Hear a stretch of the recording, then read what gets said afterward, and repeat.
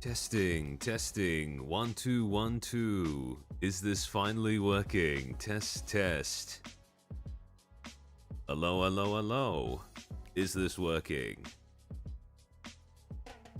Testing, testing, testing. Muted? You are testing? Hold on, can you guys actually hear me? Yeah? Okay, there we go. Thank goodness. Alright. Hello, hello. Okay, finally, everything's working. Yeah, apologies for pushing the stream back yet again. If there's any banging in the background of the stream, sorry in advance. I think a portion of my roof may have come loose or something. Because, yeah, as I said, there's been intermittent banging over the past few days, but I didn't really think too much of it. Saying this aloud makes me realize I might be slightly retarded. But yeah, I didn't think any of it for the last few days, but it got louder this morning, so I think that there may be a part of my roof that is a little scuffed. So yeah, I need to run around and find something to put under a hole in my ceiling that started leaking water. So yeah, probably. It might be a loose roof panel, but sorry, it's just been a bit interesting of the last few days. Did it rain or something? Yeah, over here we're going through intermittent rain, wind, and well, last really sunny day was like 2-3 days ago, but yeah, lots of weather changes.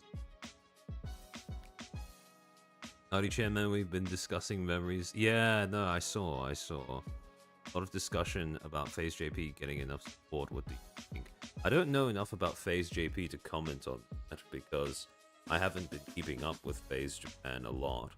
I stick mostly to just watching the end talents that I watch, so if I were to talk about that, I would want to spend a bit of time actually getting a bit more idea of what the FaZe JP side is actually like beyond just, you know, the surface level stuff. Took nearly half a year for my roof ceiling to be repaired. Yeah. I've been meaning to call up an actual a proper service person to come and fix things, but it's kind of like that meme where because it's been summer, I just haven't really had the need till now. Makes sense. All fair. I wouldn't have thought anything of it either. Yeah, because over here we have like possums, bats. So usually when you just hear banging on your roof or somewhere above your house, you don't think too much of it, especially if it happens like at night. But yeah, apparently it might not just be the wildlife. So that's fun. Does FaZe JP have clippers? Oh, they have several. But while FaZe JP does have clippers, it is not as... FaZe JP is nowhere near as large in terms of internet presence or audience size as FaZe EN, which is understandable given that FaZe is an EN company. But,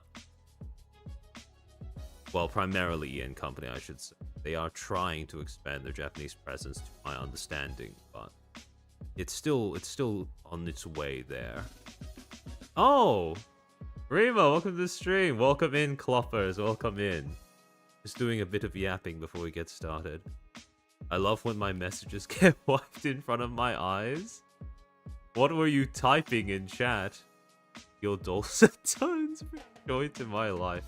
You flatter me. Alright, hold on. Let me get... Mercurius, thank you for the 2 gifted memberships with 2 new footstools. I hope you enjoy those emotes. Horse raid, clop, clop, clop. I think the culture inside FaZe requires the talents to be assertive in asking for support.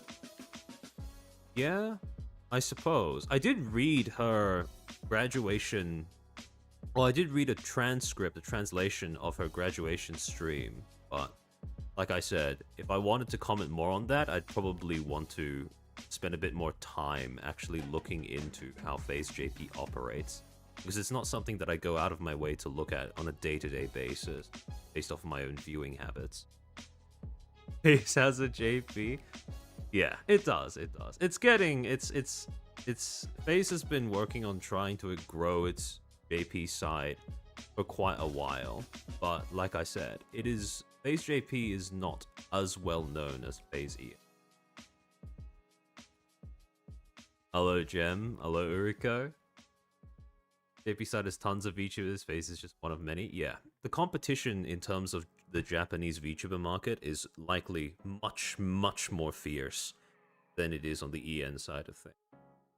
FaZe JP essentially has to compete with companies and talents that are much older, much more experienced, and also that have much more established brand names behind them.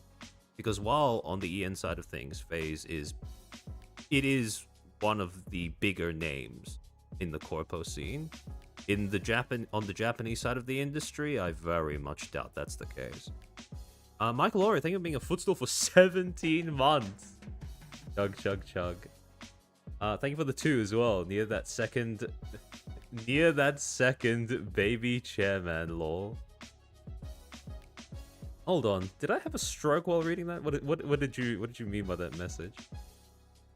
I can't tell if it's just me being a little fried, or if I read that incorrectly. First gen of PC had 3 Japanese speakers. Yeah, it did. Well, 4 if you include 10 more. Wait, hold on. Let me. Yeah, 4 if you include 10 more.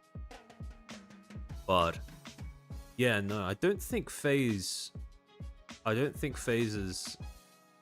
I'm looping on the same point, but basically, FaZe has never really been that well known as a Japanese or a company that caters to a Japanese viewership.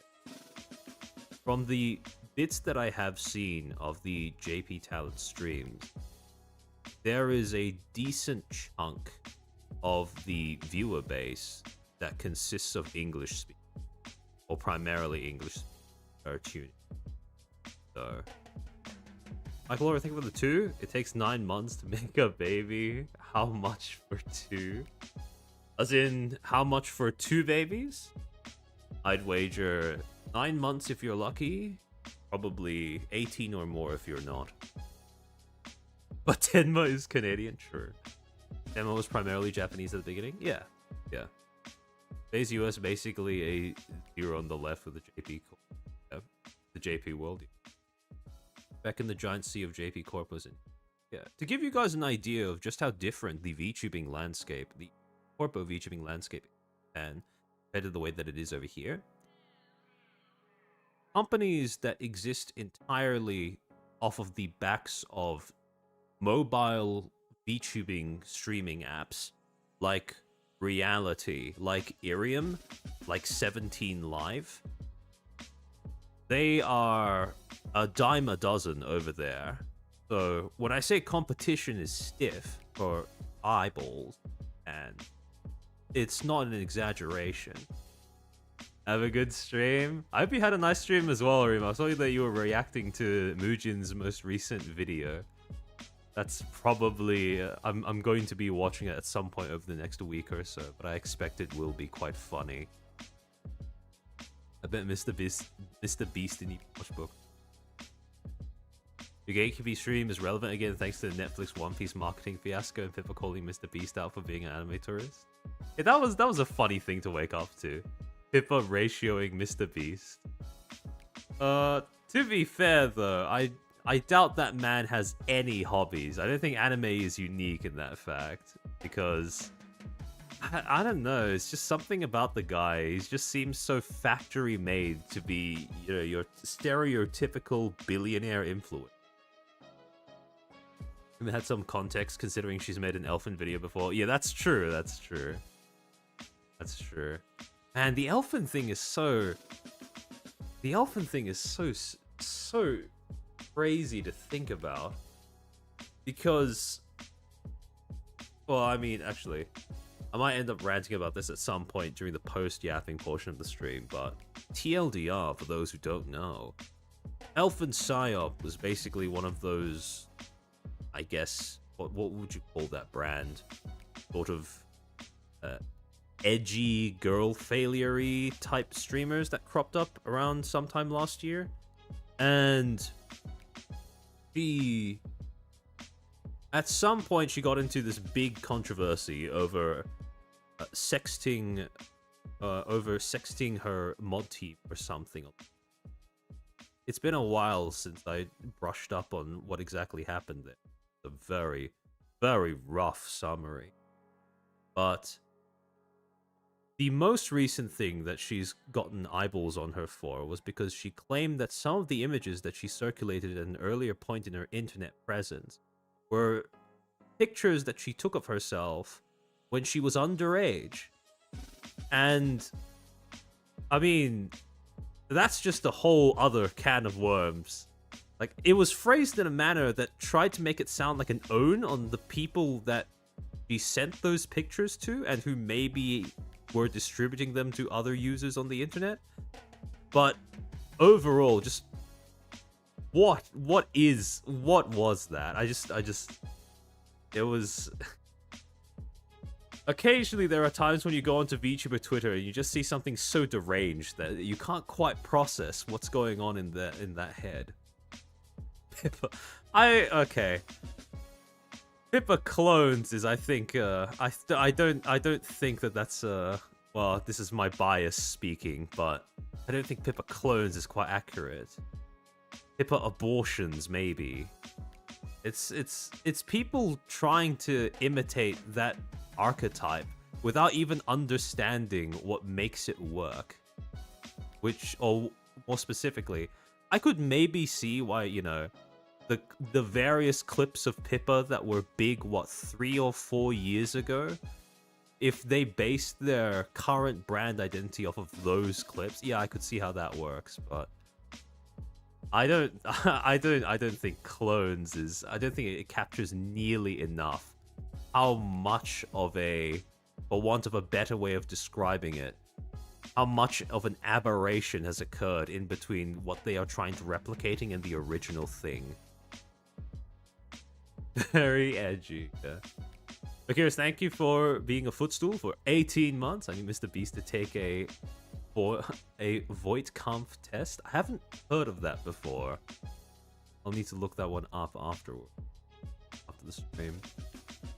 Yeah, true blue grifter. As much of a contradiction as that term sounds, yeah, I would agree with that assessment, to be honest. Oh well, good day to you, sir. I'm not certain when I ended up in your chat, but no matter where I go, there I am. Welcome in, Kiryu. Welcome in.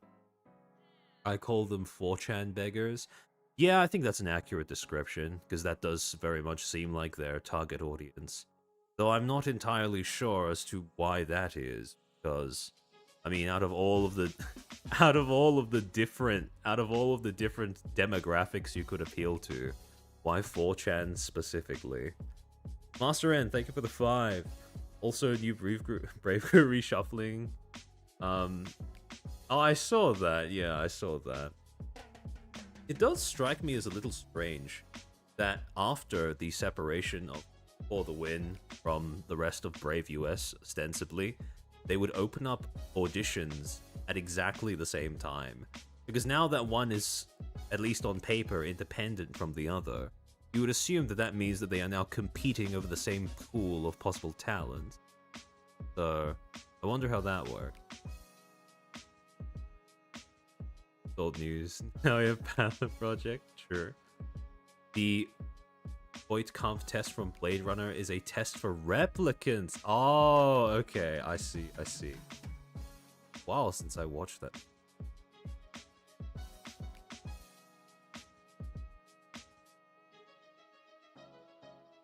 Oh, I feel so old sometimes when people bring up these movies that I watched at some point earlier on in my life. I realized that earlier on in my life, more than 10 years ago. The Blade Runner variant of the Turing test? Ah, okay, I see. Back to the mind. Amen. In any case, hold on. I've been yapping for long enough. Actually, let's... Okay, so Canva's done this thing. I don't know when they changed it, but for some reason I can't port in MP3 files anymore or audio files anymore.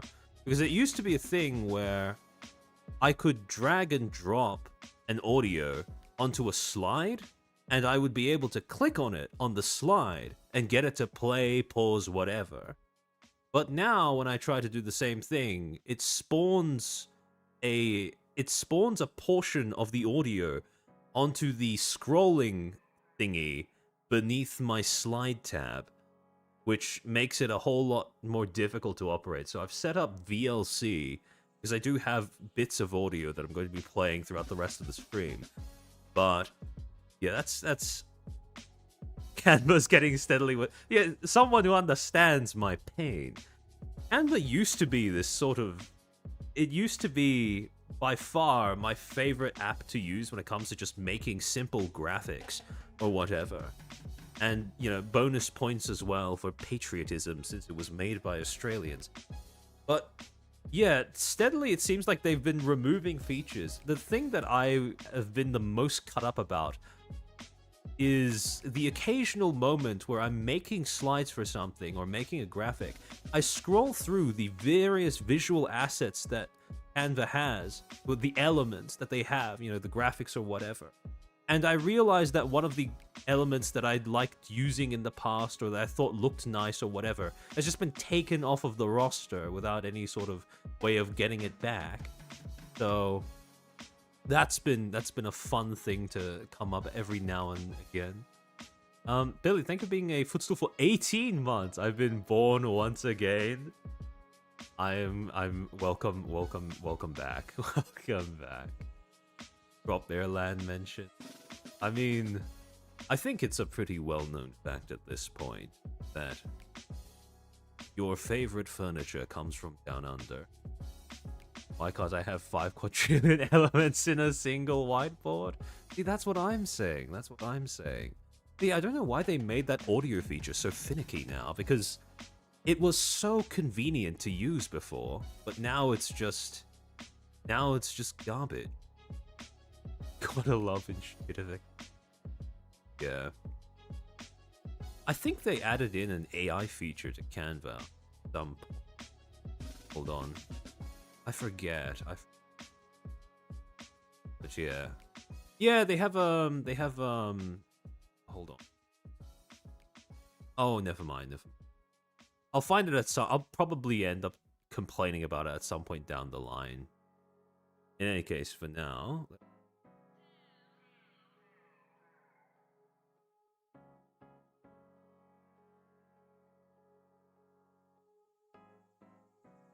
Extra scuff as free.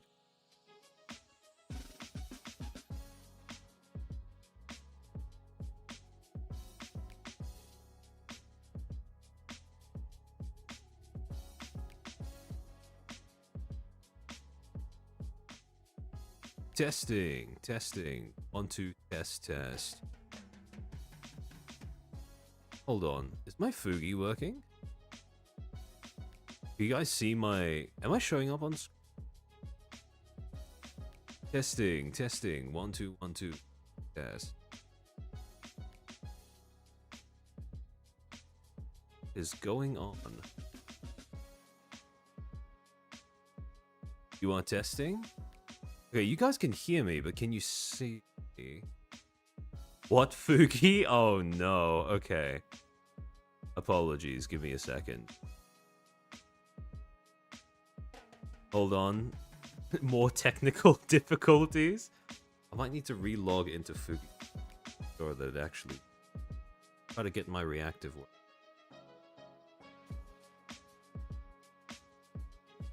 Alright.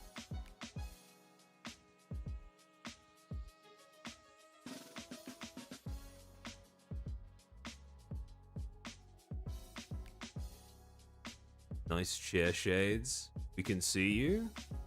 Hold on. Alright, it should be working. Should be working. Alright, let me switch back and see if you...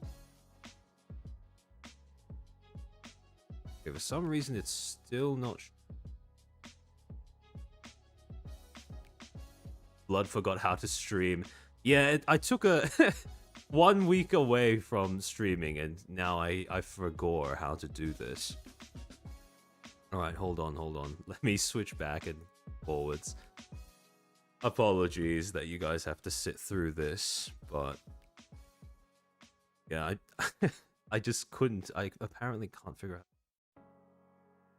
out...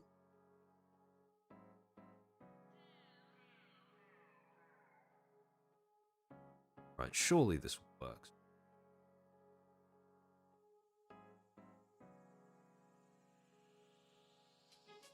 Alright. Let me just repaste it in. Chairman comes out of a break and then suddenly forgets how to stream again. To be fair, it's a little bit of a 50-50 between whether it's me forgetting to stream or whether it's just my tech breaking down. So hold on, let me see if this works. Okay. Alright. There's some sign of life, I think.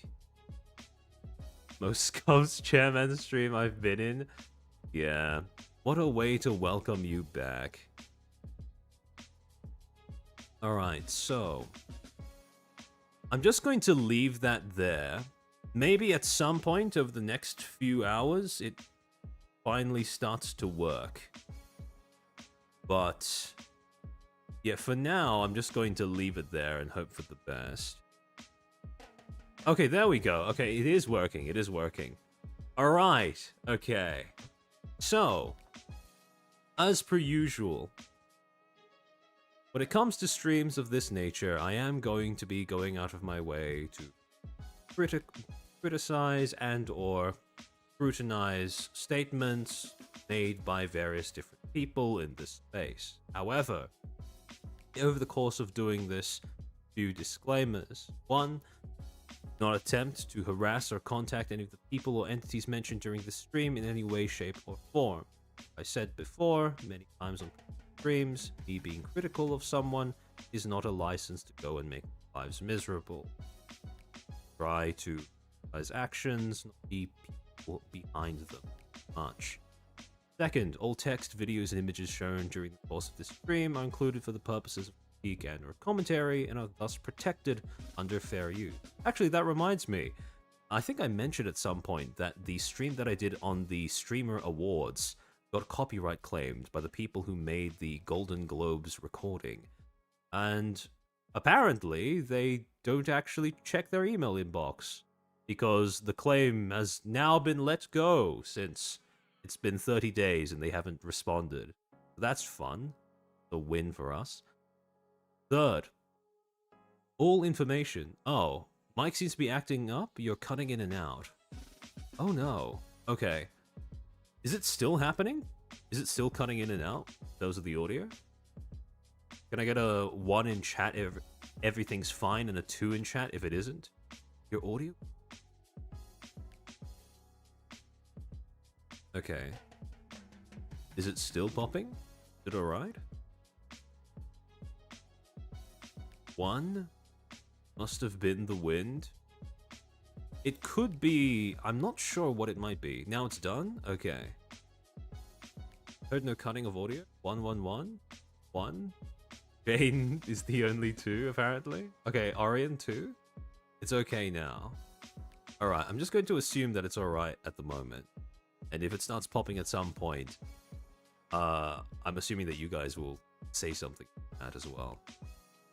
Third, all information / material shown over the course of this stream was posted and or addressed by the subjects of this stream on a public platform available, traceable. On top of that, when it comes to linking corporate identities, well, when I start linking corporate identities between streamers and their PLs, in instances where I do that, primarily it is going to be because the streamers themselves have made that connection publicly. Well, fourth, dates may be affected by time zones, though occasionally there may be one date that I end up including over the course of this stream that may be off by about a day or so. I've tried to correct for the time zones where said posts were made. However, I may have missed one or two. Cutting out, breaking up again. It's going.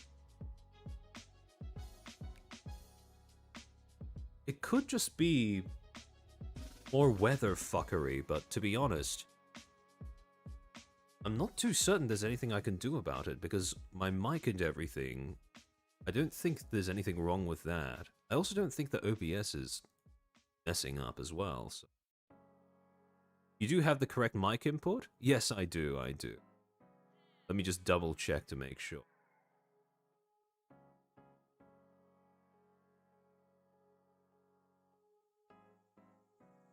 Testing. 1 2 1 2 test.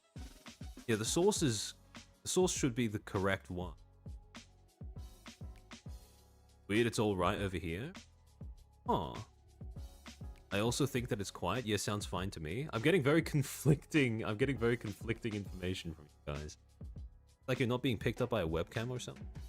Cable issue? Do you have noise gate and filters on/off? I have the same ones on that I always have on. Should be alright. You are testing, cut out. Volume randomly gets lowered by 80%. Huh. I'm not sure. Maybe that's an OBS thing? I know that Mollington's been having a similar issue with his streams, but I'm not sure if mine caused by the same. Hopefully it doesn't keep cutting out. Random and out of nowhere. Okay. Now I hear nothing? Alright. I'm going to try to just power through that and hope that maybe it fixes itself. But I'm checking all of my audio sources and there's nothing really wrong with it. Mike Gotcha, audio drive. Sounds like a debuff. You are just quiet. You're still cutting. I'm still hearing him. Okay. Some people are hearing me fine, but others are not. It might be a connection issue in that case, I'm assuming. Because some people are hearing me fine. Hold on. Let me just check everything all over again. Such a pain in the ass. Reloaded my tab, now I hear him. Okay, yeah. If you're having issues with the audio cutting in and out, maybe try reloading. Because I'm not too sure what's going on there. I'm checking on my OBS tab and everything is fine. So.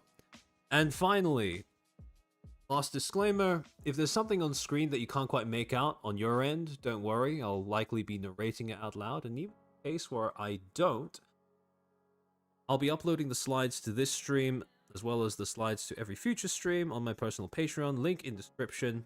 So, if you want to read up on any of the slides or take a look at any of the stuff that I put on there, feel free to just head over to the Patreon, sign up as a member for free. You don't need to pay anything, and you'll have access to the slides for this stream, all my past streams, and all the streams I end up doing in the future as well.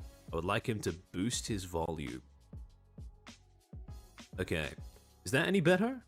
Hold on, let me check the levels in OBS. My issue is volume, not cutting. Is this volume better for you guys? Can you hear me? Can you hear me? Is this level better? Your volume is low. Stream about transparency, but the most transparent thing is your audio. I'm looking forward to the timestamps for this one. Don't worry, if you're watching the VOD, I will have timestamped this bit out. So you can skip the scuff if that is what you wish. More? More. Okay. Hopefully this is enough. It's almost like it's almost like there's a noise gate. My noise gate shouldn't be. I don't think it's that high. Could be fine. So hold on. Check. Filters. Noise gate. Got a bit louder. If he is quiet till you refresh a page, it worked for me. Not cutting anymore? Okay, so it was a refresh thing. Okay. Alright. So I'll be watching. This is an interesting VOD to time. This is going to be an interesting VOD to timestamp because when I watch it back, I'm going to have to be looking out for stuff like that. Now you died completely. More volume, please. Okay, hold on.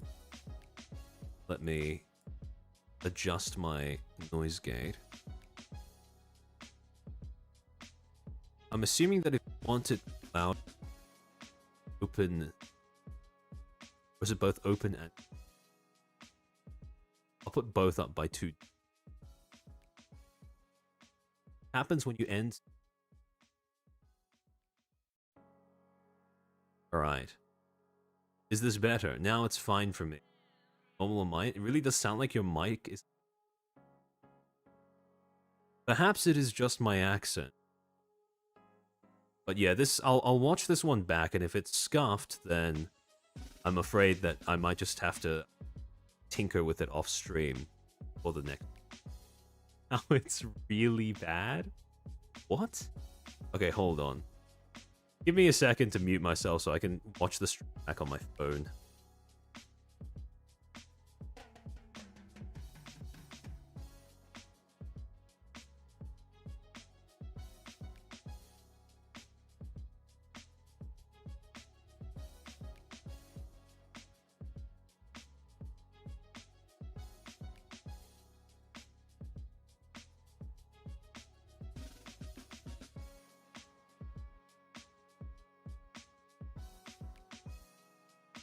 Okay, no, I see what you guys mean. It is actually... It is a noise gate problem. Fortunately, you may end up hearing a little background. Oh, let me remove... Close. Alright. Does this sound any better? To me, it sounded like you were talking, and yeah, okay, I see. It's it's cooked. It's alright, if you miss the occasional end of a word or something, that should be fine, even if it does sound a little off. No, now I'm experiencing it. If it's not a noise gate thing, because I've turned that off, it might just be a connection problem. Maybe, for me it does. When some people couldn't hear it, your audio was fine on my end. Now that you fixed it, they can hear, except it cuts out. Okay, now it's good? Alright. We'll see how long I'm able to go before I start getting people saying that that's a problem again. You're fine now? Okay. Alright, hopefully we've gotten that out of the way. Hopefully it was just a noise gate problem. Now, if anyone says they can't hear with the volume, we know they are linked. Damn, you need an ISP. That's the fun part, D-Suffers. I live in Australia. We don't have those over here. Make a poll? True. This'll help with the YouTube engagement metric too. Am I cutting out now? Yes, no. Start poll. Alright. Have at it. I turned my phone off and cleared my YouTube cache. Should we just ball? Seems okay. Yeah, I think we just ball at this point. I'll give a few seconds for people to respond in the chat to the poll. But yeah, we don't do that in Australia. We don't have internet over here. I remember looking up countries on the global internet speed ranking a few years ago, I think 4 or 5 years ago, and apparently Australia ranks behind Kazakhstan or something, so you know that we have good infrastructure over here. No? Okay, it seems like for most people it's fixed. I get no cutting out, but for me your voice is low. Alright. I think it should be fine. I think it should be good. I've turned the volume up on my mic a little bit, so I've turned the gain up on my mic a little bit, so it should be fine. Big time yeah, I think it's been like 30 minutes or something with me wrangling with my tech. But yeah, hopefully for people who are watching the VOD, this isn't as big of an issue, because you can just skip through the timestamp in the pinned comment. So, hello, if that's you. Welcome in. Alright, so... as you guys probably know, as I stated in the announcement for this stream, the topic we are going to be talking about today is one that we have talked about several times before, but one that we are going to be revisiting again because I've looked back through the ways in which I covered this topic in previous streams, and I've realized that there is an angle that we could come at this potential subject that has been a little under-discussed, especially in this space. And the topic in question is, of course, transparency.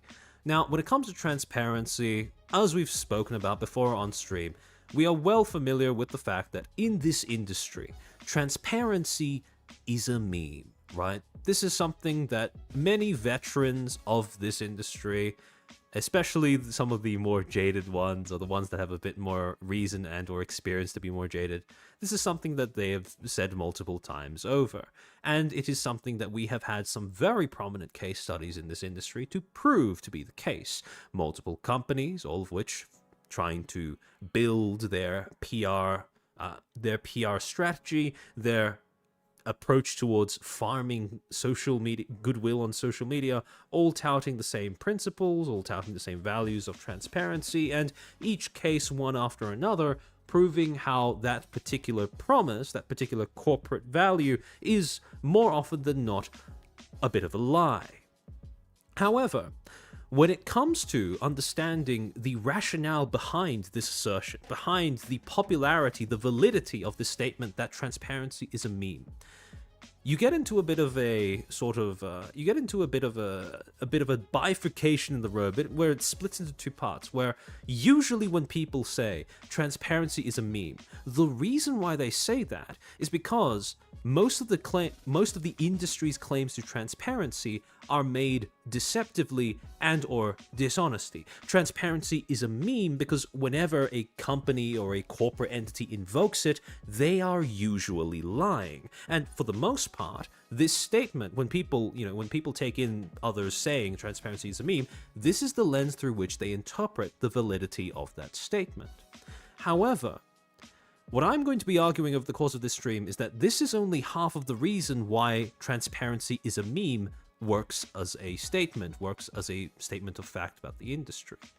Because, whereas, when it comes to, what I mean by saying that transparency is usually invoked falsely when it is used as this kind of selling point for a company, we need to understand first, revisit the actual definition of transparency and what people mean when they say that examples of companies sharing internal information does not constitute them being truthful or quote-unquote really transparent or honestly transparent with their audience. When people use the word transparency, or when people ask for transparency from corporations, usually what they are doing, even if they may not be conscious of this, is they are actually referring to two different concepts, only one of which is transparency in its true definition of the word. So on one hand, you have, actual literal transparency, which refers to what and how much information has been disclosed for interpretation. This is what a company chooses to pick out from whatever information it has access to on the inside, and what it picks out to actually show to the public. On the other hand, and this is usually half of what people are thinking of when they try to think of transparency, is comprehensibility. Is the information that has been provided to the public truly representative of its context, and how easy is it to interpret? The classic example of for example, someone being provided with transparency without comprehensibility is an end-user license agreement, right? Gigantic walls of text that have all of the important information presented there, but there has been absolutely no attempt at making it more readable for the user, and that is intentional. That it is designed to be difficult to comprehend because the companies that use these end-user license agreements that essentially write them up that way, they are counting on the fact that most people are not going to be bothered to read through the entire thing, will skip through pretty much all of it, and then just click agree at the end. So when people talk about companies not really being honest when they claim to provide transparency to the public, this is usually what they mean. That yes, the company may be disclosing internal information to the public, but they are not doing so in a manner that puts you in any better of a position to objectively and accurately assess how well they're actually doing or how they are operating.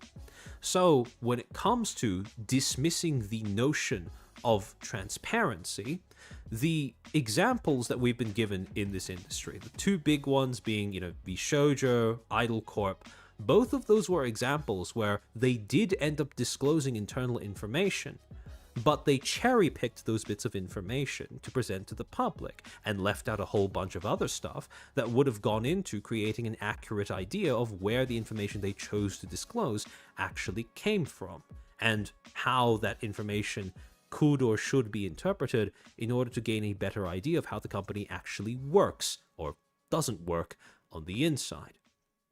So that is one of the ways in which transparency is a meme makes sense as a sort of saying or rule in this industry. The idea that that is a statement that is founded on the illegitimacy of attempts or claims at transparency. However, this is just one of two sources of, I suppose, data that prove that transparency is not really a very valid or a very effective strategy when it comes to handling communication in this space.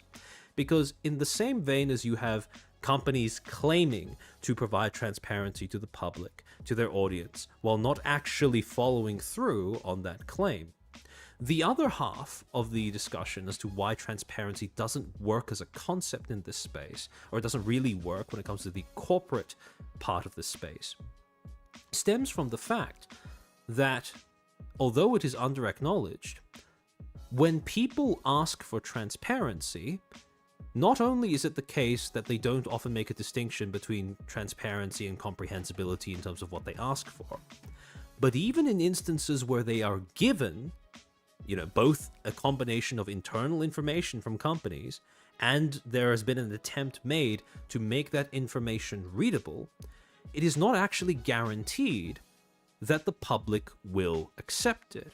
And so, the other half of the reason as to why transparency is a meme does not stem from the various corporate entities or actors trying to claim that they are being transparent when they communicate with the public, but rather it comes from examples of the public's reaction to attempts where there does seem to have been a genuine or authentic attempt at establishing some sort of openness or trying to get the public to understand where certain decisions come from. In other words, the other half of why transparency is a meme stems from the ineffectiveness of the tactic.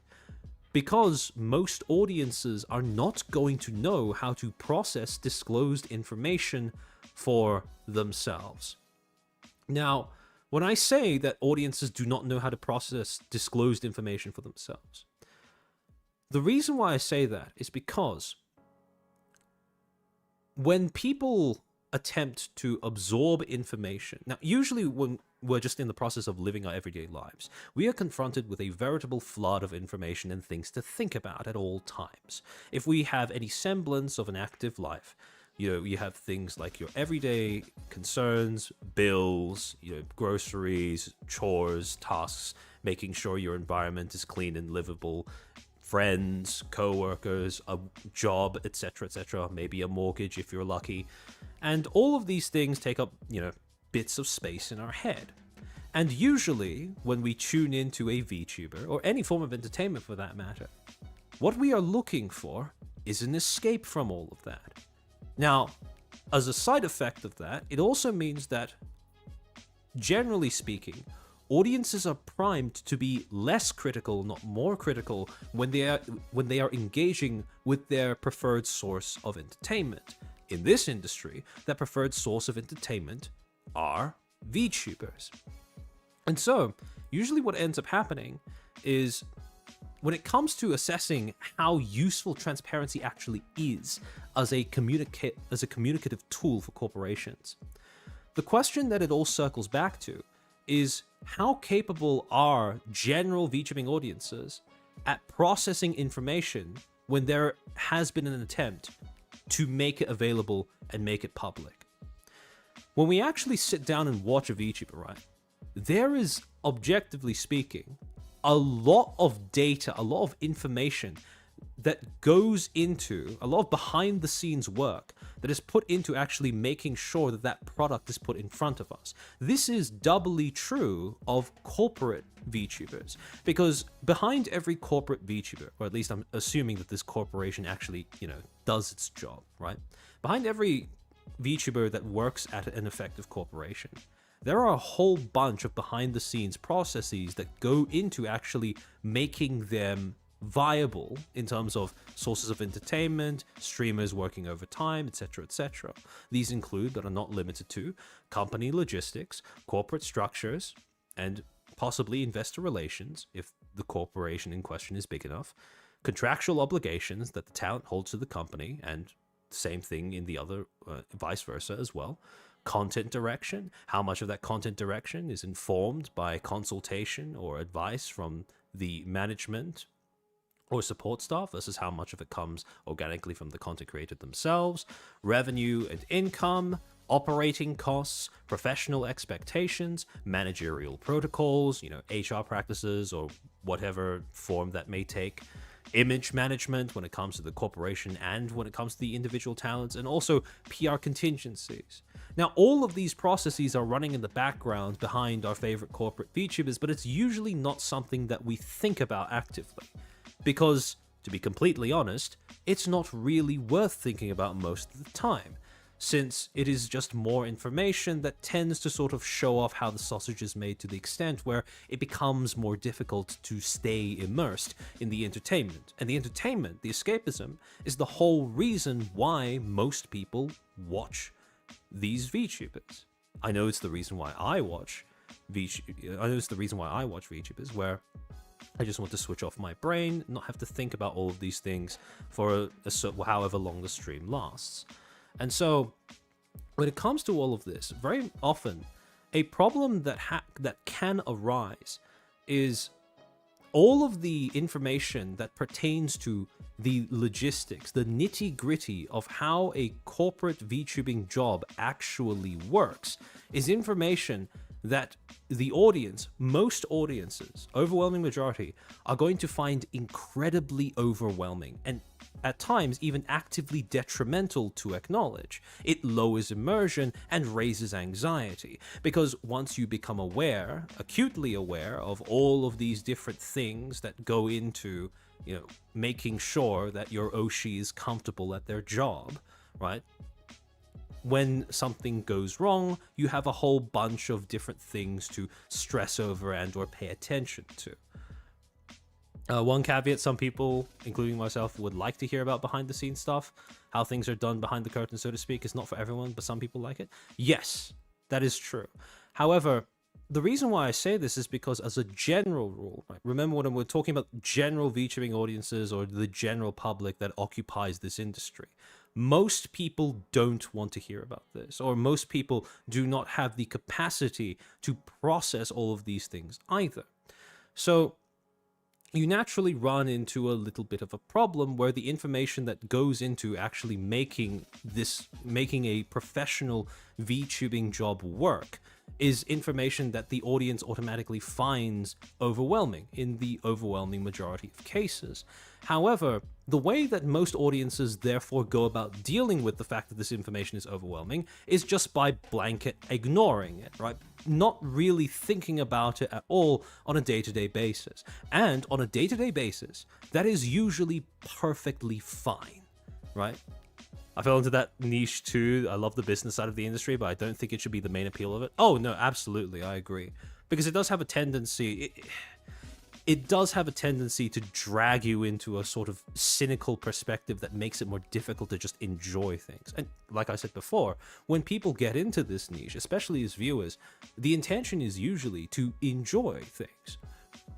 However, so when audiences decide to gloss over, ignore, and not think about all of these things, usually on a day-to-day basis, that is perfectly fine. It doesn't inhibit the enjoyment of a stream at all. If anything, it enhances it in some cases, allows you to get more immersed, and it allows you to worry about less things to do with how your Oshi's job is going. Because at the end of the day, if you're watching a corporate VTuber, for them, It may be a passion, but it is also a job. However, there do arise occasions where it is no longer possible for the audience to ignore that this is a job, and by extension, the realities and all of the information that accompanies the fact that it is a job.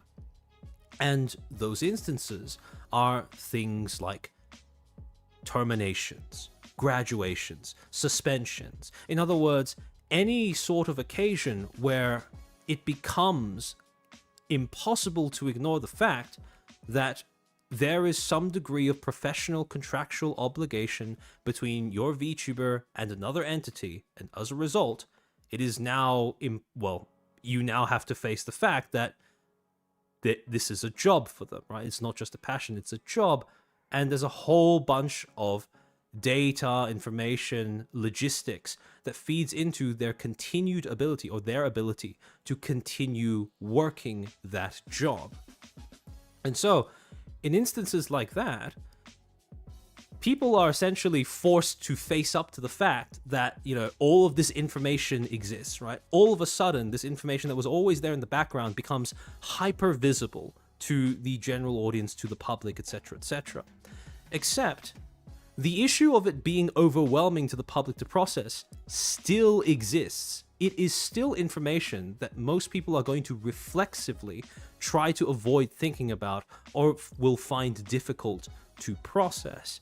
So in situations like that, where the public is both forced to acknowledge something and still finds it overwhelming, the question then becomes, how do people deal with that? How does an audience deal with the combination of factors that is finding this behind the scenes information about VTubing as a profession, the Oshi's identity as a profession, right? As a professional, as a professional entertainer.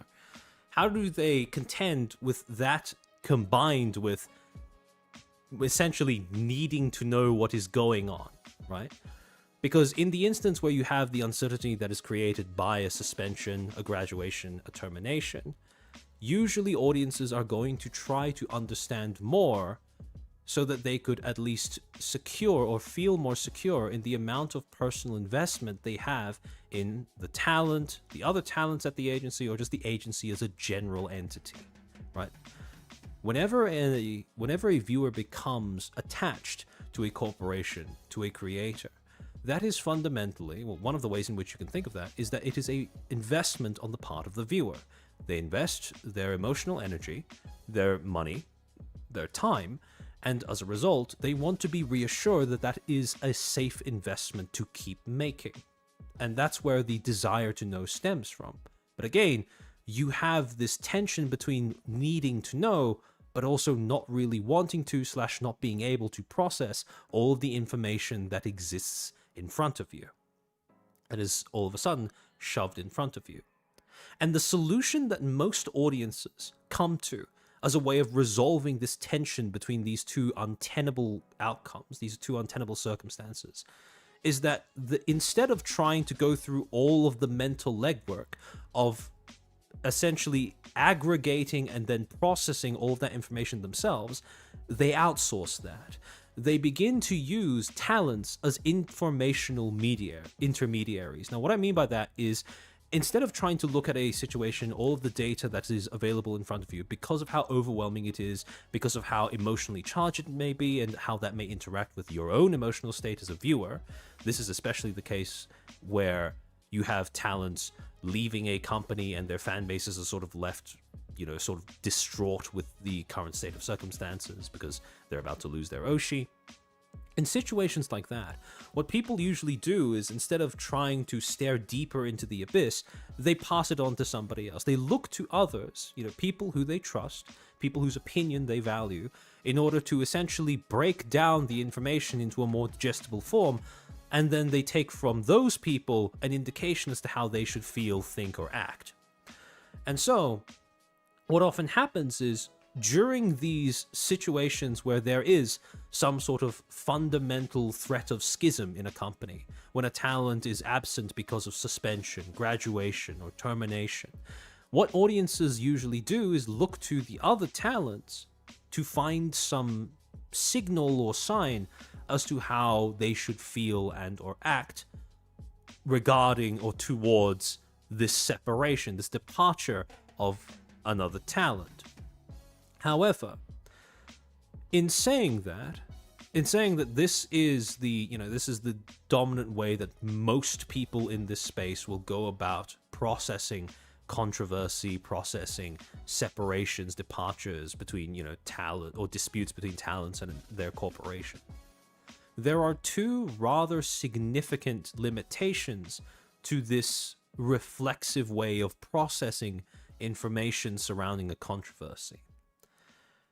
The first is that, realistically speaking, talents are quite limited in how they can choose to respond to a controversy, and especially in the instances where the controversy in question stems from a departure of one of their own from a company. Now, I'll get into what I mean by that a little bit more in a few minutes. But broadly speaking, one of the problems with using talents as informational intermediaries is that they are talents, which means that at the end of the day, both via the constraints of their emotions toward, the fact that they may also feel as emotionally strongly about the situation as their audience does, possibly, probably more so because they were actually friends and or co-workers with a talent that has now departed the company. They are going to be limited in that regard. But on top of that, you have contractual obligations that may also play a role in restricting what they may be able to say in terms of how they feel about a situation.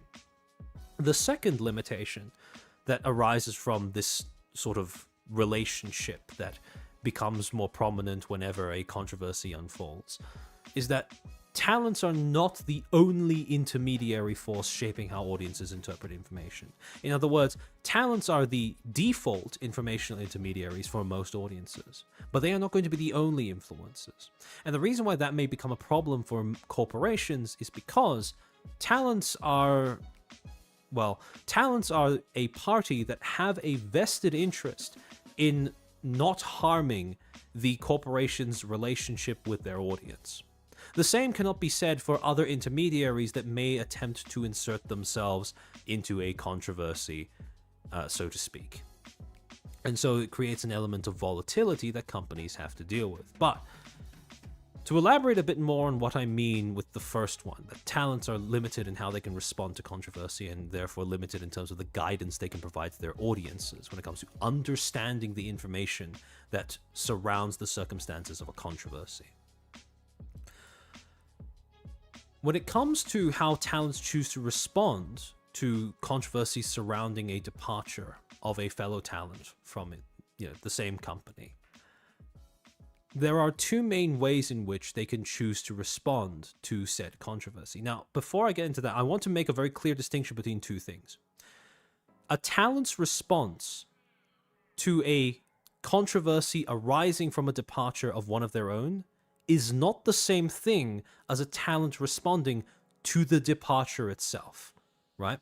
And the reason why I make that distinction is because one is almost always going to be negatively emotionally charged, but it is not always an accurate indicator of anything going wrong behind the scenes.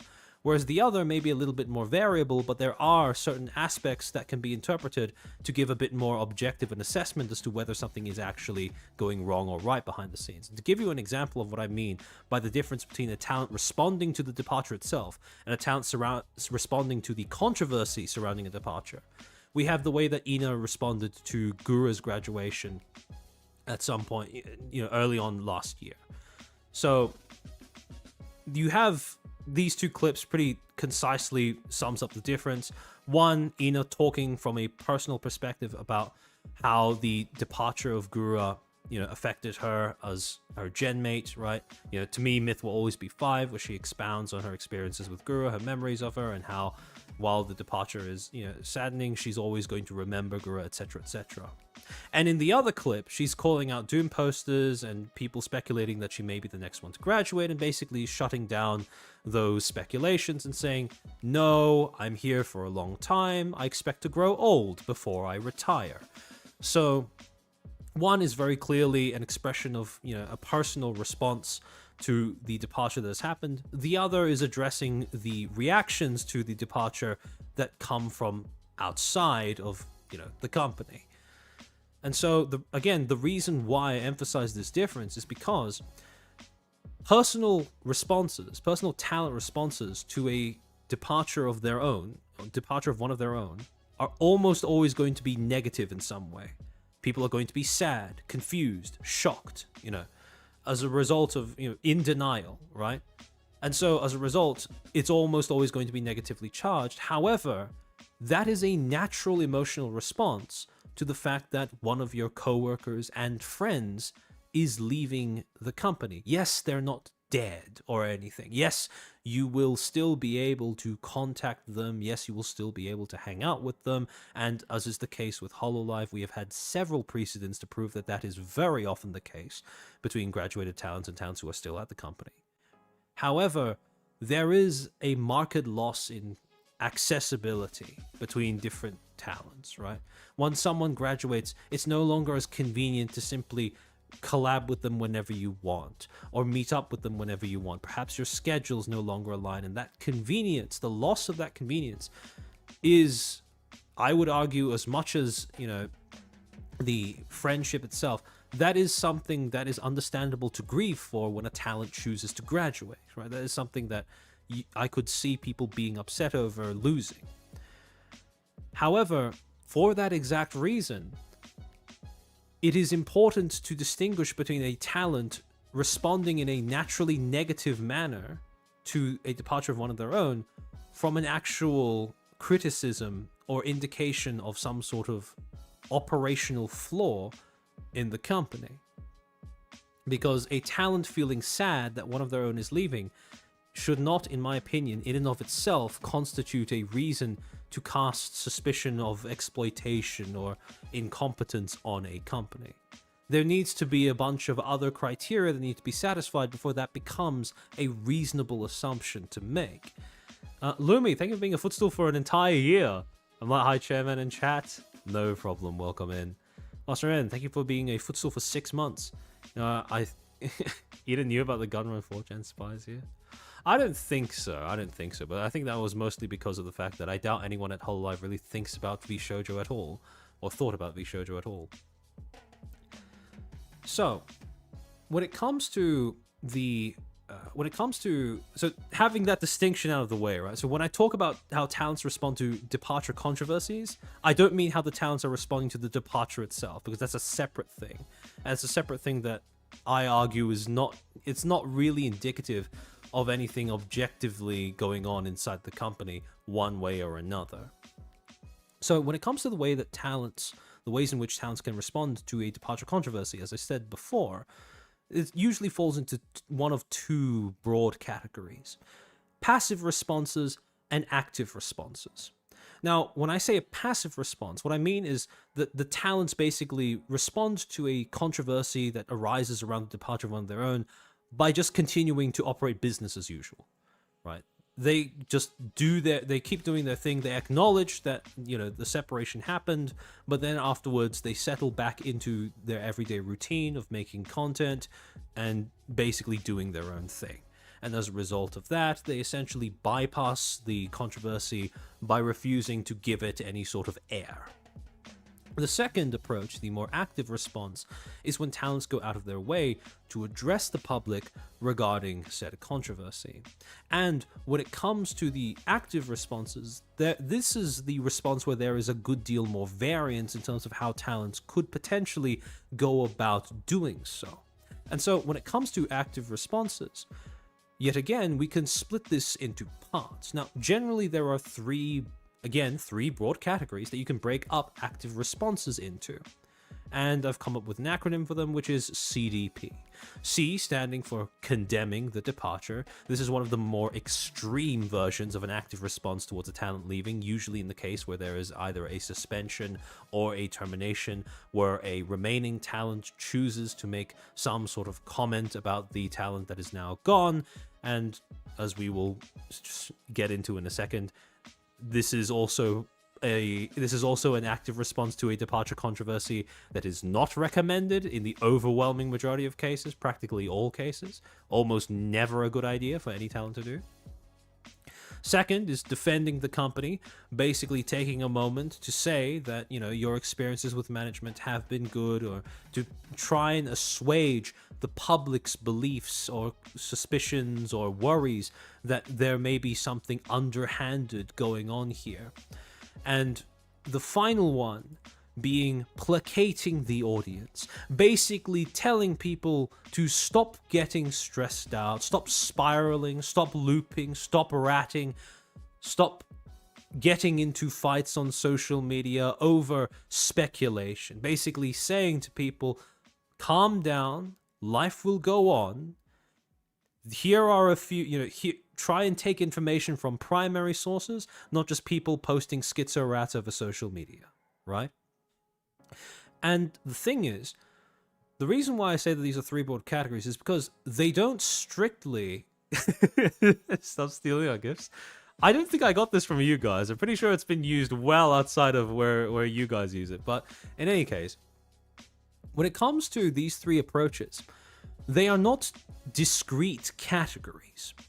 These are essentially... There is plenty of overlap between them, right? Generally speaking, when a talent chooses to actively respond to a controversy that arises out of one of their own departing a company, they can choose to go with any combination of these three, right? For example, they may just choose to defend the company by attesting to their own experiences with management or support staff and saying how supportive they have been to them.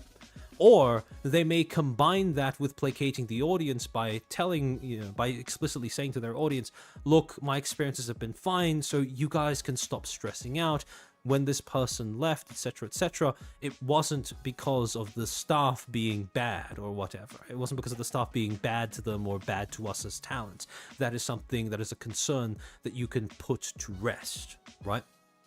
And you can have a combination between placating the audience and condemning the departure at the same time. For example, let's say that a talent chooses to tell the audience to stop speculating about something, because in doing so they are harming the others at a company, and that is similar to something that one of the talents who has now departed has done.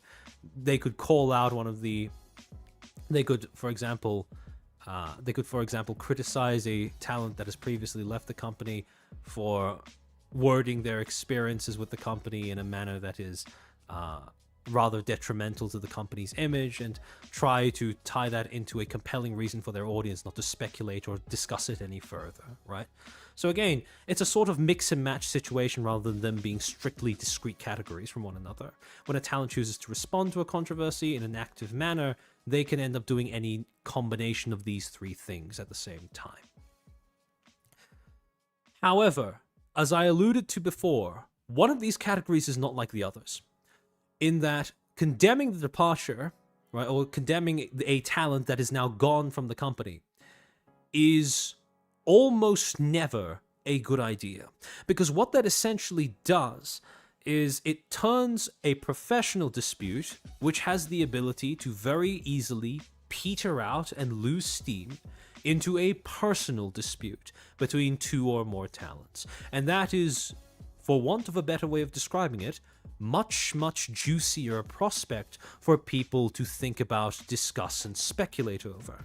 And so, when it comes to speaking up and, explicitly condemning, or even very obviously implicitly condemning a talent that has now left the company, remaining talents should avoid doing that wherever possible, because it fundamentally poisons any other attempt at defending the company or placating the audience, right? When you mix condemning the departure with trying to placate the audience, what you essentially create is an excuse for tribalistic witch hunting between your audiences, where your audience sees that as a reason to, yes, they may be placated when it comes to their concerns over the company, but in turn, they are going to develop a strong sense of animosity, or have a chance at developing a strong sense of animosity towards the fan base of whichever talent is now gone, for example. Same thing with defending the company. When you mix defending the company with a personal attack or something that could easily be construed as a personal attack against a departed talent, what you've now done is taint your defense of the company with a spotlight on your own potential bias and or self-interest that may cause you to alienate or denigrate the member of your roster that is now gone. Again, in both cases, the reason why you don't want to mix a personal attack or a personal disagreement or dispute with a professional one is because mixing the two together makes both more difficult to essentially stomach for most audiences, for most members of the general public. However, as I have alluded to before, events that have transpired over the last 2 years in the corporate scene in the EN side of the industry have introduced a new factor into this previous balance in terms of how active responses to a corporate departure or to a controversy surrounding a corporate departure work. And that element is, in the wake of Selengate, and the subsequent year of 2024 being full of corporate collapses and drama related to imploding corporations. The element in question that has shifted the balance of these three active responses is very, very strong anti-corpo sentiment, especially on Twitter. Mostly because Twitter is Twitter, but in addition to that, it's also very much a prevalent or becoming a more prevalent thing in the West. More represented on the Twitch side of VTubing things than the YouTube side, but I digress. Now, the reason why I point this out as a factor is because the introduction of a strong anti-corpo sentiment in this side of the industry has changed things, because what it has essentially done is two knock-on effects. One, it has basically expanded out the realm of what people construe as condemning the departure. People have begun to equate defending the company, basically in the aftermath of a departure, saying, my experience with management has always been great. I trust, the management of the company. I feel taken care of, etc., etc. People are now more likely to interpret that statement on its own as being a retort at the talent that is now gone, even if contextually speaking, even if in terms of the message itself, that is not something that was explicitly stated. People look at the context surrounding that and they take those two bits of context and put them together more often than not. Same thing goes for placating the audience. When people simply say, please digress from speculating about a departure, people now interpret that as yet again an attempt at silencing discussion around why a talent was let go from a company. Or in the case of Terminations, people now interpret that as an explicit request to contribute towards the erasure of the talent that has now been removed from the company's roster. And as a result of these two things, part of the reason why this has become so prevalent and part of the consequences of this is examples, right? Explicit examples that come from these middle categories get memed into oblivion. I even saw some people in chat bring up two of those examples in the past. So that instance that, that screenshot of the tweeted reply where, for example, Millie saying to Selene, oh, I don't know how this happened. Did you check with management that it was okay to post this cover? That image being spammed and memed as much as it was in my opinion a major catalyst behind the expansion of this particular category of active response to a controversy surrounding a talent departure that has now caused or popularized connecting these two categories together, sort of smushing them together. Same thing goes for Enna's Stop Spreading Seeds rant, right? So again, it is an understandable categorization to put that, squarely between these two categories.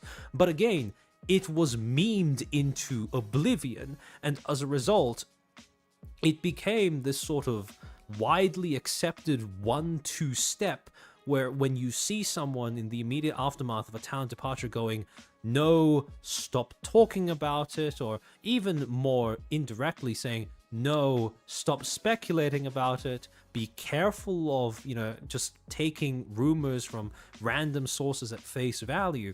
Now people are more likely to interpret that as being some sort of, vague or indirect jab at a talent that has just departed. Through always take simple statements and some Orwellian double speak crime. Yeah, well, that's the natural consequence of that, right? And yeah, it is.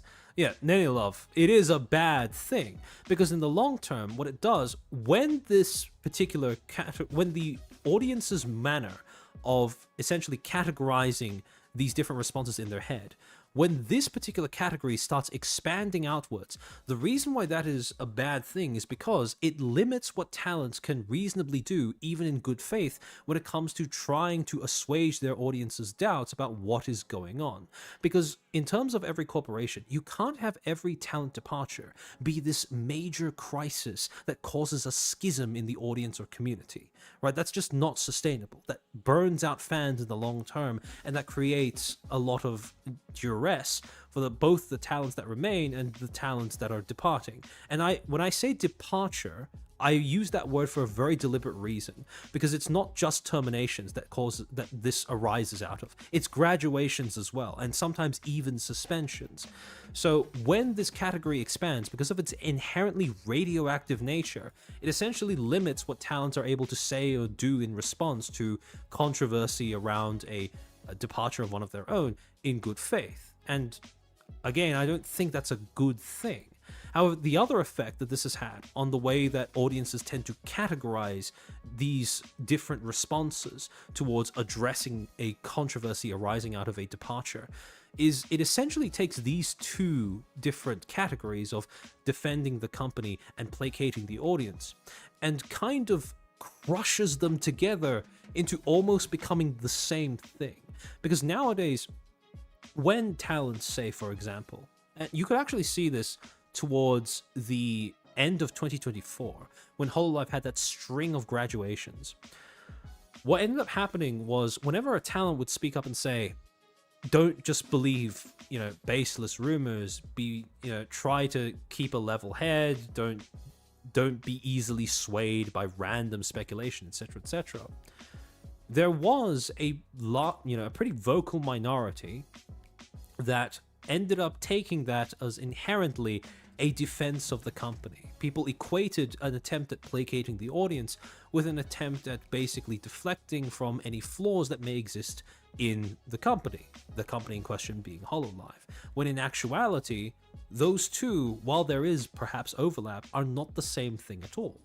So in the long term, what ends up happening is, for want of a better way of putting it, because 2024 ended up mind-breaking a lot of people on the EN side of the industry to corporations in general, or to the idea of corporations in general, instead of this sort of this broad Venn diagram where you have three discrete, well, not discrete without being completely exclusive categories of different active responses, where there is some overlap between the three of them, but overall it's still relatively easy to see the differences between any one of the three. What essentially happens, or what has essentially happened since then, is that instead of being seen as discrete, instead of people being able to differentiate easily between these three categories of active response, they've now sort of been collapsed into being more overlap than not. And again, the issue is, overlap with condemning the departure is always radioactive. It limits incredibly the receptiveness of the audience to what you might be saying, or even being able to accurately interpret what it is you mean to say. And so this creates this, well, actually, yeah, Orion, that's something we've discussed before, which is people seem to be chasing the high that was Selenge, right? People almost kind of express this perverse desire for something like that to happen a second time, so that we can have this sort of collective unified, I suppose, this collective unified coming out against something, this sort of unity and indignation, which is admittedly a very addicting experience. However, the long-term effects of this particular this conflation between these three categories is that now, when it comes to talents trying to actively address a controversy that arises out of one of their own departing the company, active responses are significantly more risky an approach to take, precisely because of the fact that what you end up saying may be equated to, or conflated with, something completely different, or something that you didn't intend to do, right? And no one wants them trying to say, look, my experience with management is fine, or look, you guys don't need to worry so much, with the audience assuming that by that they are trying to imply that, oh, the person who left was was a horrible person, they didn't belong here, etc., etc., etc., right? So this collapsing in of those three categories of active response has had two knock-on effects. The first is what I just stated, right? The active responses have become significantly less consistent, and as a result, significantly less worth the risk of actually, doing. However, the second knock-on effect is that because talents are no longer as incentivized and therefore as often going to take active responses towards addressing a controversy arising from a departure, non-talent intermediaries gain more influence over general public perception. Because if you think about it, why make an active statement about a departure from your company if the chances of you being misconstrued are that high? Well, naturally, as a manner of self-preservation, talents are going to be incentivized to instead go for more passive approaches, a more passive response to controversies, which is, it's still effective. It still can be effective in the sense that, if you just go on, do your own thing, move on with your career and continue making content, right? And just not give the rats or speculation any air. Yes, it is very possible to just let it deflate on its own. But at the same time, the absence of that voice creates a space for other voices. And when other voices come in, non-talent intermediaries come in, they gain more influence over general public perception purely via omission. And so, as a result of both of these two knock-on effects, what has apparently seemed to emerge, a trend, a sentiment that seems to have emerged in the EN side of the corpo industry, the EN side of the EN corpo side of the industry, I should say, is an extreme dumbing down of the normally critical approach towards evaluating what a departure from a company means for said company, right?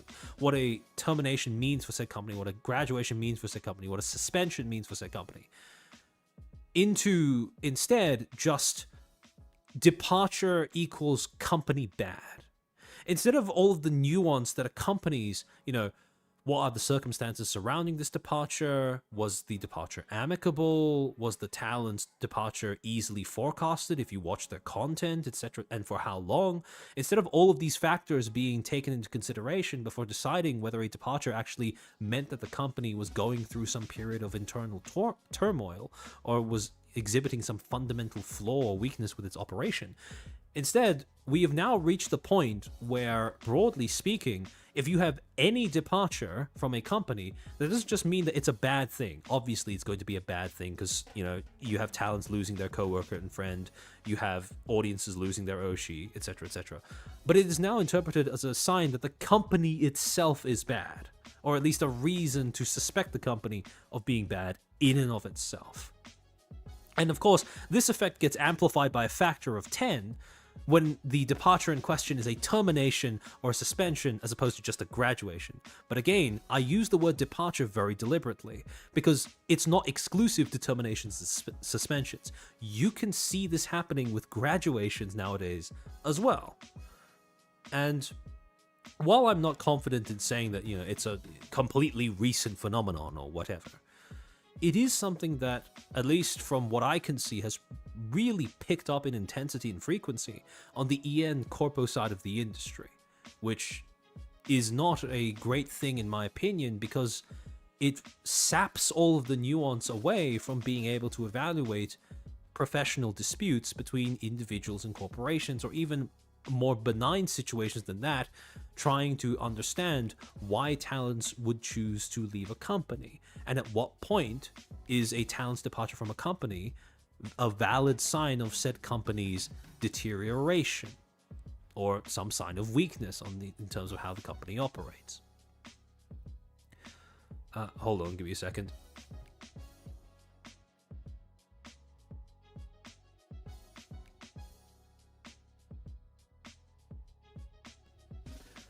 Welcome to the stream, Evo. Hold on.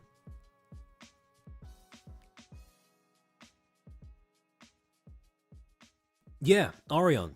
People have started getting angry over graduations for some reason as well. Yeah, exactly.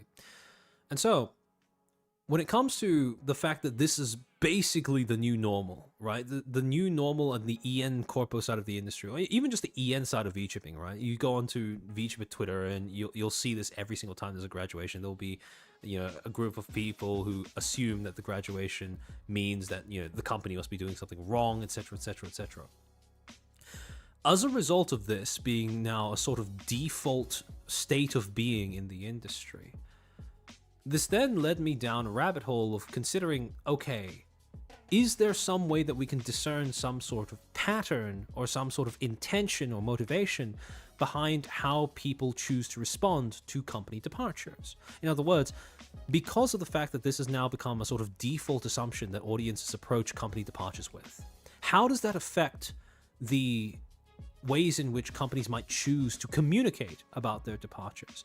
And why, well, how does it invalidate the idea of a company trying to engage with its audience in good faith? Or at least how does it punish, or how might it threaten a company's commitment to trying to communicate with the public in good faith? And to this end, I came across a concept that media academics have been using when it comes to consumer psychology and marketing for a while, to discuss almost perfectly the behaviors that consumers of a product, or purchasers of a firm's wares, might exhibit when they feel that they have been slighted by a company, or when they feel that a company has done something wrong. And that concept is called punitive consumer behavior. And it's exactly what it sounds like. Basically, when a consumer goes out of their way to punish and or retaliate against a firm or company or corpo for a perceived wrongdoing, right? A viewer, a user, a consumer, a customer sees a corporation, feels like they've done something wrong, and as a result, they resolve to try to punish that corporation or company or whatever in whatever manner possible.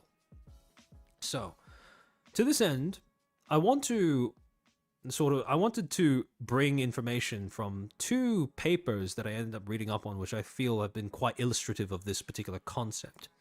And these two papers that I think do a pretty good job when combined of basically giving a general overview of how punitive consumer behavior works are a paper that was published in 2007 in the Journal of the the Academy of Marketing Sciences, Marketing Science, called Customer Betrayal and Retaliation When Your Best Customers Become Your Worst Enemies, and a second paper that was published in the Journal of Consumer Psychology in 2017, almost 10 years later, called Lie, Cheat, and Steal: How Harmful Brands Motivate Consumers to Act Unethically.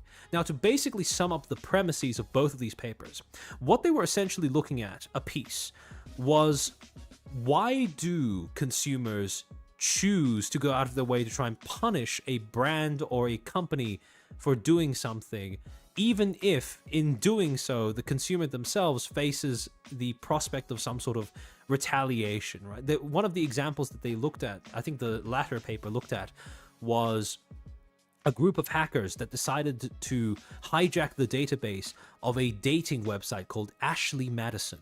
Now, Ashley Madison was a dating website that was infamous because of the fact that it was a website that was explicitly built around encouraging people to have extramarital affairs. So you had this group of people who were willing to commit a crime, essentially break into a company's database and, leak their data, because of the fact that they just wanted to punish the company for being immoral, or something, for being immoral or having an immoral premise, right?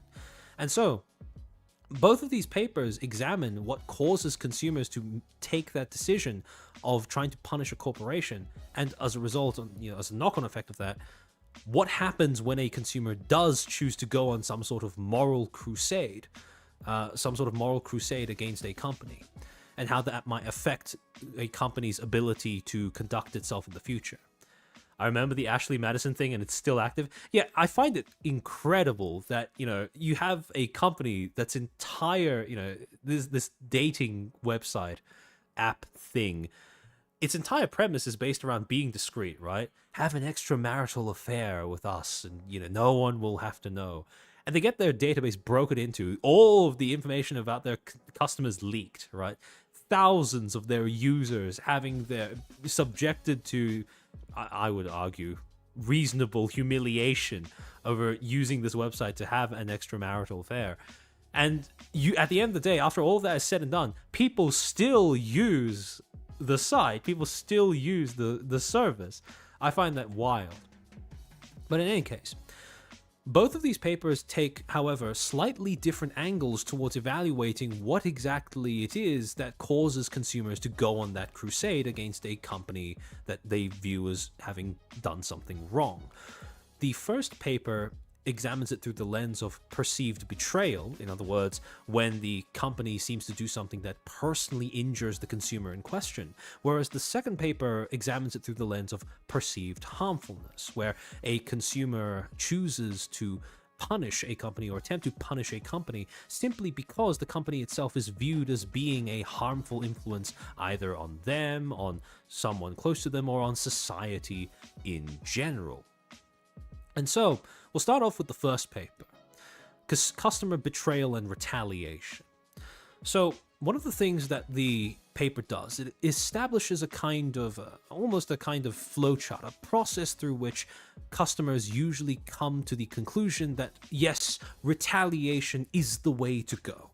Because they don't usually go straight to that step. Usually there are several things that happen before that point, before a customer feels like retaliation is the most effective and or most cathartic thing to do. Usually the process starts with a customer feeling slighted by a firm for whatever reason.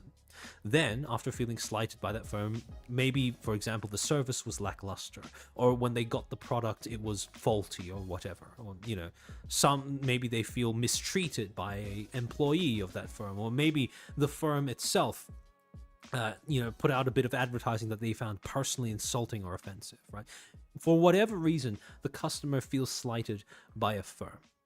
Then in the next step, the customer moves on to trying to engage in a recovery process. They feel like a wrong has been done to them, and as a result, they attempt to contact the company or its representatives to try and figure out some form of resolution, right? Usually this is in the form of, at least initially, seeking some form of compensation or reparation, right? I have had an insult or injury done to me, and I'm wondering if you are willing to make up for it in some way. Now, in the case that the recovery process that the consumer engages in is actually successful, usually what that means is reparations are issued and then accepted, right? The company gives or does something that attempts to make up for whatever slight was felt, and the customer accepts it, and both parties move on. That is the ideal resolution to this interaction. However, in the case that the recovery process is unsuccessful, in the case that the reparations are either denied or rejected, they're denied to the customer or they're rejected by the customer, that is usually when the customer then moves on to the next step, which is going from simply seeking reparation to seeking retaliation. Now, for people who've watched my stream before, when you actually look over this flowchart and all of the different stages that the customer and the firm can engage with when it comes to conflict resolution between the two, this may seem reminiscent of something else we've spoken about on the channel before, and I'm wondering if anybody who's watching the stream Can if I'm wondering if anybody who's watching the stream might be able to make the connection between this and something else that we've discussed on stream before, or ignored. Yeah, exactly. Ignored is another possibility as well. Sorry, give me a second.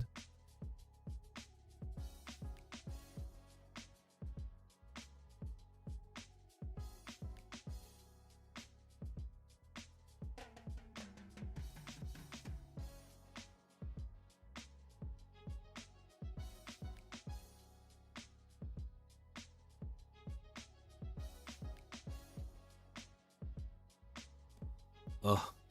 I think I've fallen off my... I can't speak for as long straight without my throat getting a little drier. The post-to-Twitter flowchart?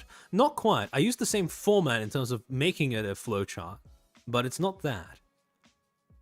Yes, Sumina, exactly. The schism thing. This reflects almost perfectly the stages of a social drama, where the 4 stages in question are a breach, where a rule is broken or status quo is disrupted in a community. Then you have a crisis, where a conflict emerges and people begin to take sides. Then an attempt at redress, where, someone tries to move towards a resolution. And then that finally ends in either continuity, where a sense of normalcy is restored and the community remains intact, or a schism, when the community basically tears itself in two and a new status quo has to be established. And the way in which that process of consumers taking issue with a company's actions or trying to resolve that feeling of being slighted by a company works out is, again, in the first stage, a breach perfectly reflected in the consumer feeling betrayed by a firm. Then the crisis is what happens when the consumer actually decides to do something about it and seek some form of compensation. Then in the redress stage, the consumer engages with the recovery process in the hopes that maybe they can have whatever injury or insult that they feel was done to them being made up for. Then either what ends up happening is the issues are issued and accepted, which results in continuity. The customer and the firm continue their relationship, their transactional relationship with one another with no feelings of animosity between the two. Or you get a schism, when retaliation now comes to define the relationship between the firm and the customer. The customer concludes that retaliatory behavior is the only acceptable response towards the company from this point onwards.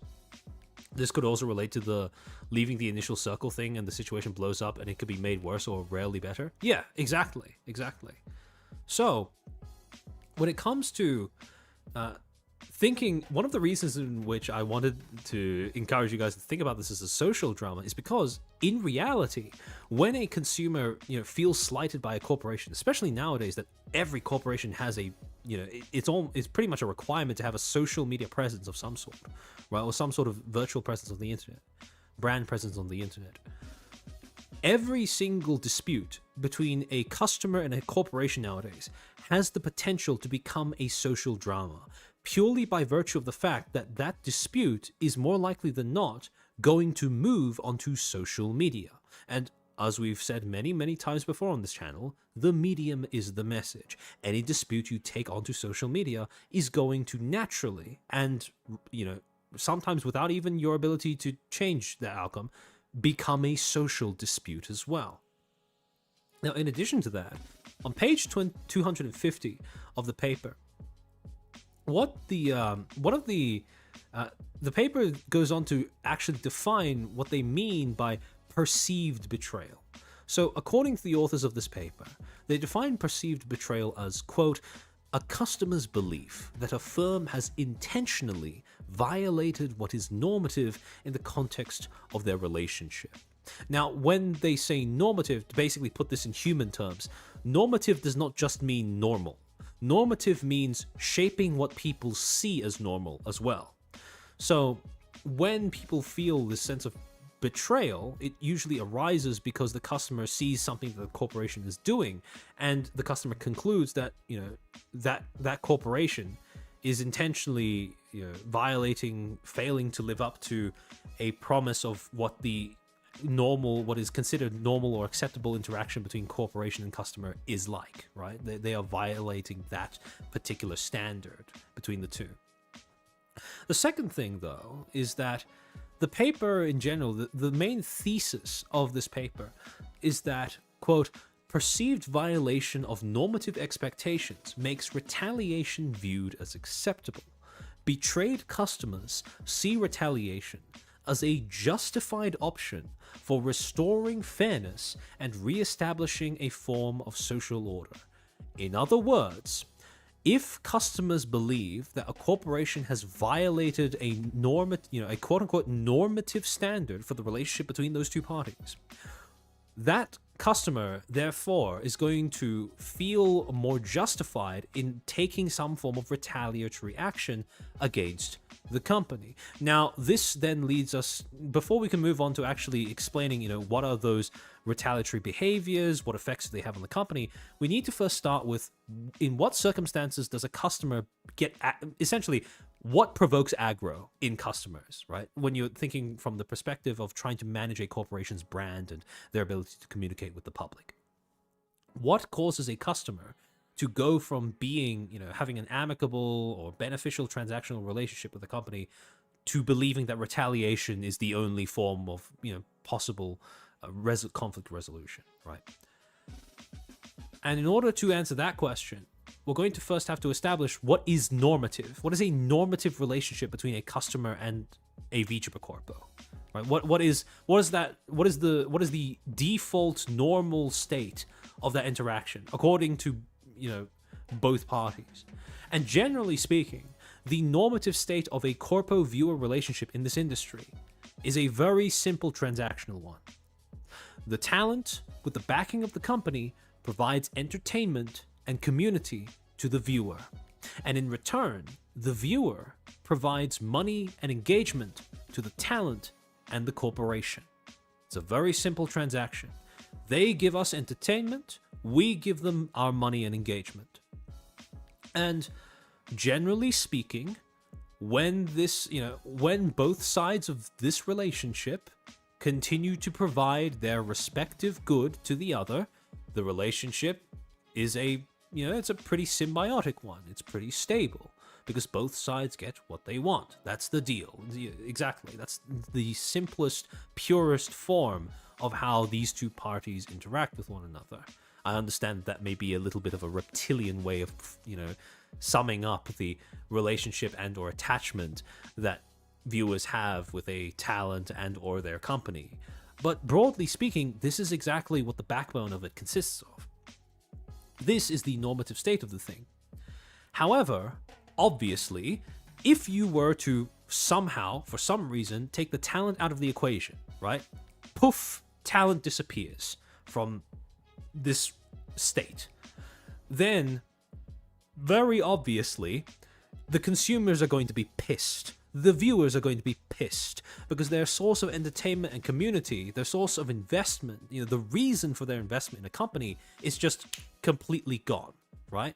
And since they've now been denied their entertainment and sense of community, they've been denied the thing that they were invested in that was provided by the company, obviously they are now going to shut down on their end when it comes to being reciprocal towards the company as well. They are going to deny it the money and engagement. Exactly. Kago, that's a good way of putting it.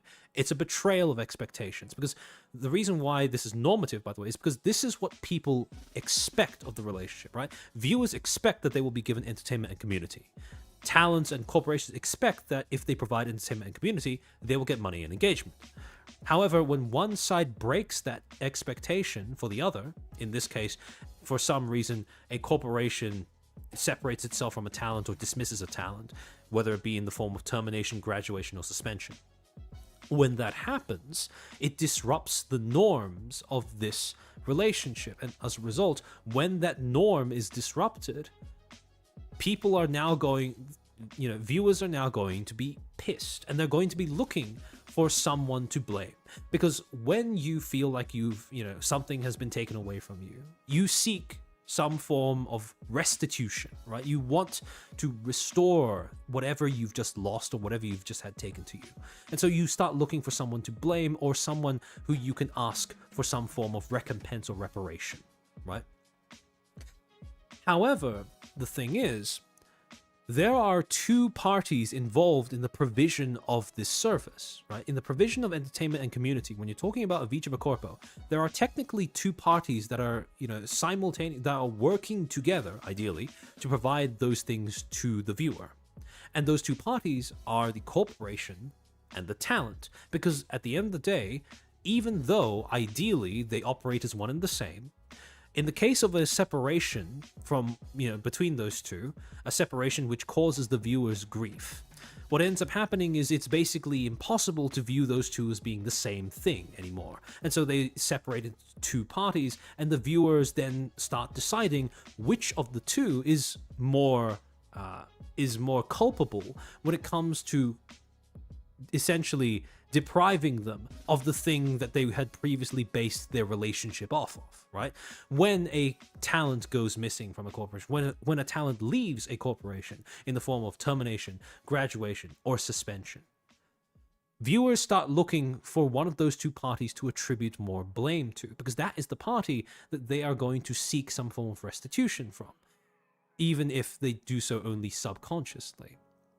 So generally, when it comes to allocating, in the case of terminations especially, right, when it comes to the way that viewers allocate blame for the sudden deprivation of their entertainment and sense of community, it tends to swing, in a pendulum-esque manner between whether saying the talent is at fault or whether the company is at fault. Because depending on the individual termination in question, it could be in either of these two directions. Perhaps the talent broke their contract. They violated the terms of their contract completely unnecessarily, and as a result, they are now gone from the company.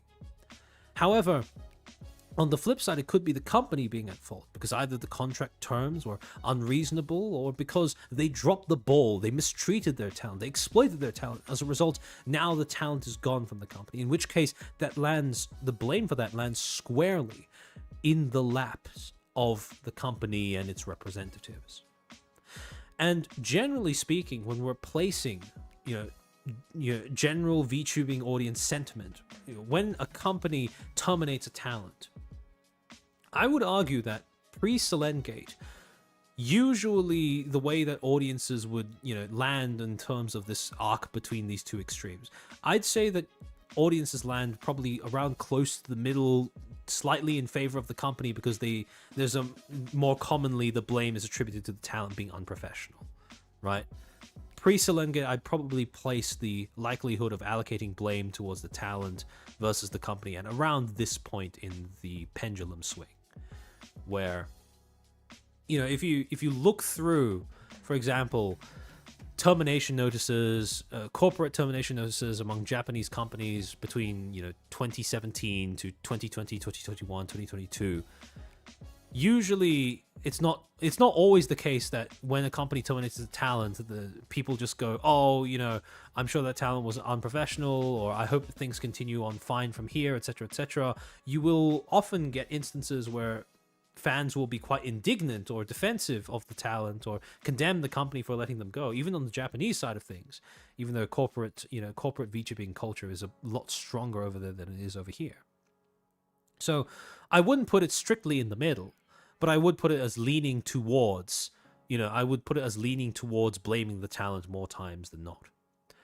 However, the thing is, post-Selengate, it has completely changed, at least on the EN side of things, because it has gone massively in the other direction, where now, almost always, whenever a termination happens, people's default position, or people's default assumption, is that it must be the company who's at fault, right? Terminations don't happen because talents break their contracts or do something wrong. Terminations only happen when a company is trying to eject the talent that they've let down in some way or other. And this has sort of become the default way of viewing things. Now, again, if it was, more swinging slightly in favor one way or the other, I don't think that that's too much of a problem, because it's mostly down to whatever the most recent corporate controversies have been, etc., etc. But the fact that it has reached a point where it is this extreme and this prevalent, so to the point where, Orion, like you said, it is the default assumption that the corpo is always bad, or the corpo is always in the wrong, I don't think that that is a good thing for the industry, because that does not incentivize talents to act in a professional manner. Because quite the opposite, it creates a culture where lack of professionalism is more often than not excused, or in extreme cases even rewarded, based off of the general VTubing audience's tendency to preemptively attribute fault to the company. Again, I'm not saying that there should be a tendency one way or the other, or prevalence one way or the other is good or bad, but rather that it would be better if people had a more objective assessment going into determining which party is at fault or how much each party is at fault, rather than just defaulting to one extreme or the other. I would say anti-corporatism has been on the rise around the world as well. That is true, that is true. Although, if you were to compare the two sides of VTubing, right, Japan versus the West, I'd say that the difference between the two when it comes to degrees of anti-corporate sentiment is pretty extreme. However, when it comes to allocating, this being the norm, when it comes to the way that the general public or the general audiences in this space allocate blame between company and talent in the case that there is a termination or some other departure or dispute, right? Obviously, the reason why it is important to take into account the reasons, the rationales, the likelihood of customers, consumers, viewers engaging in punitive behavior against a corporation. The reason why that's important to consider is because depending on what form that punitive retaliatory behavior takes, that could have a variety of implications for the company's ability to function, and certainly to communicate with the public going forward. And to this end, rather helpfully, this paper about perceived betrayal, customer betrayal, outlines three main forms of retaliatory behavior that customers usually default to when it comes to trying to get some feeling of, or some sense of revenge or restitution against a firm or company that they feel has wronged them in some way. Don't forget, if people show a ton of evidence corpo bad, a lot of desperate VTubers will still go to them for a year and thus use the poor talent clout to funnel a new account appeal. Yeah, that is an added thing that has become quite prevalent in this industry as well. So, according to this paper, there are three main forms of retaliatory behavior that customers or consumers may end up using or resorting to as a way of gaining some feeling of catharsis or restitution in the aftermath of a perceived betrayal. The first is vindictive complaining, contacting the firm or its representatives directly with the intention of inconveniencing and or abusing the people who work under said corporation. This is the most direct and also the most extreme response that a customer can take in order to retaliate against a perceived slight. The second is negative word of mouth. This is by far the most common method of retaliation that is used in this industry, VTubing, denigrating the firm's reputation in order to discourage further patronage. You see this all the time on Twitter, when a company announces that a talent has been terminated, suspended, or graduated, and there will be people that pop up in the replies or quote tweets basically saying, this is an awful company, I don't know why people support this, I fear for the talents who are still there, etc, etc, etc. Again, that is basically an exercise in negative word of mouth that attempts to dissuade others from supporting the company by building up how harmful or detrimental or how much of a threat it is. Google Docky, yes, but without that much effort, right? It's as simple as just making a Twitter post. You don't really need to go through all the effort of using an entirely separate medium and then dragging that onto Twitter. It's much faster than that, and as a result, much easier to do. And the final form of retaliatory behavior that is commonly observed among consumers trying to punish companies for perceived wrongdoing is third-party complaining for publicity, contacting third parties with the intention of further publicizing the firm's failures. In other words, let's say, for example, that someone's particularly disgruntled that their favorite talent got terminated from a company, and so they tag in a drama tuber or whatever in the replies going, look at this thing that happened, this deserves a video or whatever, have you thought about talking about this topic on stream, etc, etc, etc. Basically trying to grab as many ways of publicizing the failure or the betrayal as possible, right? Getting as many eyes on the situation as possible, with the explicit intention of using that as a sort of punitive measure.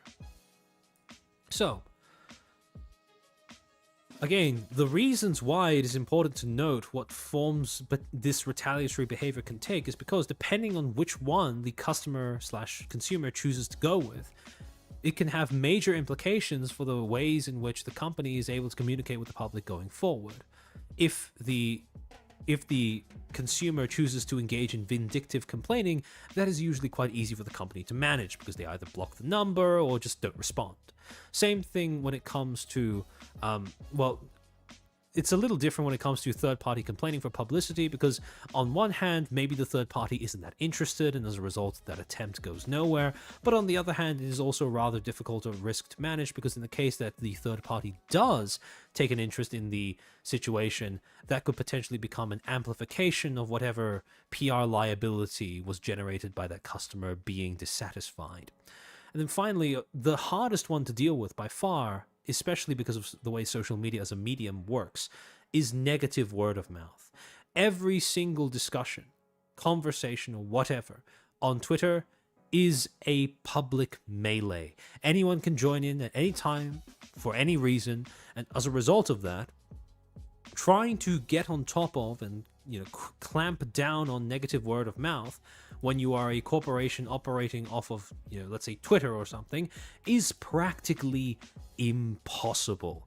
And that is also the most inconvenient thing to deal with, because you can't control how many people end up seeing the negative word of mouth or negative response that your announcement, your post, your departure, or whatever ends up attracting from other people.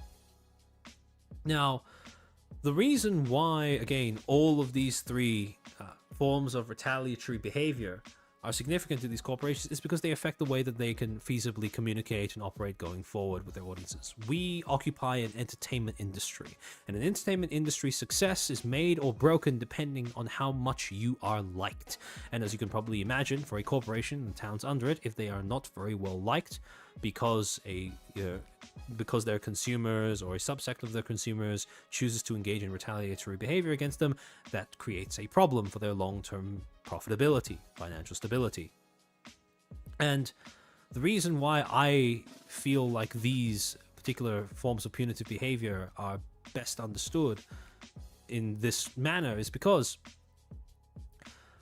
when these forms of punitive behavior are handed out, they can have very drastic effects. And I think that there is a place for that, right? I think that it is certainly, in cases where there are bad practices or bad actors in this industry, applying these three forms of retaliatory punitive behavior can be a good thing, because they create a negative incentive that protects against or discourages certain forms of bad practice. The problem is, however, the way that these three forms of retaliatory behavior are often applied in the industry as it exists today, at least on the EN side of things, is that they are not applied on the basis of practices. They are not applied on the basis of discerning whether a company is actually engaging in anything exploitative or not. Instead, they are applied on the basis of assumptions and labels. Now, what I mean by that is discernible in terms of how people choose to respond to, for example, previous incidences of corporations doing something dubious.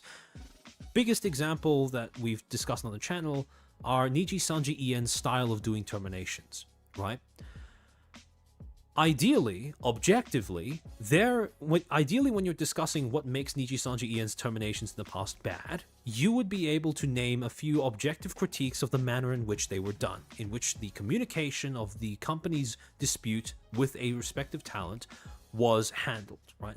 you'd be able to point to things like, for example, contrived, vaguely worded grievances that were misrepresented the context of the supposed infraction. I'm talking things like saying that Zion was making an anti-Semitic remark when in actuality she was just jokingly repeating something someone in her chat said and dismissing a suggestion at a possible fan base name at the same time, right?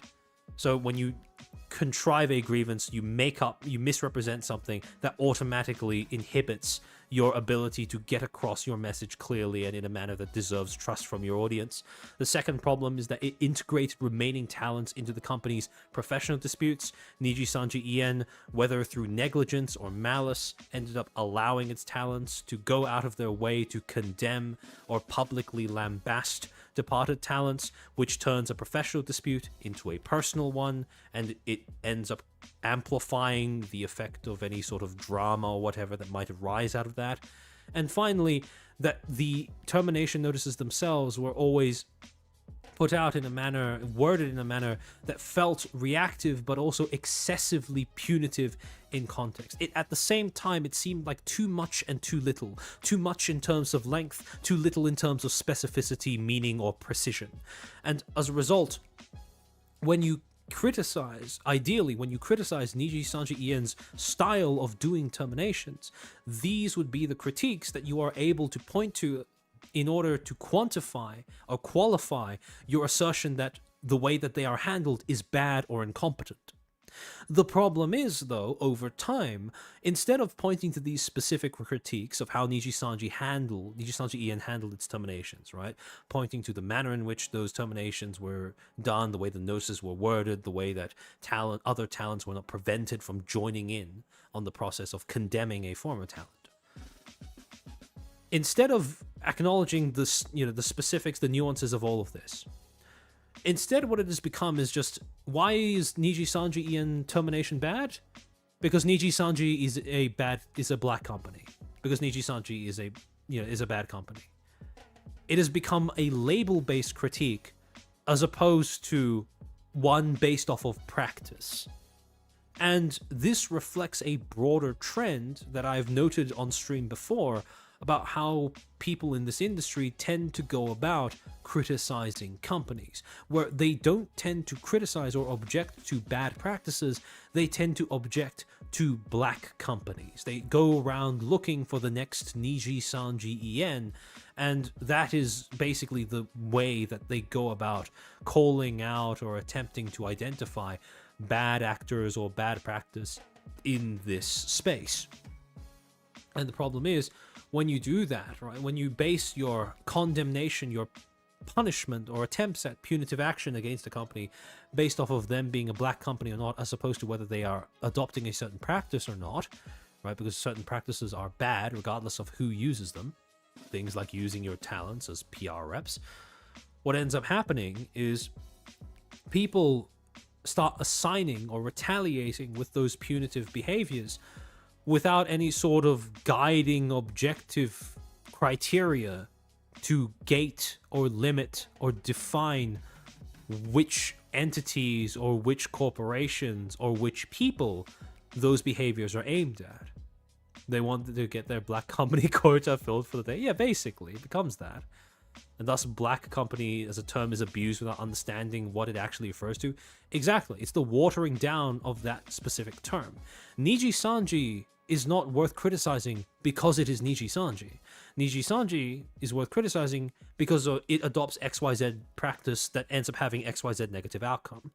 But the problem is people have sort of skipped over that latter step and therefore, ergo, applied that across a whole bunch of other companies in this space as well. Now, the reason why I've put so much emphasis on pointing out and bemoaning the fact that corporate critique in this space is now degraded to pointing fingers at various companies and going, that is a black company, that is an okay company, that is a good company, that is a black company, etc., without grounding that critique in any sort of criteria or observation of practice or whatever, is because the second paper that was published about retaliatory behavior, punitive consumer behavior, about almost a decade, just over a decade after the first paper we talked about. This paper about perceived harm, lying, cheating, and stealing, how harmful brands motivate consumers to act unethically. What this paper did was it drew attention to two facts about what creates punitive consumer behavior. The first conclusion that it came to was that consumers are a lot more accepting of unethical behavior, read behavior that violates a norm or a rule, when said behavior is directed at a company they deem to be quote-unquote harmful. In other words, if the public views the company as being harmful in some way, the public essentially gives a free pass for anyone to do whatever they want, even if it harms the company, right? And the second thing is, this effect persists even if the quote-unquote harm done by the company is not done to the consumer's own person. In other words, the public doesn't have to view a company as having done something wrong to them specifically. They just have to view the company as being harmful to someone or something. Then that is sufficient rationale or justification in order to excuse unethical behavior directed at the company or rule-breaking behavior of some sort. Now, you can probably tell why this is a bit of a problem. Because let's say, for example, that a talent ends up violating their contract. Well, there are two ways in which the public can respond to that. Either the contract violation is deemed as being a blight on the talent's own professionalism and the talent themselves is dismissed and or condemned for that violation, or the contract violation is deemed as something that is not worth considering or being stressed about. It's not deemed as a sort of it's not deemed as an indictment on the talent's professionalism, but rather it's deemed as an understandable, even justified response to the way that a company has been operating. And so the problem is, whether the action in question, regardless of either outcome, the action in question is one where a rule, boundary, or standard has been violated, right? Both parties signed the contract. One party has now supposedly violated that contract. However, instead of actually evaluating each situation based off of the nature of the contract, the circumstances surrounding it, etc., etc., etc., circumstances surrounding the supposed violation, instead, what people have now done, or now started to do, is look at the company, decide whether they deem it harmful or not, a black company or not, and then decide based off of that how important the fact that the talent violated the contract is. If the company is deemed to be harmful and or a quote-unquote black company, then contract violations don't matter, even if the contract violation is the thing that allegedly caused the separation in the first place. However, if the company is being viewed as, good, in quotation marks, or virtuous or likable in some way, then the contract violation is viewed as an indictment on the talent themselves, right? However, either way, the thing that defines which outcome arises is not actually anything objective, but it is, for want of a better way of putting it, purely based on vibes. And that is a problem. Because when you combine the findings of these two papers together, what you get is a very clear picture of what punitive consumer behavior can look like when it becomes the norm in an industry to view every company dispute every professional dispute through the lens of the company is always wrong, right? Because when you do that, you encourage an excessive amount of punitive behavior without any sort of objective guiding criterion as to when it should be applied or when it should be abstained from. And again, the reason why this is a problem is not just because it creates, not out of any consideration for companies that genuinely do end up doing something wrong or whatever. It's not because companies that end up insulting their consumers and then end up facing backlash from those same consumers. That's normal part of the transactional relationship. But because there is a chance that it could have a collateral effect on other companies as well. When something becomes an established norm in a space, people are unlikely to simply draw up distinctions from company to company. Yes, they will make distinctions between companies they like and companies they don't, but in general, from company to company, people don't tend to introduce any sort of nuance in the form of deciding whether one is deserving of punitive action and the other isn't. A superficial similarity between the two could be all that is necessary in order for a disgruntled consumer to apply the same punitive retaliatory behaviors to one as they would another. And to that end, there is a third paper that I want to introduce to you guys that wasn't quite relevant to the main discussion around punitive behavior and what causes them that was present in the discussions of the prior two papers that I brought up on stream. However, the paper has a rather interesting final discussion point that I wanted to show off and sort of wanted to bring to your attention. So this paper, titled Lying and Cheating the Company, the Positive and Negative Impacts of Corporate Activism on Unethical Consumer Behavior.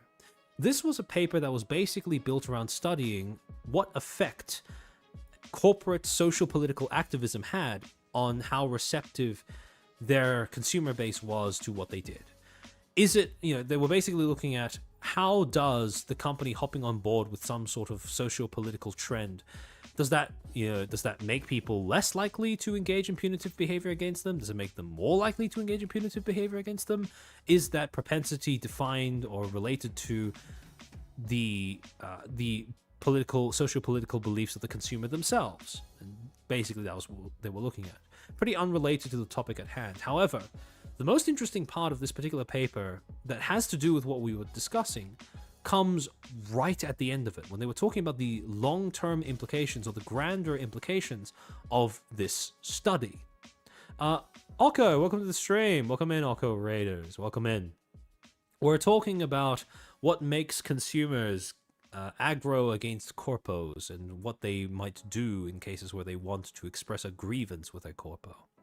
So, right at the end of this paper, in one of the points that the authors have left for possible avenues of future research, they state, quote, "Another interesting question for future research is whether consumers' desire for punishment towards a company taking a stance on a controversial issue spills over to other companies in the same/unrelated product category that do not take such a stance. In other words, what they are questioning is, does this punitive behavior happen as a result of guilt by association rather than individual assessment? Is it possible that one company may also receive flack for doing something, even though they operate completely different of another company that previously got flack for doing something, simply because they occupy the same industry or they sell the same or a similar product?" And here's the thing. In VTubing, we have, over the past 2 years, actually received enough case studies to say for certain that yes, when the author posits this question, the assumption that this response, this punitive response, can leak from one company to another simply because they share the same industry, that assumption is indeed correct. That when you have one company, Niji Sanji at the beginning of 2024, that has a major controversy, it did cause audiences in this space to start applying the same punitive behaviors as they did to Niji Sanji to other companies. Not because they were objectively equivalent in terms of their practices or policies, but simply because they occupied the same industry and were at least superficially similar to one another. And so, honestly, who gives a shit what corpos think of that stuff? Dumbasses. So like all corpos becoming rainbows in June? Yeah, basically, right? And again, the reason why corporations participate in social political signaling is because they believe that that will drive further engagement. But in actuality, all it does is usually end up alienating a portion of their existing customer base. However, I digress. The fact is that what started off as just, a possible assumption, a hypothesis for future research in this paper, has, in the case of VTubing, corporate VTubing specifically, proven itself to be absolutely true. That the public that exists in this space, the audiences in this space, can and will choose to punish a VTuber agency for crimes committed by another VTuber agency. There will be spillover, there will be guilt by association, and that will usually happen perhaps without even any conscious consideration by the customer themselves. And so we reach, yet again, a sort of problem that corporations have when it comes to deciding how they should communicate with the public. Because usually, when it comes to understanding what causes consumers to retaliate against the corpo in question, most corporations and corporate executives understand that retaliatory consumer behaviors are designed to restore a sense of fairness. People behave in a retaliatory manner because they feel like they have, a wrong has been done to them, an injustice has been done to them, and they seek restitution. Right? They need to restore a sense of fairness in the world, right? Or just specifically in their relationship with another entity. However, from this, corporations then tend to draw the conclusion that corporations attract retaliatory behavior from consumers when they are viewed as having behaved unfairly. Again, a pretty reasonable and accurate assumption. If you understand that consumers retaliate in order to restore a sense of fairness, and you note that, consumers may be enacting retaliatory behavior upon yourself as a company, it is logical to assume that you must have attracted that kind of intention, that kind of engagement, because you have been viewed as having done something unfair, right? Either a policy or a practice or a one-off thing that you did, your consumers have observed and they have deemed it unfair, and that is why they are retaliating against you now. Again, very sensible, logical conclusion. But where corporations usually stumble in this space, especially, is in the next step that they take in this train of supposed logic. Because they look at the first piece of information, they reach the conclusion in the middle that corporations must attract retaliatory behavior from consumers when they are viewed as having behaved unfairly, and they incorrectly assume, based off of these two premises, that they can then dissuade retaliatory behavior from consumers by simply explaining why their decisions were fair. Corporations very frequently make the mistake of assuming that if they simply actually their audience by trying to articulate and explain the rationale, why they did what they did, why it was a good reason for doing what they did, to a VTuber's audience, or the audience that is now pissed that the VTuber is no longer with the company, that is not going to work most of the time. Because that is a response that hinges on the public, the viewer, being reasonable in their grievance. And as we established before, the grievance between an audience and a company that has just let go of said audience's favorite talent, the grievance is more likely than not going to be emotional rather than rational. It is going to be fueled by a sense of loss, resentment, confusion, disorientation, anger even. And as a result, you're not going to be able to reason your consumers out of that position. You are only going to be able to either distract from it or try to ignore it and continue business as usual. Changing their mind is going to be difficult, if not possible. And more importantly, you cannot reason someone out of a conclusion they did not reason themselves into.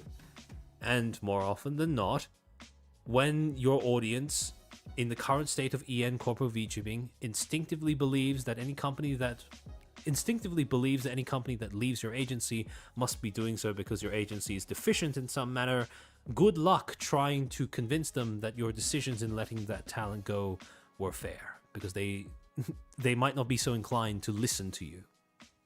And as a case study to prove exactly this, all of the concepts that I just identified, these reasons behind punitive behavior, the ways in which that behavior can manifest, as well as the effects of that behavior on said company and their brand image, we then reach the first termination notice that I hinted at in the thumbnail.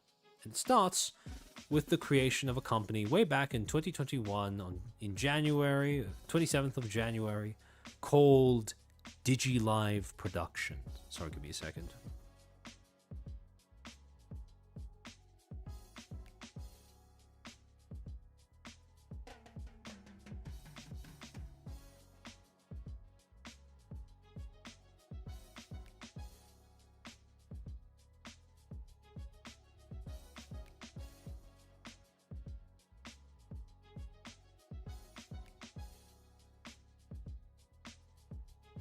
Alright, so, January 2021.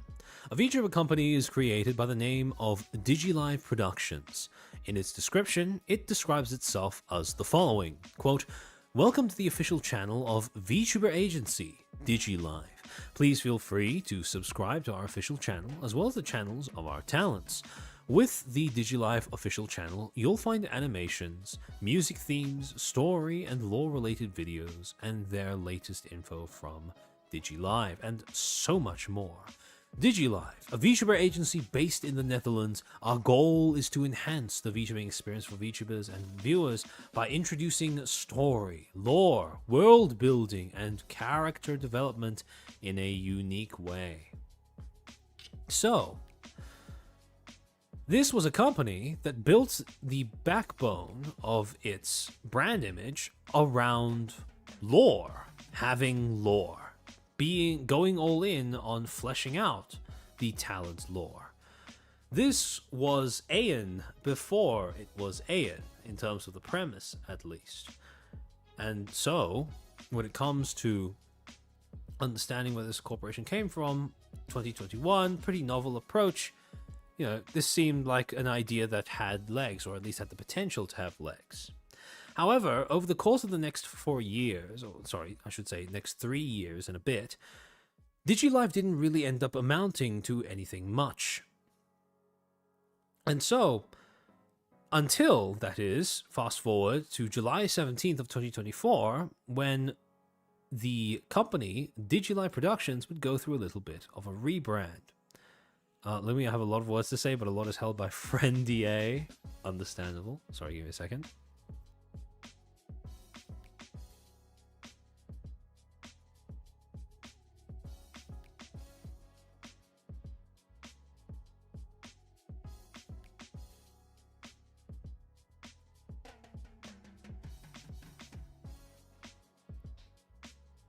I remember seeing that agency in passing years ago. Yeah, well, this is a pretty old agency. I mean, it originated in 2021, which is quite a whiles away from today.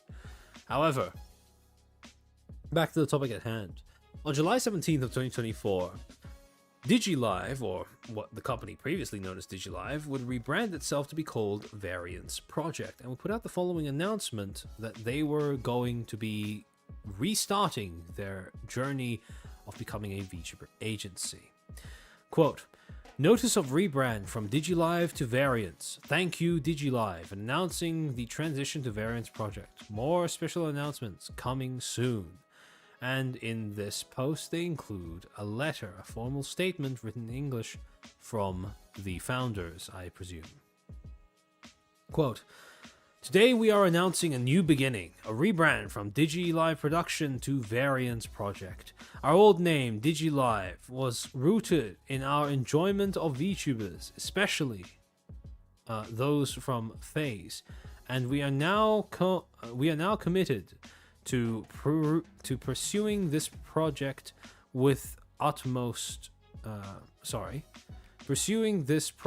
with different standards and greater professionalism. Fortunately, we were early into our journey, and so our change of goals didn't affect us as we do not hold any auditions prior. Bit of a risky gambit to only open auditions after you've chosen to rebrand, you know, after 3 years of roughly silence. However, Variance Project did seem very serious about trying to come back into the space as a proper corporation. But to continue. Now, with Variance Project, we can provide VTubing through a different format. One which emphasizes our universe's development influenced by VTubers and the company. We hope that you will receive us warmly. More announcements are coming, and thank you to DigiLive.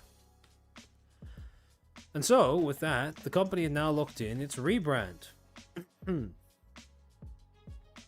So, when it comes to describing what Variance Project actually is, beyond its initial premise that was pitched way back in 2021 on its YouTube page, this is how Variance's website describes the company itself. Sorry, give me a second.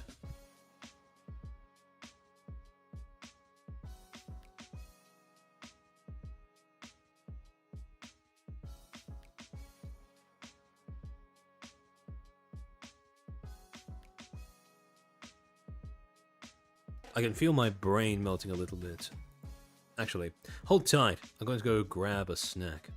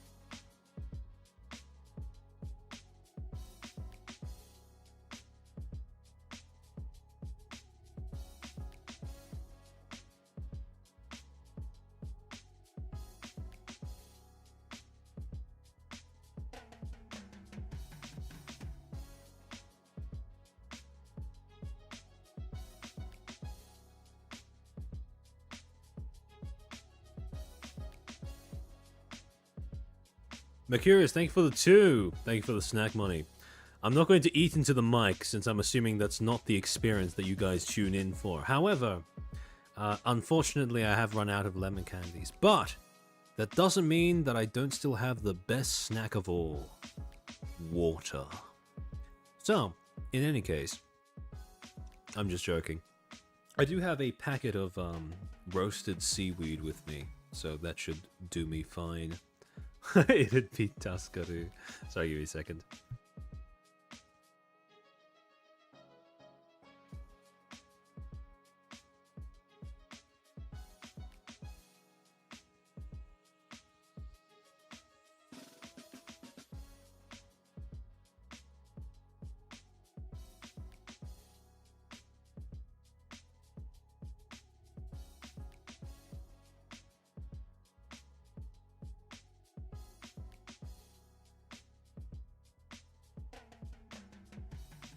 I don't sound like that. I say water very clearly. There's no water from me. Demand Chairman Mukbang ASMR. Not today, not today. However, in any case, back on topic. You would think that they would want their talents to become more into the kayfabe thing and in character, especially since they want the interactive lore. Yeah, so that's the thing that I was getting to. Even though DigiLive did end up going through a rebrand, they still did keep their emphasis on trying to center their brand around the lore of their talents, something that is often a neglected and often, best case scenario, pretty superfluous aspect of a VTuber's identity. So when you go onto their website and you look at how Variance Project defines itself as a company, they describe themselves with the following quote. By combining storytelling, music, world building, factions, and character development, we strive to create a truly unique and immersive experience, with our talents at the heart of everything we do. Let's sculpt a new universe to share with the world through virtual entertainment. And below that, they have 3 separate tabs taking you to different sections of their website actually dedicated to expanding upon the world from which the talents lore-wise, the talents canonically originate, right? They have a tab dedicated to in-universe stories. So basically, essentially, when they say welcome to Faerus, Variance Project is a company built around the premise that it sets up its own universe, right? This universe of a fictional world called Faerus that has a bunch of different characters, factions, and essentially world building characteristics that define it. Its own little universe that is unique to Variant's project. And on the website they actually show you different components of this world building, stories, a world map, factions. I believe that Variant's project has come up with 6 factions, if I remember correctly, that to inhabit its its canon, its universe. And as interesting as a premise this is, it's probably something that I'm going to be revisiting on a future fan fiction writing stream rather than this one. However, the important thing is, this is the thing that it was basing its brand identity around. And while it wasn't a premise that we have never seen before, it was solid enough a premise in terms of making it a little bit different from the average small VTuber corpo that tends to crop up in this sphere with promises of transparency, talent first, and nothing else. So, starting from August 10th, running until October 10th of 2024, Variant's project would then announce that it was opening up auditions. Quote, auditions are open. After a long wait, we are finally opening our first round of auditions. Join our adventure. Explore every possibility in a brave new world. Then, fast forward about, 2 months. Auditions close. Thank you for the 1,069 applications received by our team. We thank you for the massive support for our project, and we hope to deliver on your expectations of us. More updates coming soon. And, well, 1,069 applications. Admittedly, I have absolutely no idea in terms of... I have no reference point for myself whether that's a lot or a little for a corporation to receive in terms of auditions, but that seems like a pretty good number. Certainly a very large pool of applicants from which to draw your first wave of talent, and draw their first wave of talents they did. Because on June 8th of 2025, Variant would now announce that they had their very first generation in the works. Nice. Brave New World, there should have been a red flag. I think they know what they were doing with the Brave New World reference. Surely you wouldn't get, surely the CEOs of a VTuber company entirely based around its written lore would know Brave New World is a novel, right? Is a famous novel. Dystopian novel at that. But in any case, so their announcement would go as the following. Chapter start. Equilibrium. A new dawn shines onto the world of variance. A world of balance. A world on the precipice of being upended. Announcing our first chapter, Equilibrium. And, you have that symbol. I assume that's the gen symbol. And then you have those 4 different colored sparkles, hinting at perhaps 4 different talents. Fast forward to June 30th, and Variant's project on its official channel would post their debut preview video for its very first gen, and we would finally receive our very first taste of what Equilibrium had in store. Hold on, let me just pull up this trailer. Ooh, that's loud. Okay, hold on, let me switch scenes as well. Apologies for the flashbang. It was rather unavoidable, though. Billy, thank you for the 5. To be honest, the only transparency we need is feet reveal. Down, Billy, down. Thank you for keeping the tradition alive. Hold on, let me... Alright, let me just turn down the audio a little bit. Alright.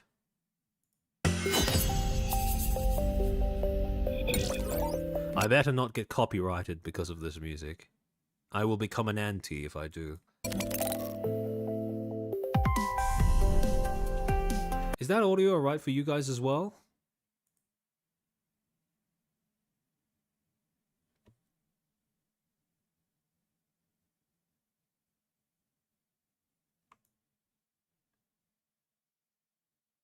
Yeah, it's good? Okay.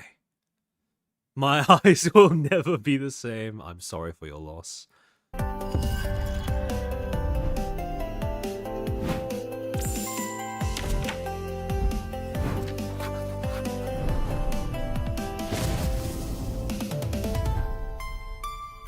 Ah! You hear that? That's the sound of business booming. Looks like someone can't pay their loss. Come, boys. Let's show them how the house always wins. Something doesn't add up here. This feels too staged. Every clue is a piece of the puzzle. I just need to find out which pieces are lies. Oh, thank God this was the last batch. Good work today, everyone. Let's clean up and go eat some cakes. Hey! I said clean up first. Wait, no, get back here. My song will be heard by those who abuse and betray. No one will hurt me, the ones I love, or anyone else like that ever again. Even if So already we have a pretty solid roster of very different character designs. Okay, of course everyone's ooh-ohing when Fangzi is on screen. But yeah, they have the gambling elf, they have the dragon lady, they have well, I guess quiet librarian, bookish-esque fantasy character. Again, standout, pretty standout cast, pretty varying designs. There's something for everyone. Pretty solid preview overall. Actually, I'm curious, Naila, when you say VTuber trailers make you bored, is there like a specific reason for that, or do you reckon it's just down to how many of them you've seen because you're an old head? More corpus should do voice drops as part of their trailers. I do wish that the trailers would be... How do I say? I'm more of the... I prefer trailers to have a very definitive vibe, for want of a better way of phrasing it. A certain atmosphere that they build up that is supposed to reflect the themes of the gen in some way. And I understand that may sound a little pretentious, but the thing is, most VTuber trailers, the thing that switches me off of most of them is that they're all so uniformly upbeat. And I find that to be a little less interesting than, let's say, oh, actually, this is one that I took special notice of when I was doing the stream on Sundaria. But the trailer that they made for Sun Dream was an example of a VTuber trailer that really stuck with me, specifically because of how they approached the sound design to reflect the sort of dream-esque theme of the gen. Whereas with most trailers, what you get is, just generic sort of upbeat music that doesn't really... After a while, it sort of mounts and it becomes kind of monotone and uniform. They're all pretty derivative. It's the same poppy music, very samey art and animation, talent silhouettes floating around. It's just the same thing every time. Yeah. Okay, I can see that. my song will be heard by those who abuse and betray. No one will hurt me, the ones I love, or anyone else like that ever again. Even if it means everything else has to fall to ruin.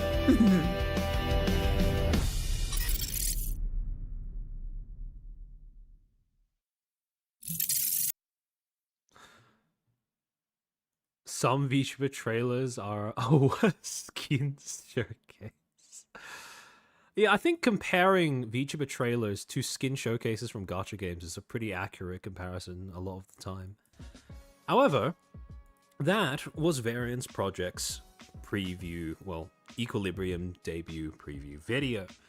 And, like I said before, you had a pretty strong diversity of different talents, different character archetypes, essentially, which fit very well with the initial premise of the company's brand. This was a company that was built around world building and storytelling. And the opening, the opening cast, or I should say the debut gen, had a very wide variety of different characters. You had a dog girl detective, a gambling elf, an edgy dragon lady, and a soft-spoken, I assume, librarian healer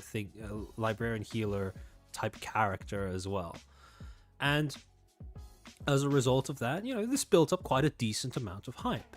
Fast forward to July 19th and July 20th, when all 4 of them would debut over the course of those 2 days, and you had debuts that did manage to generate a pretty decent amount of, a pretty good amount of people coming up for this very first generation of a previously unheard of corporation. On top of that, each of the 4 talents also debuted with a lore video, fully narrated, animated, etc., and a music video to boot. Some of them with covers, some of them with original songs. And again, much like with the case with Aeon, when a company is new and it debuts its talents with both, fully done lore video, fully done music video, what they're essentially doing is signaling that they are willing to put in that initial investment, try and essentially put their best foot forward and give their best go at making a splash, right? They're trying to give their talents. It's a pretty good indicator that they're trying to give their talents the ability to stand out. They're willing to make that initial investment, right? I think if I were to describe, they all treat me like I already care about what they're selling me. What would I like? Give me a set of musical cover snippets. Actually, yeah, you raise an interesting point about a lot of VTuber debut trailers where they don't really have, well, not really often are they built around a hook, I suppose. They're preview videos in the sense that they give you a show or some indication of what the gen is going to consist of or what their theme is, but they don't actually try and sort of grab the audience, usually. Not in a very direct way, and not in sort of... They don't really try to build... Well, I mean, I get that they try to build suspense in terms of showing off parts of, what the upcoming talents are like.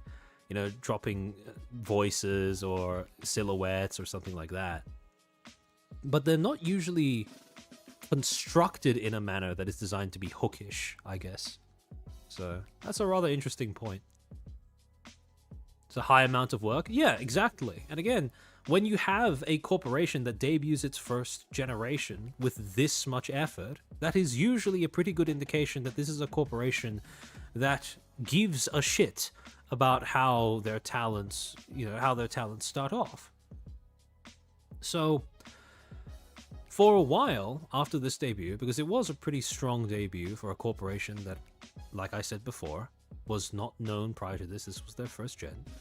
For a while after this, multiple months after this, the talents went about just routinely putting out content. Edited videos, shorts, live streams, all pretty consistent, and all of them have now grown to the point where I'm pretty sure all of them are now above 5K, despite the fact that it has been, around 6 months, just over 6 months since they debuted, which is, all things considered, pretty solid growth, right? Pretty consistent growth. However, throughout this entire period, right, for the most part, this was a corporation that was pretty free of controversy. It was just each of the 4 talents doing their own thing, collaborating with one another, etc., etc. Basically trying to build up some form of establishment for the corporate that they were all operating under. However, that streak would end come December, when on December 10th, another small VTuber corpo by the name of Aegislink would announce that they were hosting would announce the talent timetable that they had for their panel at Anime Weekend Atlanta, a meet and greet. At their Anime Weekend Atlanta meet and greet. Quote, check out the schedule for the meet and greets at Anime Weekend Atlanta. Be sure to stop by at the Aegislink booth V9 to not miss your favorite VTubers. And taking a look at this timetable, you had 2 of Variance Project's talents scheduled to appear as part of these meet and greets. One being Katia Sable, the gambling elf, the second being Fangsy Fido, the dog detective. And, this was something that people were understandably quite hyped for.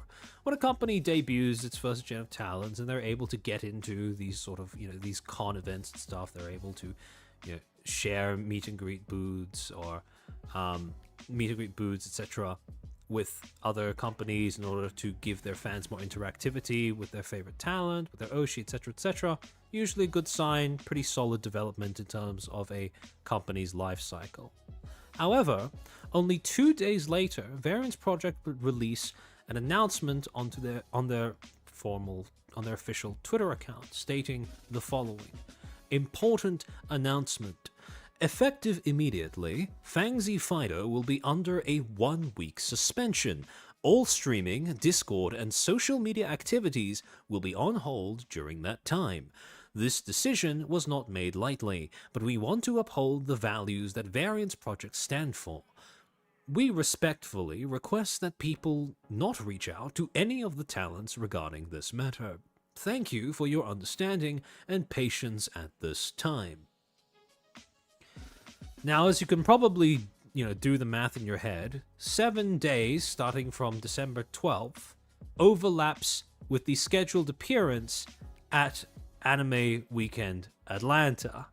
The point where, well, if Fangsy was going to be suspended, she was not going to be able to make the appearance at the panel. So this was something that caught quite a few people's eye as a pretty severe punishment. And on the EN side of things, it is not very often that we get a company outright announcing that they are going to suspend a talent. So, well, the initial reactions reflected a sense of confusion, surprise, and, well, adversity towards this particular decision made by the company. Duke of Taco. Unless it was bad enough to enter a contract, suspensions are always an awful choice. It's just punishment for punishment's sake. It's not beneficial for you or the talent. It's better to mark it down, explain why whatever they did needs to be avoided in future, and carry on. Cause temp suspensions like this over just coming to a mutual understanding and solving the problem internally is never a good move, and publicly announcing it in such a way with no context doesn't look great for you as an agency either. Red Duke, man, after suspending your talent for a week right before their meet and greet at Anime Weekend Atlanta probably isn't the smartest move. Frederick Ordo, Black Corpo on main, say what? Couldn't handle the Mesugaki. So, a lot of people looked at this announcement and their knee-jerk reaction was, why are you telling us this? Etc., etc. This is unethical. Why would you suspend your talent? Suspensions don't do anything, etc., etc. However, one of the things about these replies that I found to be quite interesting is quite a few of them took issue with the idea of announcing the suspension. However, the thing is, the alternative to announcing the suspension, just because you tell a company not to announce the suspension does not mean that there is going to be no suspension. The alternative, in this particular case, may very well have been the company choosing to suspend Fido over some sort of internal matter and then not announcing it to the public. However, the thing is, I doubt that if that were to come to light, many of these commenters would be any happier about the situation. And one of the things that initially impressed itself upon me when I was observing this situation for the first time was how this was a company that was being transparent, publicly announcing that it was suspending a talent, but it wasn't going into detail as to what that talent did in order to attract that suspension. Now, on the surface level, I can understand why some people may look at that and go, okay, but isn't that a bad thing? Because generally speaking, suspending a talent isn't, it's not generally something that people take kindly to. Because like I pointed out at the beginning of the stream, it violates the normative relationship between a consumer and the corporation that the viewer and the corporation, VTubing corporation, that they get their content from, that they support that their favorite content creator works under. And so, when you deny that content creator the ability to keep making their content, naturally, their viewers are going to take issue with that decision. However, like I said, presumably, if there has been a suspension, there's been some sort of internal dispute between the company and the talent. And from what it seems like the replies are saying, it does appear as if the issue that the commenters are taking is that there should not have been a suspension in the first place. Now, the argument as to whether suspensions are actually useful as a disciplinary method is an entirely separate one. However, I'm not sure if the people who were replying to this tweet initially understand that the two alternatives to this are either, three alternatives to this are either don't discipline her at all, where if there is some sort of internal dispute, that may be a questionable decision for the sake of establishing a precedent and trying to uphold a standard of internal conduct. 2, suspending her or issuing some sort of disciplinary action, but not telling the public, which is exactly what people were taking issue with Niji Sanji over previously. Or, as the first commenter said, unless it was bad enough to end her contract, suspensions are always an awful choice. I don't know if these... I'm not certain if some of these proponents of not using suspensions as a tactic are aware of this, but if you choose to try and eliminate suspensions as a disciplinary action, what you're more likely to accomplish is a style of disciplinary extremes where a talent either doesn't receive disciplinary action at all, or at least any sort of meaningful disciplinary action, or they just get outright terminated. And I don't think an approach of do nothing or termination is a good idea to advocate for. I think the main red flags is when they say we want to uphold... See, that is the thing that I do agree on, right? So if I could change anything about this announcement, the only thing I would get rid of is this decision was not made lightly. We want to uphold the only thing I would get rid of is we want to uphold the values that Variance Project stand for. And we'll get into why that is in a second. However, on paper at least, this is the ideal example of transparency from a company. They are making an internal decision that may very well be unpopular with their audience. However, they are convinced of the necessity of this decision, and even if it is unpopular, they have chosen to disclose it to the audience without providing sufficient justification for it, which might end up turning the audience against the talent. Because here's the thing with suspensions. There is quite literally no winning play. And I'll get into why exactly in a few minutes, but when a company is vague about the reasons, the things that a talent did wrong, it is not always the case that that is being done in order to encourage the audience to speculate harder. It is sometimes the case that if a company chooses not to elaborate, they are basically tanking the negative press by allowing the audience to assume that they are being unreasonable instead of that the talent actually did something that, infringed upon their contract or violated the internal codes of conduct, whatever those happen to be in the agency. What values, I wonder? Yeah, again, not a very smart thing to include that particular phrase in this notice, and I'll get into why in a second. However, if the replies were not very supportive of this particular decision, the quote tweets were very much more harsh, even more unimpressed. You had Rare Secrets, yeah, fuck this and fuck Varpros. I think this managed to get 500 likes at the time or something. So apparently quite a lot of people seem to agree with that sentiment. Well, relatively speaking, compared to the amount of people who liked the initial notice. Daikazoku, this should not need an announcement. Handle things internally, you weirdos. Again, it is perfectly possible for Various Project to have handled the matter internally, But that probably would have meant, in this particular case, suspending a talent and not telling the public about it, right? That's if you phrase the criticism in that way, that is basically what you're arguing for. Now, okay, I'm being a little facetious when I'm saying that's what you're arguing for, but it is a little exasperating to me that many of the people basically saying you shouldn't have announced this don't seem to realize that, what they're basically arguing is one extreme between you should have done nothing, in other words, you shouldn't have suspended her at all, or just don't say this publicly. Trigger point. What the hell happened? Abibiyama, don't announce shit like that? The fuck? So, again, it was basically a universal response that Variance Project announcing this was a bad thing, right?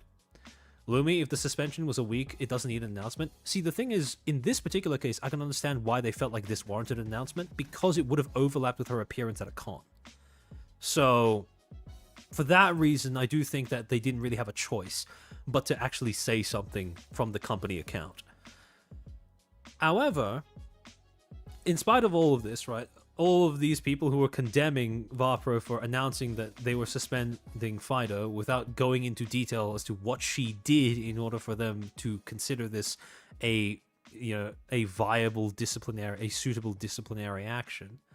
You did have some people who were being a little bit more, who were trying to articulate a little bit more as to why this particular decision was not a very well-founded one. For example, Rusty McShackleford, who didn't just settle for saying this is a bad thing to do, why would you do this, but actually elaborated a little bit more, saying, quote, suspensions are, as a form of workplace punishment, are always retarded. In any other field, they're typically only done to investigate misconduct for termination, and not purely as a punishment for known misconduct. If it's not bad enough to fire them, then just let them work. Now, I do disagree with the latter point, because if it's not bad enough to warrant termination, then don't do anything about it in my opinion, that is not exactly a great way of establishing, incentives and, I suppose, disincentives against certain behaviors. However, at the same time, what the response does highlight, though, is a very valid point about how the public, or how audiences in this space, at least, tend to read the validity of suspensions. In the sense that if the suspension is presented in a manner that emphasizes utility over punitive discipline, then it is more likely to be accepted by the public. And so, what ends up happening is, if the reason why I say that Variance Project did make a mistake by saying this decision was not made lightly, but we want to uphold the values that Variance Project stand for, the public, simply put, doesn't give a shit about what your values are. They give a shit about their Oshi. They give a shit about their favorite content creator. And they give a shit about the fact that their favorite content creator is not going to be streaming throughout the duration of the suspension. Therefore, if your rationale internally is that you want to make sure that you establish a set of precedents that, certain kinds of behavior are not tolerated and other kinds of behavior are okay, then that is fine.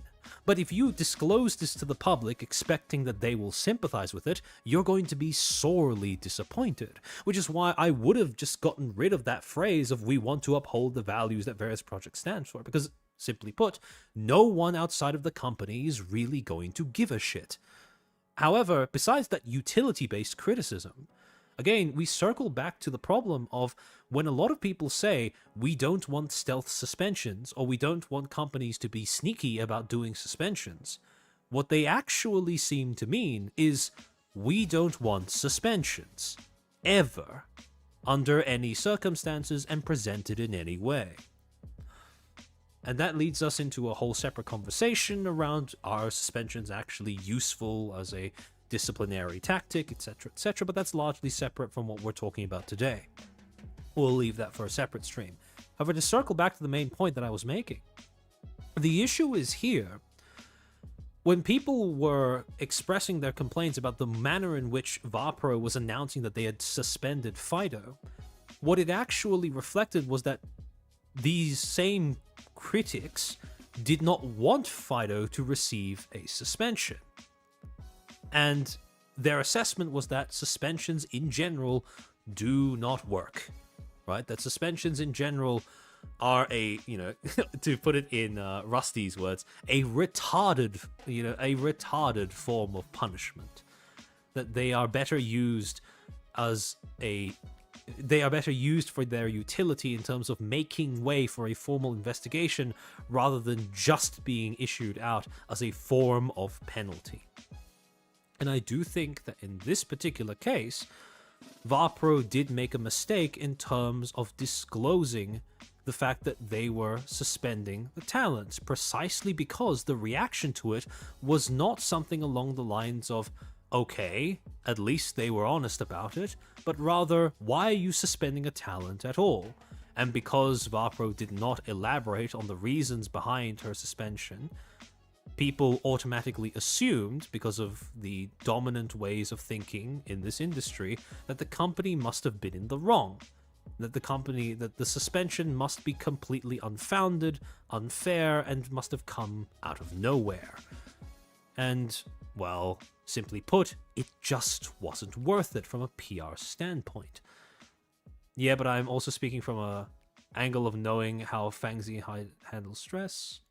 So not saying that they would make the announcement for her, but they agreed to post.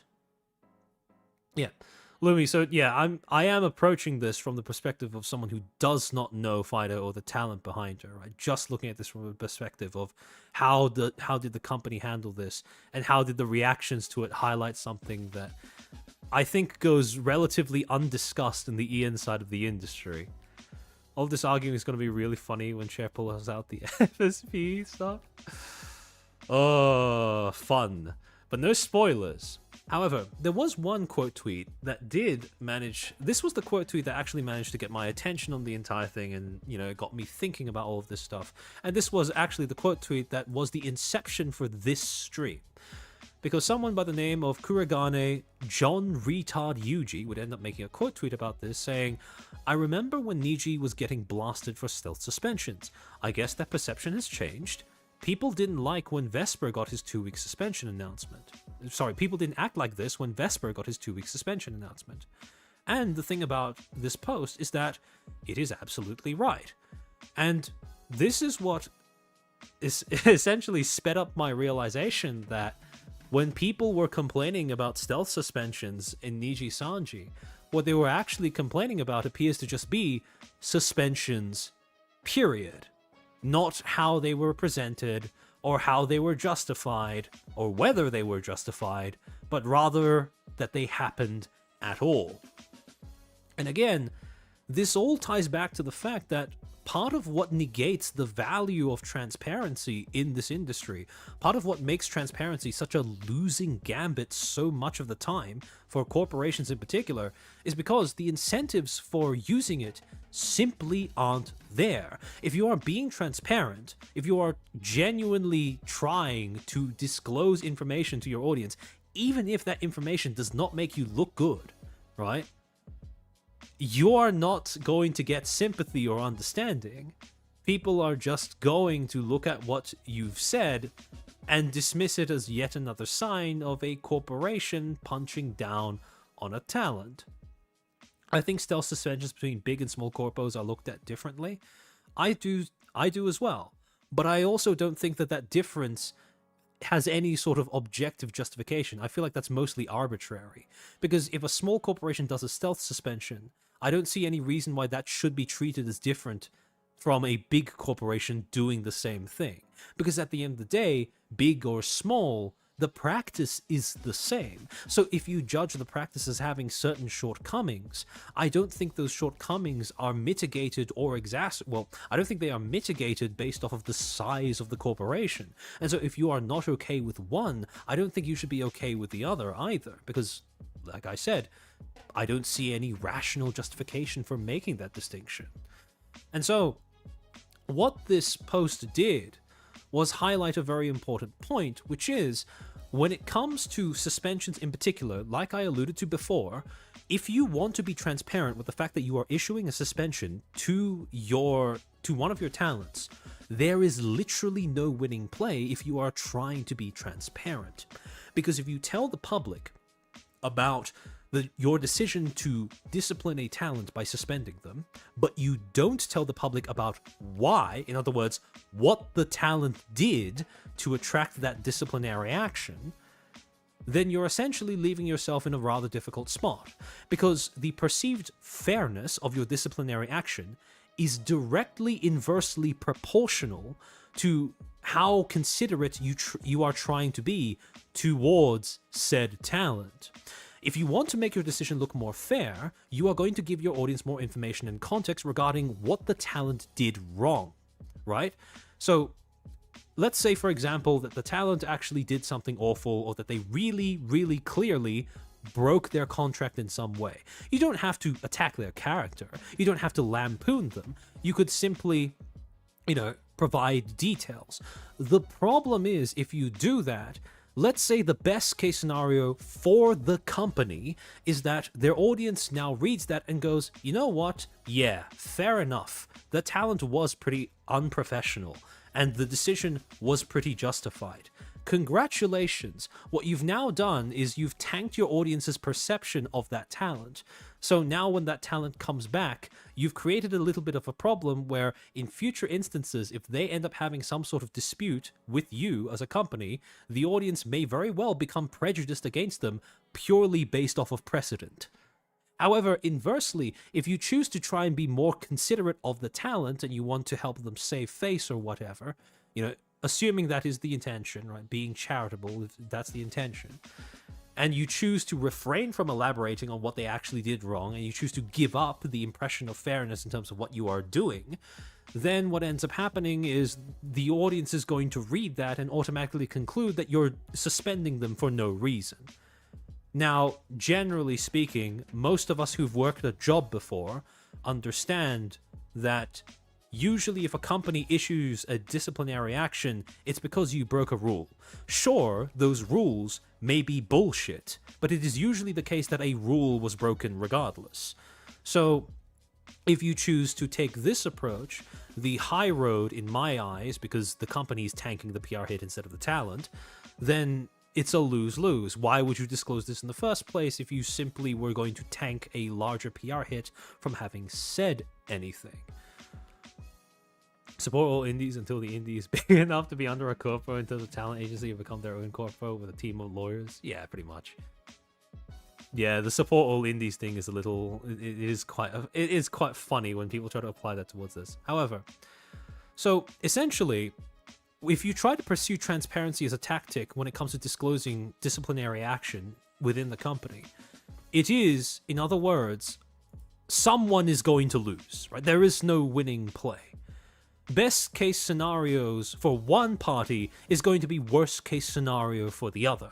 If the company wants to save face, the talent ends up looking worse. That's the best case scenario, because the other thing that makes this so much worse of an idea is that you will not be able to guarantee that your entire audience will only take one position. You could very well end up convincing a portion of your audience that your decision is fair, while completely failing to convince another portion of your audience that it is fair. So at the same time, you have two segments of your audience, one of whom believes that your decision was justified and now probably has a lower view of the talent, whereas the other one retains their high view of the talent while still thinking what you did was scummy. And congratulations, you've just created a schism in your audience. So again, the cost of being transparent with an internal disciplinary action like this is very high to the point where, frankly speaking, if we are going to be pragmatic and brutally honest, leaving behind idealism and ethics for a second, there is literally no reason why a company would do something, would see something like this and come to any conclusion besides, we handle our disciplinary actions internally and we don't disclose them at all, right? Because, like I said, there are internally relevant reasons for having some form of punitive system in place for rule breaks, right? in order to establish what is okay and what is not okay behavior or conduct in a professional environment, there needs to be some form of established penalty for people who do end up encroaching into the not okay type of conduct. However, when you try to disclose that to the public, expecting them to sympathize, you are not going to have that expectation rewarded. And it is for that reason that I think that a lot of the people who are saying, you know, why are you posting this publicly, etc., they may not realize that what they are basically reinforcing with their critique, and especially with how lacking in specifics a lot of those critiques are. A lot of those critiques tended to just be, why are you posting this at all, rather than pointing out what about the manner in which the statement is worded pissed them off. When you do that, what you end up signaling to companies is, why take this public, right? Because there's no point. All roads lead to a corpo once you are big enough. Isn't that... would it be ironic if a bunch of big indie VTubers found their own corpo? Well, I mean, yeah, that is basically the allure. But yeah. So, this was a very illustrative example for showcasing why, in the case of suspension specifically, being transparent is almost always a losing play for a company. Again, if we're being pragmatic. And when it comes to evaluating why companies do things, and therefore being able to predict what they end up doing, it is very important that you manage to retain that sense of pragmatism in the way that you assess their decision making. Because idealism is fine when you're a fan or a viewer, but it is not going to do you any favors when you're trying to understand why corporations make the decisions they do. Corporations are not people. They are staffed by people, but they are not people. And as a result, when they make decisions, when corporate entities make decisions on policy, on disciplinary action or whatever, they do so according to a value system that is not the same thing as what you or I would do in our everyday lives. And so if you're trying to evaluate a corporate action, part of what allows you to evaluate corporate actions in an accurate manner to how they were intended, or what they were aiming at achieving, or the outcomes they were aiming to create, is being able to put aside your values and idealism and, your own personal sense of ethics and morality, and look at things pragmatically. And pragmatically speaking, transparency is very clearly a losing play, because it doesn't work on the audience. Just a Weeb doing Weeb things. Thank you for being a Footstool for 5 months. Waking up and seeing you live, the best combo. It's an honor. Thank you for joining us. Yeah. Amen. So, this suspension notice on its own, if you were to ask me, bad idea. If also on top of that, it may sound hyperbolic, but that one statement about upholding values Variance Project stands for, I think that ruins the entire thing. It's only half a sentence, but it's half a sentence that makes this come off as, it makes it come off very pretentious. Like, Vapro is trying to have its cake and eat it too by tanking the hit from not being specific with the reasons why Fangzi is getting suspended, but also trying to make it out as if she is, a bad person or whatever, right? Or someone who is not compatible with the culture of the company. Even if we're talking quite literally, the fact that a talent is, receiving a suspension from a company probably means that there's been some sort of dispute, clash, or mismatch in terms of conduct or values between talent and company. So, suspension overall, futile exercise. Suspension notice, this was a bit of a futile exercise. However, things would end up going downhill while also escalating just under a week later when, on December 18th, Vapro would post a second official announcement stating that Fangzi had now been terminated. Quote, "Notice of termination. After careful consideration, we have made the difficult decision of termination with our talent, Fangzi Fido, effective 17th of December 2025. This decision was made after thorough reviews of the following infractions. public breach of NDA and confidential information, failure to uphold contractual obligations, ongoing behavioral issues internally.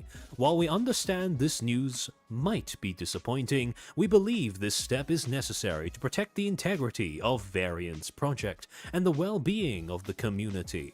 As this matter involves contractual and confidential information, we are unable to provide further details. Content platforms. Fangzi has chosen not to have a final stream at this time, and we will respect her wishes. All videos and shorts on the Fangzi Fido YouTube channel will remain accessible, but live streams will be removed December 31st, 2025. Memberships and any other monetized platforms will be closed at that time. Merchandise. Regarding Fangzi Fido's debut merchandise, some items have experienced further delays. Fangzi's birthday merchandise should be in the final stages of shipping. Please refer to the recent announcement from Hovercat for further details. If you are seeking a refund, please reach out to Hovercat directly. We understand that this is a difficult time and want to thank you for your patience and understanding. We want to thank every community member who has shown their support to our talent and Variance project as a whole. We kindly request that the community refrain from any speculation or misconduct. Please do not reach out to other talents regarding this matter. Any harassment directed towards members of staff or our talents will not be tolerated. Thank you. I never got my debut merch. Oh, that's awkward. So yeah, I can't speak to the logistical effectiveness of Variance Project when it comes to all of those things they said about merch. However, if we are to analyze the way that this notice of termination is written, two major flaws. The first is the same problem that they shared with the suspension notice. When you are writing a public announcement and you are a corporation, you stick to what your audience cares about, not what you care about. Nobody gives a shit about your internal environment. Your rule keeping is important internally, but no one outside of your company environment is going to see the significance of that when they are faced with the loss of a talent that was previously streaming there, that they liked watching. This is, for all intents and purposes, a piece of information that only serves to alienate your audience, talking about how you need to protect the integrity of your work environment and your values as a workspace, as an organization. If we are being objective, then yes, that is important. But what VARPRO does not seem to have realized when they were constructing this notice is that they are not communicating with a rational, cold-headed audience. They are communicating with quite the opposite. And so, for the exact same reasons as the whole, for exact same reasons as I would critique the whole, we need to safeguard the internal values of our workspace thing that they included in the suspension notice, I will also level the same criticism of when they say, we believe this step is necessary to protect the integrity of Variance Project and the well-being of the community. That has nothing to do with Fangzi's audience. What does have to do with Fangzi's audience is when you say that whatever disagreement occurred between you has made a continued working relationship regrettably impossible. And when most companies are writing effective termination notices that don't give too much away while disappearing relatively quickly from collective consciousness, that is the thing that they emphasize. They emphasize how whatever dispute happened made a continued working relationship regrettably impossible, because that's the thing that the audience is most likely going to sympathize with. The idea that this is something that is out of everyone's hands, it couldn't be helped by either side, etc., etc., etc., right? Rather than we are protecting ourselves. Because if you set up a situation where it's company versus talent, the audience isn't going to give a shit about the company, right? VTuber audience equals irrational and over-emotional. Yeah, exactly. And the thing is, when you are a company, you have to be aware that that is the default state of things. That when you are communicating, when you're trying to be transparent, you are not going to be communicating with an audience that is willing to be pragmatic and see things from your perspective. Because you are not a human being. You are a company. You are a corporation and a corporate entity, a business entity. And so they're not going to empathize with you. And it is, in fact, in my opinion, healthy if they do not empathize with you. So that's the first criticism. The second thing, they didn't need to list this much stuff. All they needed to say was public breach of NDA and confidential information, right? Because that is a reason where you can provide it in a specific manner while justifiably not elaborating further. Because obviously, if she's leaking confidential information, you don't want to reinforce that information breach by repeating what that information was yourself. Any Tom, Dick, Harry and their dog and mother would be able to put two and two together in their head and understand why you would specify that that was the issue that got her terminated, but not elaborate any further. The same cannot be said of failure to uphold contractual obligations and ongoing behavioral issues internally. Both of those are accusations that people would quite justifiably expect a little more context behind before they just take it at face value. And unlike with breach of NDA and leaking of confidential information, there is no excuse for not providing further contextualization if that is the case. Because contrary to a suspension where there is an expectation that the talent will come back, and therefore there is an expectation that a company will need to be considerate as to how the audience views that talent, if that talent is being terminated, there is no prospect of return. Therefore, there is no reason why a company, pragmatically speaking, would be expected to keep the gloves on and essentially pull their punches regarding what wrongdoing they are accusing the terminated talent of having committed. So for that exact reason, I would have only gone with the first reason, which is, in my opinion, more than enough to justify terminating a talent if it is indeed the case, and essentially just ignored the other two. Do not include the other two. Because if you can't elaborate on it, there is literally no reason to publicly disclose that. Your audience is not going to believe you. Your audience is actually going to hold it against you. And unless you have any intention of really going ham, it's just not worth it. Yeah, there wasn't any elaboration. Fangsy had a very dedicated audience. Yeah, and I mean, that was... While I'm not under any illusions that that audience could be retained without any sort of conflict or, loss or whatever, I'm also of the opinion that it didn't need to be handled this clumsily. Because in a similar... where I do agree with a lot of the other people who were criticizing this notice at the time that it was poorly done. Where I disagree with many of the other critics of this notice is in the specifics as to why this notice was bad.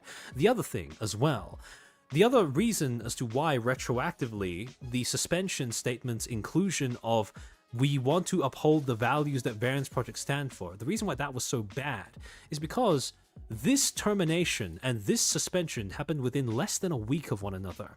And again, if you are trying to protect the internal environment of your workplace, and if you deem Fangsy to be that much of a threat to it, why bother suspending her first and announcing it to the public as if it is some sort of disciplinary action, as if it is some sort of punitive action, if you are going to double up on being punitive with a termination less than a week later? It comes off inherently excessive. And as a result, when people look at these two things happening one after another, it is more than likely that they will conclude that the action was unjustified or excessively harsh at the very least. And you can see that interpretation in how people replied to the termination notice. You had pretty sizable Twitch indie streamers who, were friends with the talent behind Fangsy, like Miniko just commenting with the expressionless, the what is that emoji called? This, the flat mouth face. I don't quite know what it is. I think they were debating on keeping her or not. If that was the case, then they did a very poor job of... I think that was a mistake. They should have just chosen one or the other. Because this flip-flopping, that's not good for anyone. They're based in the EU, and the EU hates lollies in terms of legality. Huh. I don't mean that as an insult. I honestly want to... Oh, okay, sorry. I was reading the wrong thing. But yeah, then you have Ellie Minibot saying, what a terrible way to treat someone. I hope current and future talents will be alright. Again, when you see these two notices being published that soon after one another, the impression is that you are a company that is very heavy-handed with your discipline, even if that isn't, that may not be the case internally, but to an external audience, yes, that is definitely what it looks like. Perhaps, okay, so let's assume, Lumi, that what you say is true, that they were actually, that this flip-flopping was a result of them trying to be less severe rather than more severe in their disciplinary action. That has completely backfired.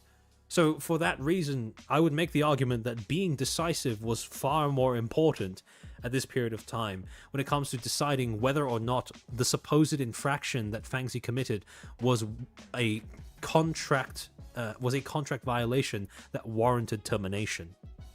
Neutral face, according to the emoji picker? Alright, yeah. Cunny News Network, quote tweeting with, "She was too good for you anyways," shrug. And Rare Secrets coming in yet again with, "Yeah, this corpo is fucking cooked, Lamau. Good luck making it through this." Rolling laughing emoji. "Your talents are more important than your shitty ass lore and concepts. You sound like you wanted to make a fucking TV show, not a VTuber corpo. These aren't puppets or characters. They are streamers." And again, the message being sent here is pretty clear, right? This is not something that the audience is going to be sympathetic to. You can give whatever reason you like, but the manner in which this termination has been conducted has been more than enough to completely alienate most members of the public. That being said, there is one thing that I would nitpick about Rare Secret's response, even though I understand that it is not really meant to be a logical critique so much as it is an expression of indignation. They aren't puppets or characters, they are streamers. However, the thing is, because they are streamers, they are doing this as a job. And rationally speaking, if you end up breaking the terms of your contract, if you are working a job, you are going to be let go. That is universal across any and all industries, and just because we work in an entertainment industry does not preclude it from being an industry. For that reason, saying they aren't puppets or characters, they are streamers in response to a company claiming to terminate a talent because they violated a contract, I don't think that that critique really makes sense beyond just being an expression of indignation. And here is the thing. When it comes to this particular instance, I strongly suspect that none of the people who were commenting in this manner actually have any idea as to what the possible infraction may have been. Because if it was just this, right, one notice, two notices, one suspension, one termination, basically claiming that Fangzi was difficult to work with or, violated a contract or whatever, and, the talent basically saying nothing because I assume that they are under NDA, I don't see any reason to condemn the talent because at this moment it's sort of a he said, she said, right? The talent basically is contractually barred from speaking.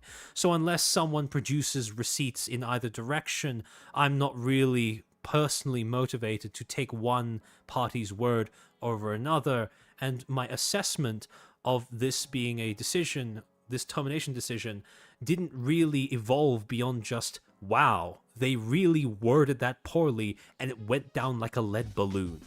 I didn't really have any opinion on the fairness of this decision or not. That is until I actually saw someone produce some form of receipts as to what the possible infraction that attracted the termination and or suspension actually was. Because on December 8th, same day, on December 18th, this should say, on December... Oh, actually, no, sorry, I did have the right date. On December 18th, you can actually find this for yourself on the Virtual Asylum on the general thread v6, by the way. Proctor Zakharov, the owner of the forum, posted an audio recording of a stream that the talent behind Fangzy Fido had done on her personal stream, her PL account basically, on the 8th of December. You would remember this is 2 days before the suspension notice was issued. And this was a VOD, an audio recording of a VOD that lasted for 1 hour, 48 minutes and around just over 30 seconds. So this was a pretty decently length stream. And we are going to listen to the first 30 minutes of the stream. And upon listening to the first 30 minutes myself, my opinion began to change regarding how believable Vapro's claims of difficulty working with this particular talent became. You went to the asylum. We all do at some point in this industry. Hold on, let me get the recording out. This is the finicky part because Canva wouldn't let me just port an audio recording directly into the slides. So I'm going to have to add an audio source. VLC media source. Okay. Visibility behavior. Hold on. Hopefully this works. Stop when not visible.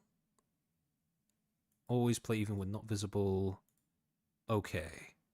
So, let me try playing the audio recording and seeing if it comes through.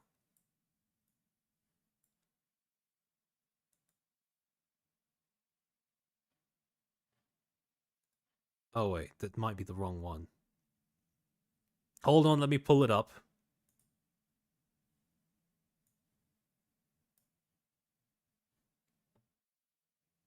Okay, yeah, this is not going to work on VLC. Okay, I'm going to have to pull it up on the browser itself. Okay, hold on a second while I pull it out.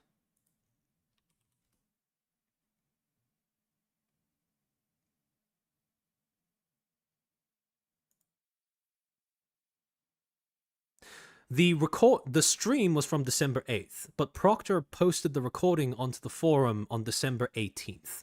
That's why that distinction was there. I'll make it clearer in the slides before I upload them onto Patreon. Hold on, give me a second. Let me grab it.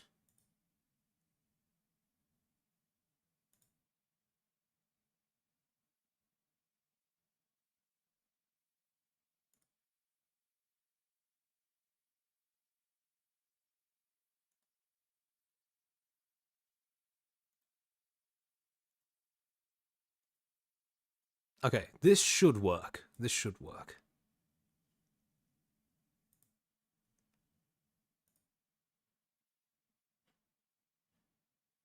All right.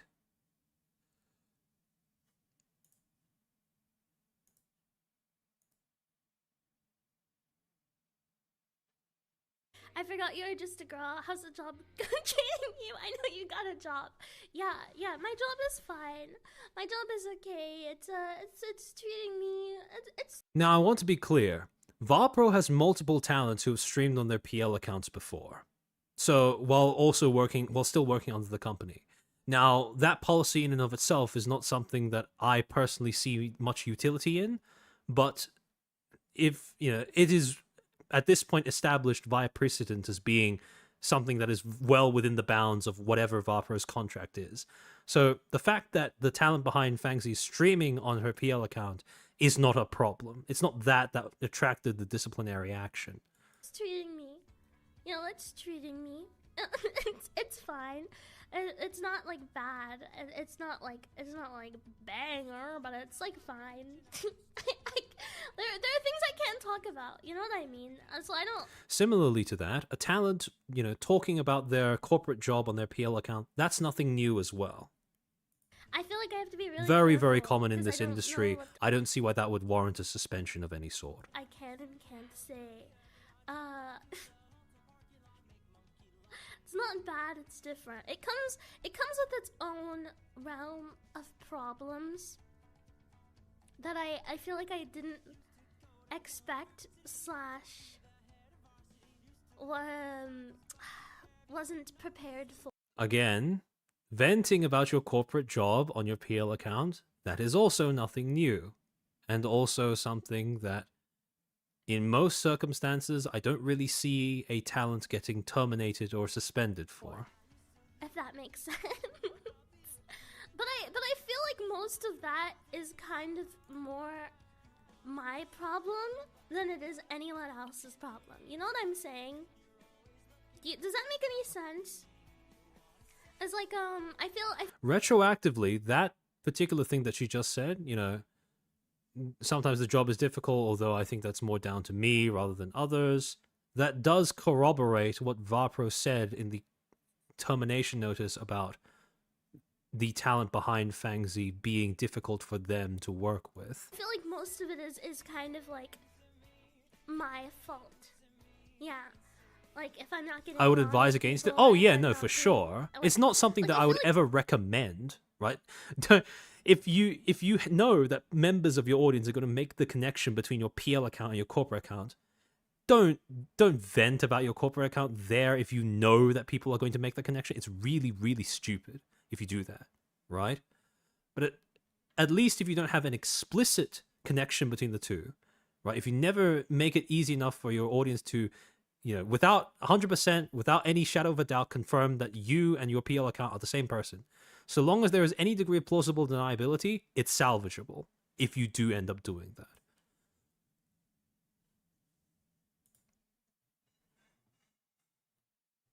Like, my anxiety is such like a big part in it. Fuck, I don't know what I can and can't say. Yeah. I do understand because we've talked about it. Yeah. As I feel like realistic. Now, I understand that this is quite harsh for me to say because we're talking about VTubers here. But if you're ever in a position where you're working a corporate job and you're given a 50-50 between something you can say and something you can't say publicly, the safer bet is always to assume that you cannot say it. The consequences if you fail that coin flip, not worth it. Trust me. It's mostly just my anxiety being like horrible rather than anything that's necessarily going wrong. As long as you don't break contract. I don't know what contract you're talking about. Are we gonna be having today, playing anything? We might not be streaming for very long. I think I would like to play something. Maybe I'll play Overwatch or something. To be fair, not all Vapra. Yeah, but what I'm talking about is being explicit. Because when you're explicit, that's when things start becoming a problem. The important thing is plausible deniability. When you remove all plausible deniability from, you know, connection between your PL account and your corporate account, the problem with that is that essentially gives your audience free license to connect whatever you end up saying or doing on your PL account to your corporate identity. And the corporation itself essentially has its hands tied when it comes to trying to ignore or deny that. And that can create problems because your corporate identity will become liable for what you say on your PL account from that point onwards, but the corporation will not be able to have any say over what you end up doing or saying on your PL account. So that creates a massive liability for the company, as well as being something that might come to bite you in the ass later on over the course of your corporate job as well. I will say, though, that professionalism or, professional dispute with the company aside, I think that Fido was pretty perfect casting if what Vapra was looking for was a bratty lolly dog. Because, I mean, even in her speech mannerisms when she's not streaming under a corporate identity, it's very, it matches it very, very well. But it's in the year 2026. I hope VTubers get a journal. Me too. But who are we kidding? This is VTubing.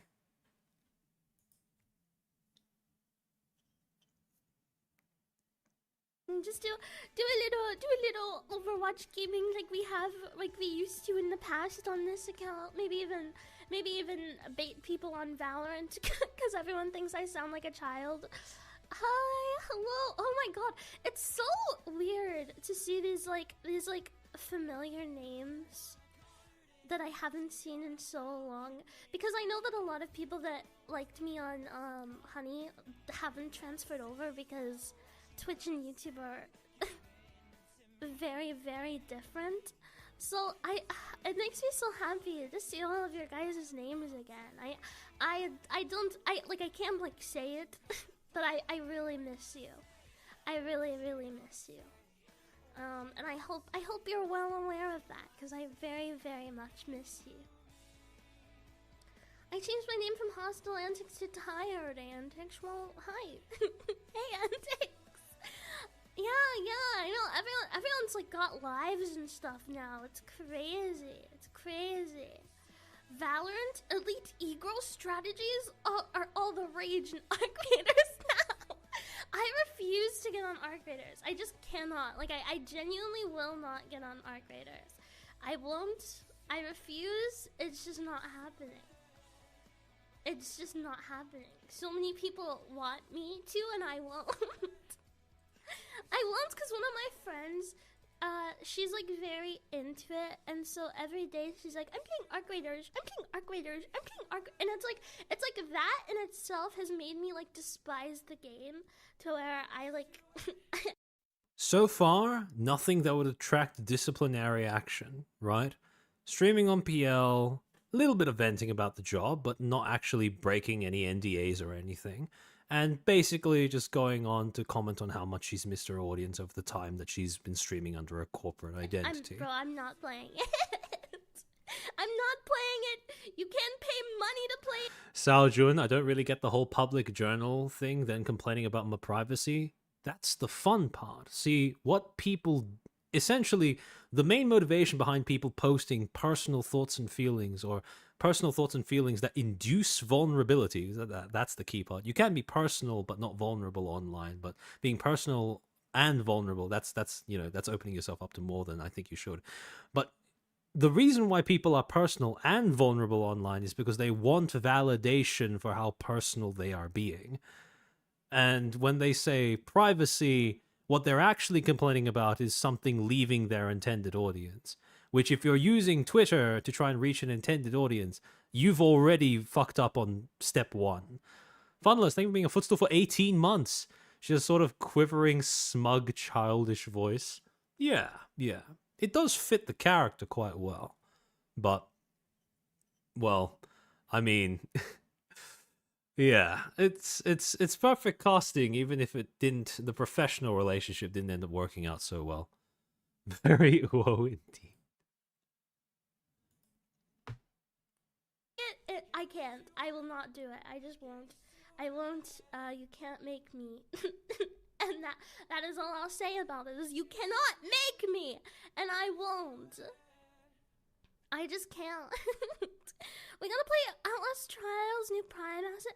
I think I'm free tomorrow. If you want, I would love to. And I could, you know, I can either use the little dog you gave me, or we can play it on like this account. Either or, I'm chilling. I would just be happy to play it. What's wrong with? I'm telling you, I can't. I have a completely different name on you. Well, I know you're still around. I see you all the time in the Discord. I see it all the time. I'll say happy to you later. Okay, I love you. I love you so much. Hi T. Hello. Oh God. Again, it's so weird seeing some older names. Hi, I miss you. Hi, I miss you so much. I miss you. Try not to be parasocial challenge, except I am always parasocial. I feel like with the short hair it looks too much like Minnie. Hold on. I literally just bought this model like 10 minutes before what's it called? Okay, there you go. I bought this model literally just before I got streaming, and I was like, oh, she's so cute, and then I just scuff change things, but I wanted to leave these like little blonde strands because they remind me of the honey model, and I was like, oh, I can't just leave this. I can't just get rid of. By the way, in case the justification isn't immediately obvious, the reason why I'm playing through all of this, not just, hopping to the specific bits where it concerns something to do with her professional conduct or calls that into question or whatever, is because it's avoiding cherry picking, so just showing the entire thing completely in context, even if some of it is completely irrelevant to the topic of discussion before we started playing the clip. Them forever, but I just think it's cute. But look at isn't this model cute, guys? Isn't it so cute? Isn't she cute? I like it. I'm sorry. I don't have anything to talk about. I don't have anything to talk about. I'm just excited. I'm just excited to be talking. Is the honey model gone? No, I just don't want to use it. Like, I'm sure I still have it. Hold on. I have the original. This is not the original. Why does that have that picture on it?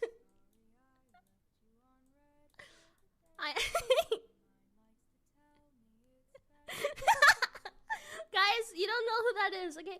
Anyway, so I have the original. I have her. She's around. She's still here. Like, oh my god, boobs. I always refer, like, since like switching over to like lolly models, every time I like get like a huge booby model, I'm like jump scared. I'm like, whoa, that's insane.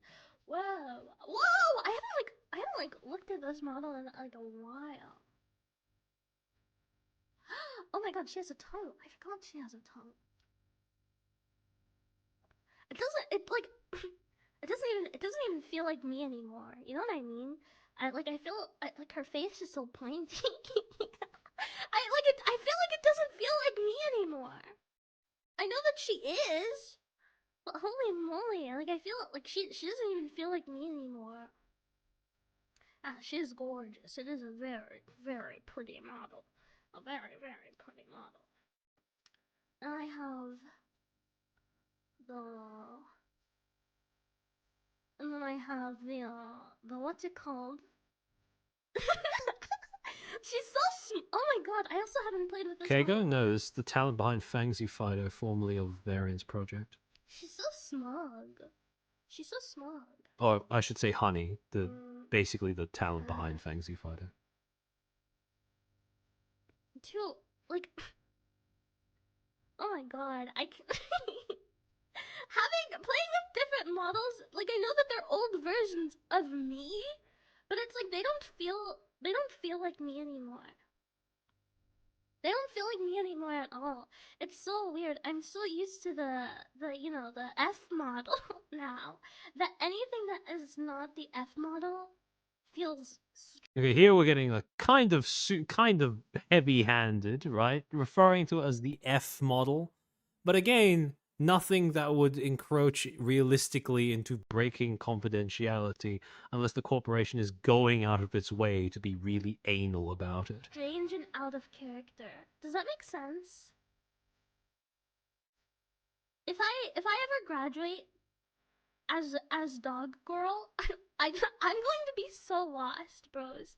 I'm gonna be so lost. Yeah. No. Okay, now it's getting a little bit it's getting a little thicker, right? F model dog girl, kind of just short of beating the audience over the head with it.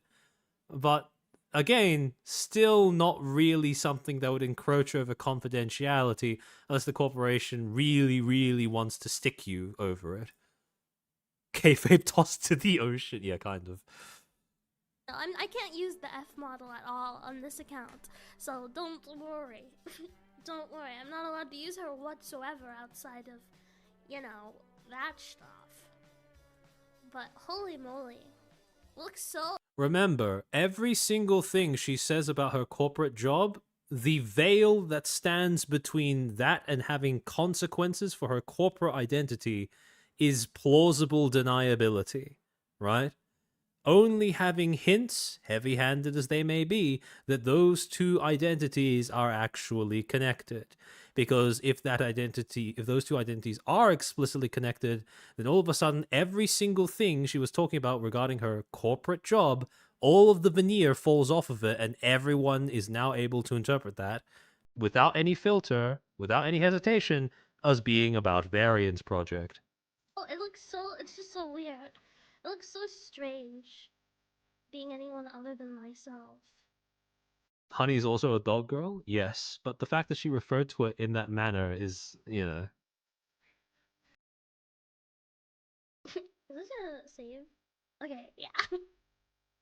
It feels so strange being anyone other than my current self right now.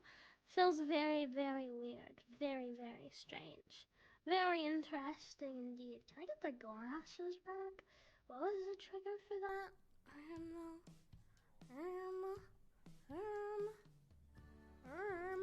This one? Yeah. Yeah, that's much better. Fave girl, please. Yeah. It's like I said, like I'm so used to the certain model that I feel weird, like just even like playing with like these ones. It feels odd and strange. They feel. I've talked about this before, and I have to be as vague about this as possible. But like realistically, I feel like the F model is so much closer and so much more me that it makes me feel so much like more disconnected to like Honey as a character. If that makes sense? Does it at all? Does that make sense? Because I feel like My it's brain so much is more me, so slowly I'm just melting. Like, wow, this is weird. This is weird and strange. So now when I Your debuff is being too comfortable with silence, Nene Love.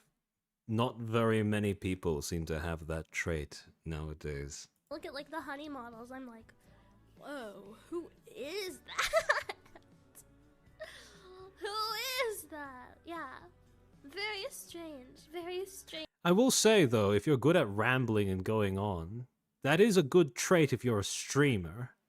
But, everyday life, not so much. And odd. But hi, I missed you guys too. Hi. I know it's been forever. It's been forever since I just had like a little yap with the with the community. So hey, hi. This isn't anything like serious or me being like I am returning, because I'm not yet. I'm sorry. I'm sorry.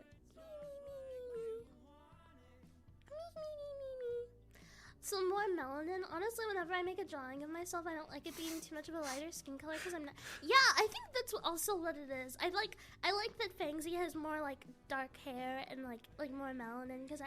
And there it is. She explicitly says Fangsy. It may sound like a minor thing, and I may sound hyperbolic. Well, you may think that I'm being hyperbolic when I say that is doom. But basically, yeah. It may sound very silly to say that previously when she was just going F model, dog girl, etc., etc., etc., that's not quite over the line. But when she explicitly says Fangsy, now it doesn't have to be a stretch in order to go, okay, yeah, that's a problem. I just think it's nice. I love brown women as a... Freaking frick! Did I say her name? Oh my god, I'm gonna kill myself. There goes this. Yeah, it was an accident when she said it. Oh, no, I could 100% believe that, right? However, there is a second issue. She'd said that about 11 minutes, and just over 11 minutes into the VOD. The entirety of the VOD is 1 hour, 48 minutes, and 30 plus seconds long. Which means that in between when the yab happened and when the VOD actually ended, meaning where she could, private it, take it down, whatever, 1 hour and 1.5 hours, just over 1.5 hours elapsed. If this was something that you really, really wanted to hide, I don't see why you wouldn't immediately end stream after that and scrub the VOD. instead of essentially giving people 1.5 hours to, you know, preserve the fact that you did that. And some people may disagree with me saying this, but if you give that much of a window for people to essentially record what it is you're saying, if you seem that unbothered by it, then I don't see any reason why people wouldn't or shouldn't archive it. Bod. And again, part of the reason why explicitly connecting the two identities like that is so much of a liability is because now, not only retroactively, but going forward, anything she says about her quote-unquote corporate job instantly and immediately connected with Vapro.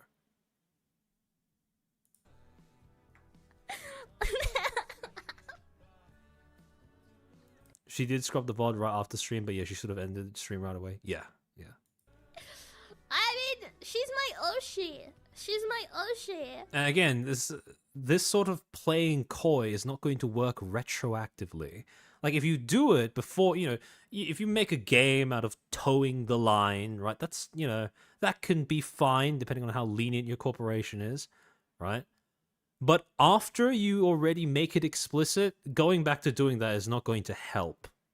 At that point, all you can do is just end stream, scrub the VOD. So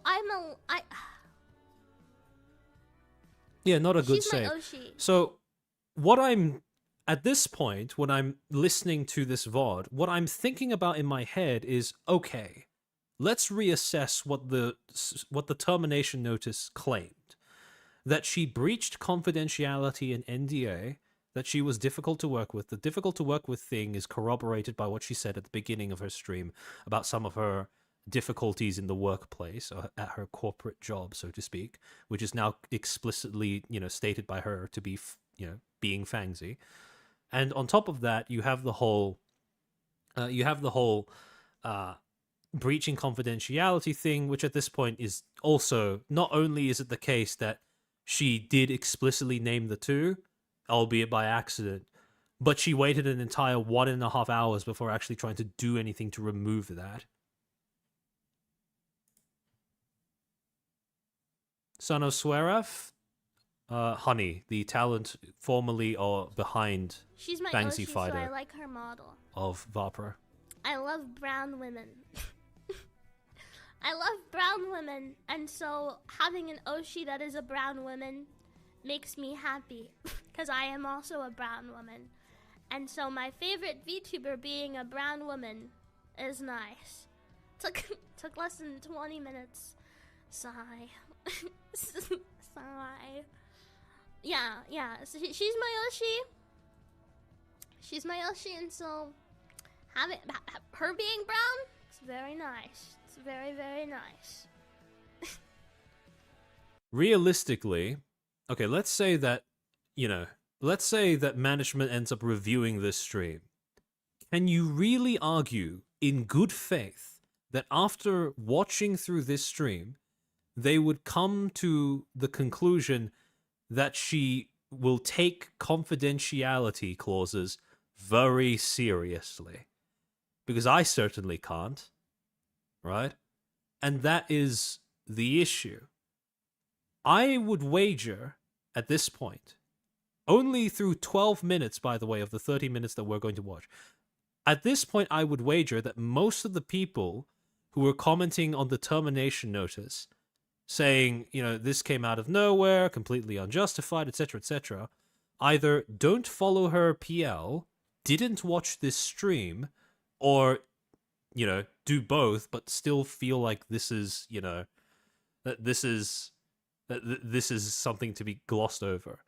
Because while I don't think that this is, you know, 100% definitely a justification of the exact approach they went through of suspending and terminating, I do think that this lends credence to the idea that a working relationship between Honey and Vapro was not going to be possible in the long term.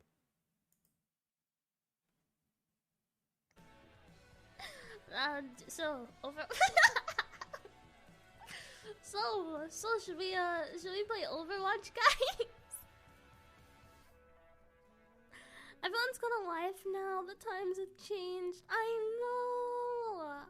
Terrific, terrific. Take me back. Take me back to our first Subnautica playthrough. Take me back. Take me back to our first Subnautica playthrough. Life was better then. Life was so much. Spider Tales, at this point, I don't believe it's reasonable to terminate, though what she says in a bit is perfectly reasonable enough, even if I won't support Varpro again because of it. Yeah, again, I'm not saying that you have to support Varpro or whatever, or if, I'm not saying that if this is a professional dispute, you have to take sides one way or the other. But what I am saying is that, having listened to this VOD, I don't think it is fair to come to the conclusion that Varpro is an exploitative company because they terminated Honey. If this is, this does lend credence to the idea that she did end up breaking her contract and or was someone who the company found difficult to work with.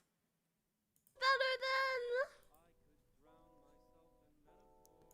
than. Again, this is not an indictment of her character, but it is a criticism of her professionalism and, by extension, her compatibility with working that corporate job. It was peak. Life was so peak. Wait, is it this one? Yeah. Life was so peak. Remember, the termination wasn't literally because of this stream. The termination was because supposed breaches in confidentiality, breaking NDA, as well as being difficult to work with behind the scenes, etc., etc. And while I'm not saying that this VOD or this stream is sufficient reason to terminate her, what I am saying is that after listening to this VOD, I don't think I would write off the idea that, breaking NDA is completely out of the question, right? I find it less difficult to believe that the talent behind Fang Z Fighter would break confidentiality clauses. And a company taking that seriously is part of operating effectively. HoloLive has terminated massive legacy talents for the sake of protecting its informational integrity. And so that is basically an essential part of operating as an effective agency. That's something that, unfortunately, you can't really afford to compromise on, regardless of how large you are or how successful you are as a company.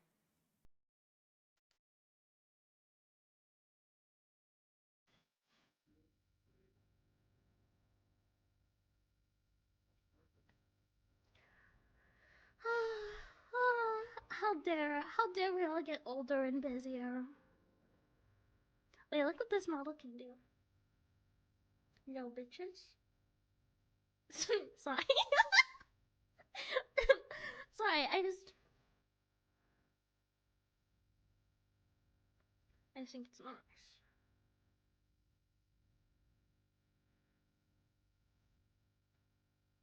Sorry. Sorry. Okay, we're gonna play Overwatch. Wait, we'll play Overwatch. We'll play Overwatch, guys. We're gonna play Overwatch. Can I tell you guys about unhealthy habits that I've picked up since getting more and more stressed?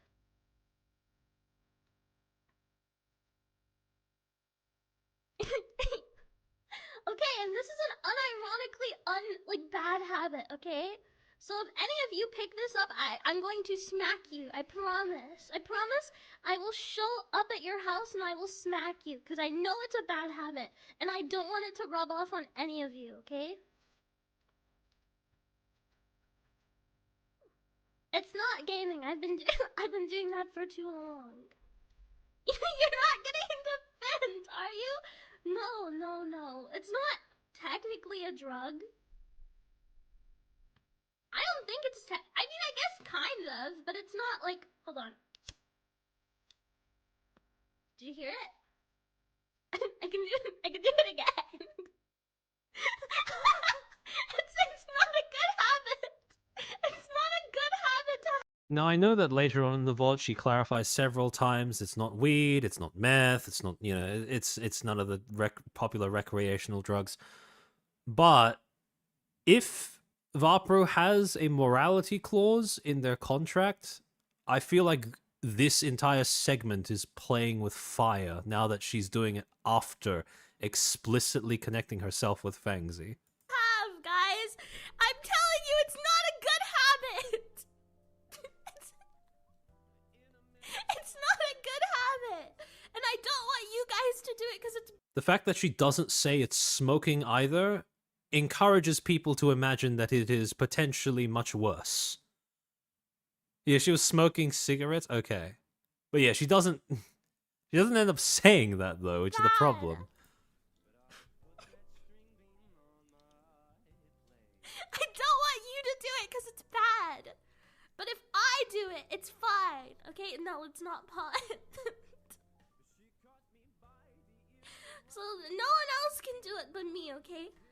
I'm a hypocrite. I'm allowed to have bad habits. You guys are my silly little guys. Yeah, do as I say, not as I do. It's not pot. Yeah, and again, remember, we're talking about perception here. She is a VTuber. Her audience is going to have no frame of reference to judge whether it's a cigarette or not, and as a result, what is going to happen is if she's playing coy like this, she's not just outright saying, I'm smoking cigs, people are naturally going to assume, even if she says otherwise, that she's smoking weed, pot, or something else of that variety. Cause it's nice, okay? It feels nice, and it relieves my stress. People know it's not vape. People will know it's not vaping because vapes don't make that sound. Okay, it relieves my stress. You can't judge me. I told you it was bad. All right. No, you're not allowed to do any of it.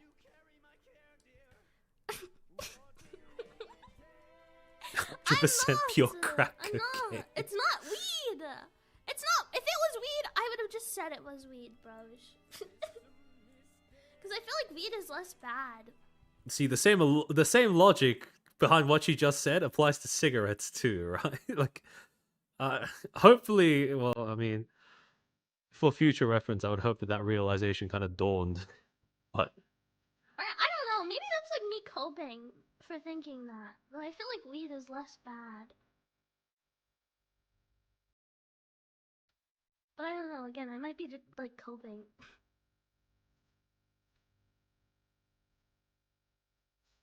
Okay.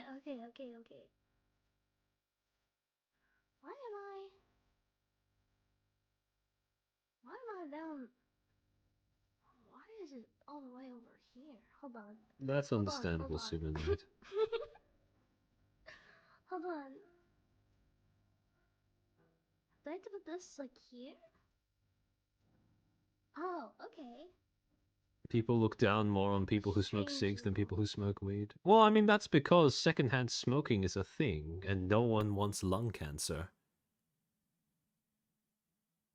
She already said she's done weed before as Fangzi, just so everyone's aware. I don't believe this tarnishes Vapo's rep if they allowed her to say that months before.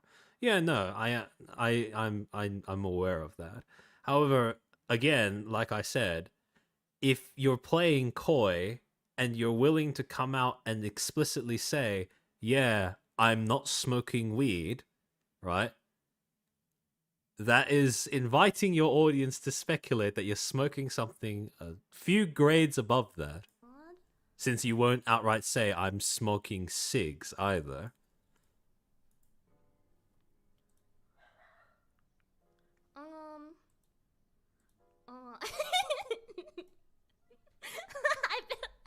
I think I changed it a little bit too late. But I'm putting that on. You might have already seen it. Hi, Sky! Oh my god, hi, Dollar! Hi! It's okay, Lumi. I don't hold that against you in the slightest. And again,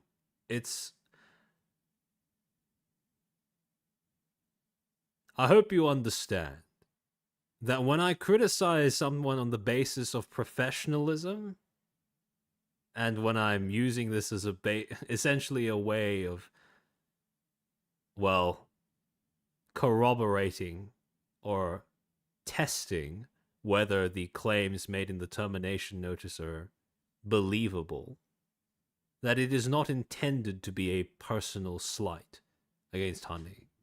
By that same logic, I don't think that it is reasonable to hold against you the fact that you are going to defend your friend. That's perfectly understandable.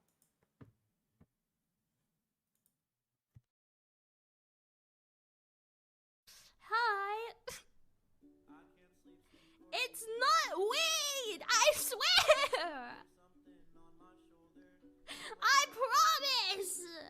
If it was weed, I would just say weed. Because I think weed is personally, like, better for you than what I'm doing.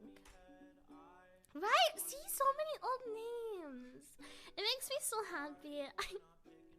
I miss you. I miss you. I miss you. My try not to be parasocial challenge is failed. It's failed. I can't not be parasocial. We do crack then? No, absolutely. KGO, secondhand vaping? I mean, it's a thing. Do I think it should be more stigmatized? Absolutely. Is it more stigmatized? I don't know. I think it's still getting there. Absolutely not.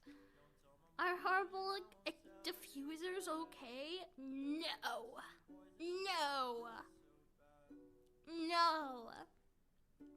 Wait. Hold on. Let me turn on my fan.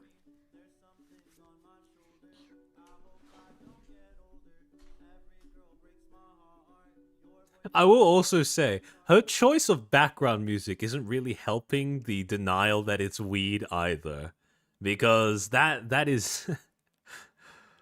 Anyone who's gone through the first few years of university, they know that people who listen to that kind of music... There's a very strong correlation between people who listen to that genre of music and people who happen to smoke a little bit of the kush.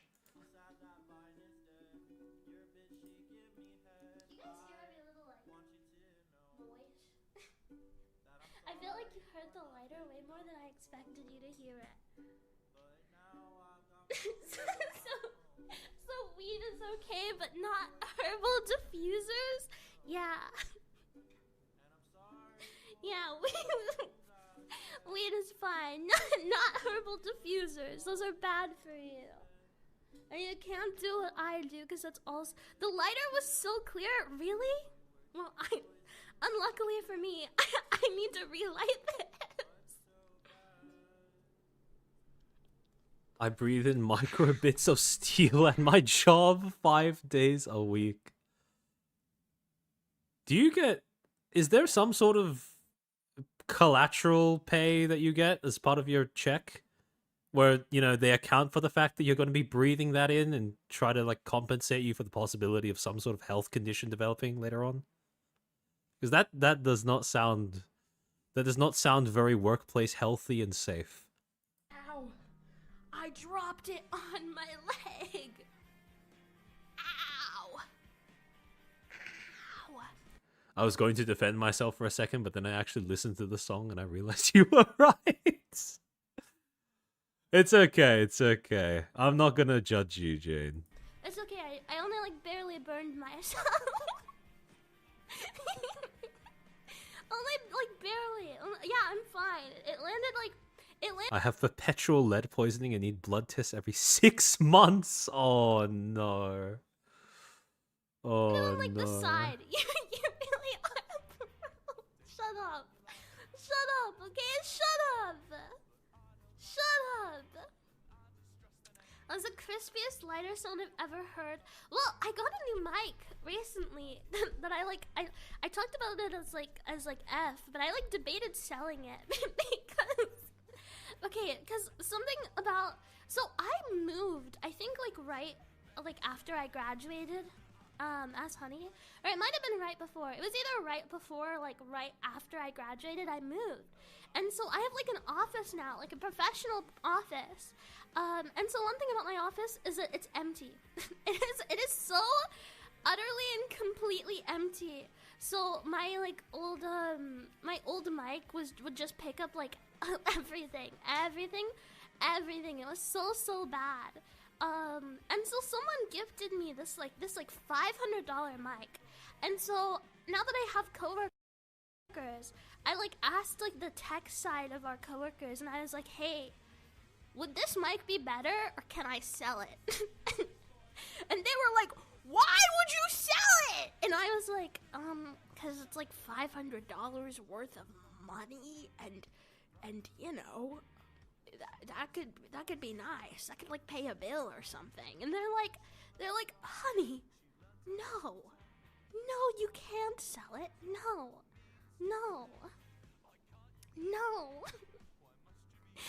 Yeah, don't tell Tex you want to sell cool stuff. Yeah, so they were like, no. This is going to be the most stereotypical phase fan thing ever. But when she told that story about the microphone, the first thing I thought about was Leah's anecdote about her lending her sister her ASMR mic, and her sister supposedly just selling it without her knowing. I mean, well, wrong kind of brown, but Fancy is brown. Oh, no, you need this mic. Keep it. And I was like, damn, okay. Damn, okay. Pay a bill, you know it would be used for skins. No. I limit myself to like $200 a month on skins. The rest of it does indeed go to paying my bills. Having an office is not cheap. Honey is a scalper.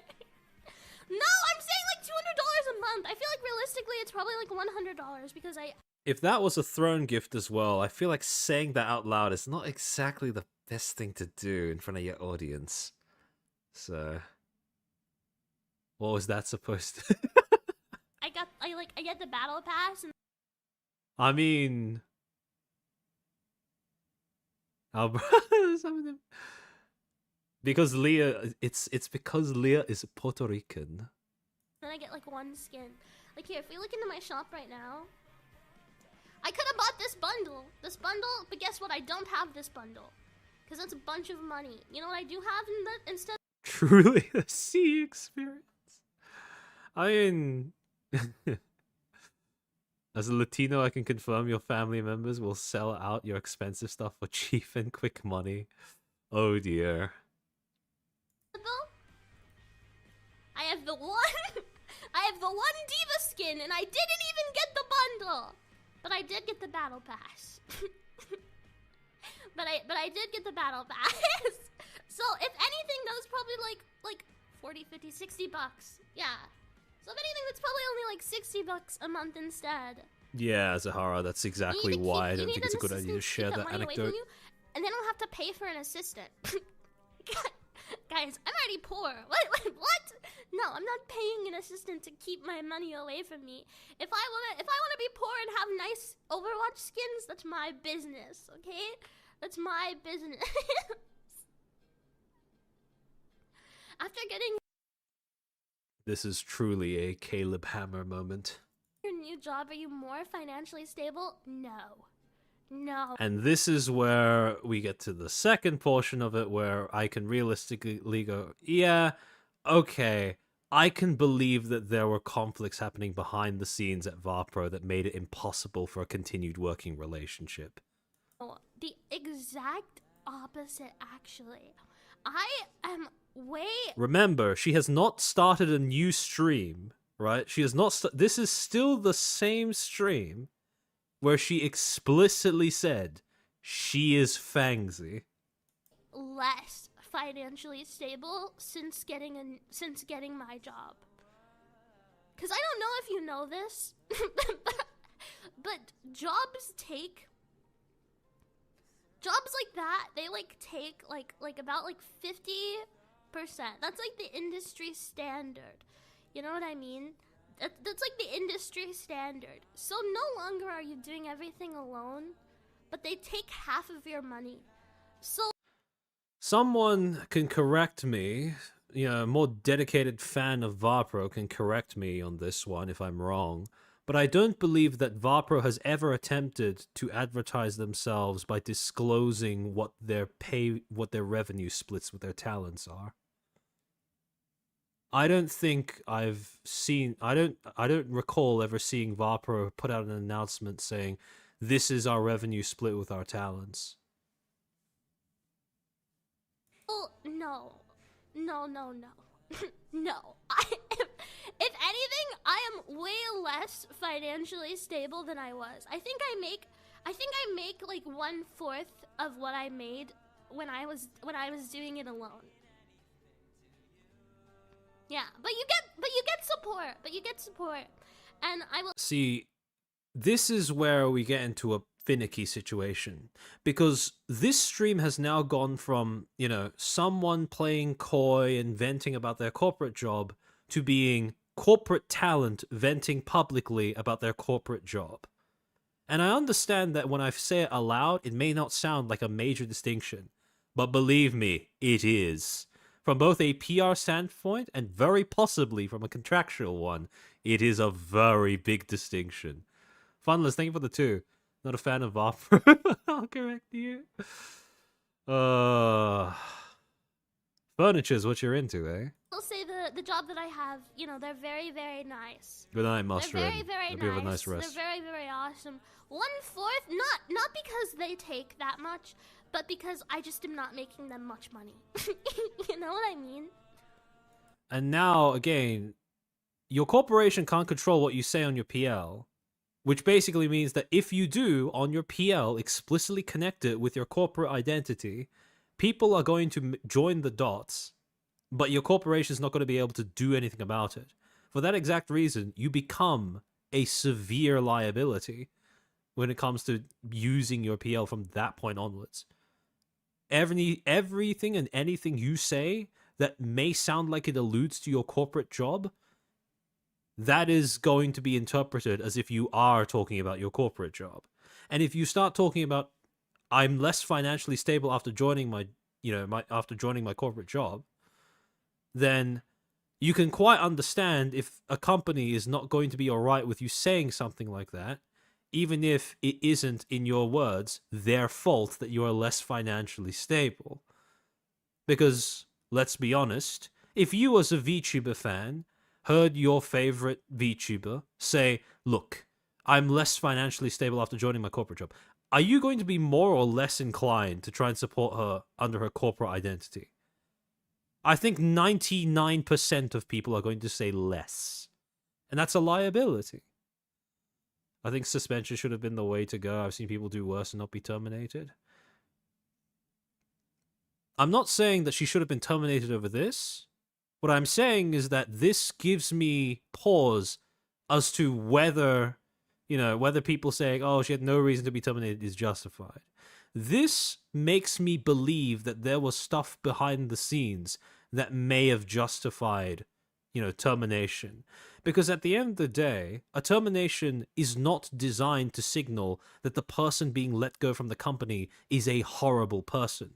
It's designed to signal that a working relationship between the company and the talent is no longer possible. And I can absolutely believe, after listening to this VOD, that a working relationship between Fang Z Fido and Vapro was no longer possible.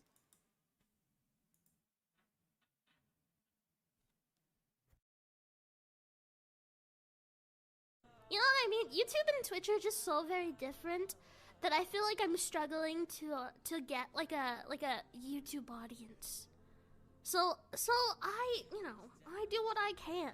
I do what I can, but it's not very great. And this isn't me like complaining, but it's just like yeah, they're very different animals. And I'm only answering because you asked. You asked, okay? This is not me going, guys, I need money. You asked me if I was more financially stable. The honest answer, absolutely not. Absolutely not, but it's okay. But it's fine. It's fine. I'm like not worried about it. The stream times are still different. Yeah, no, I stream. I mean, she streams. at such a very different time. But I will say the streams I feel like are more, I would say doable for me. It's not weed! It's not weed! Yeah, the stream times are like easier because I feel like since swapping, you know, I have to like what's it called? I don't have to wake, I don't have to go to sleep that much later. And so it's so different. It's so different. Have you watched FNAF 2 yet? No, I'm supposed to go see it later today. It would be different if you vaped. Okay, listen. Listen! Shut up.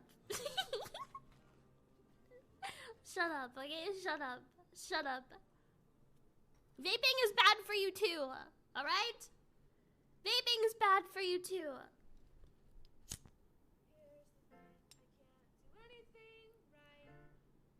Vaping is bad for you too. Shellsock, I'm sorry this is how you found out. Honey used to stream late at night, and in the corp she was streaming in the morning and afternoon. Ah, okay. I made a bad decision, but it was $60 for a popcorn bucket. God, I wish I wasn't poor. Because if I wasn't, I swear to God, I would use so much money. See, that's the other thing, right? Now that she's outright said, since working my corporate job, I've become more financially unstable, jokes like this become a liability, right? It's no longer as easy to just laugh them off because they could have implications for the corpo that she's working under and her corporate job in and of itself. Are you indoors? do you see me? Do you see me streaming from outside?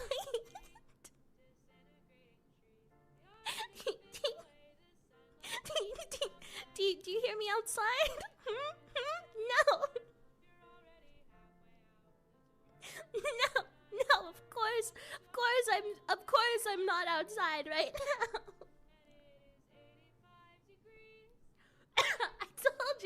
I told you it was a bad Speed on? Again, it's not about whether this is the thing that got her terminated, right? Because this was right before her suspension. I'm playing this as an exercise in basically showing why I can believe that a working relationship between her and Vapro was no longer possible thereafter. The thing that convinces me that it is understandable if she was taken to be an informational risk is not the fact that she let slip that she was Fangsy. That happens all the time. It was the fact that she did that, and then the rest of the VOD was 1.5 hours long thereafter. Right? That is what convinces me that, yeah, I could see the company assessing her as being an informational hazard.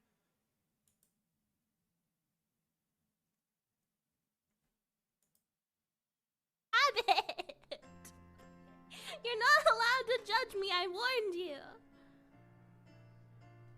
Yeah, I'm outside right now, guys. I have my little office is actually like right outside.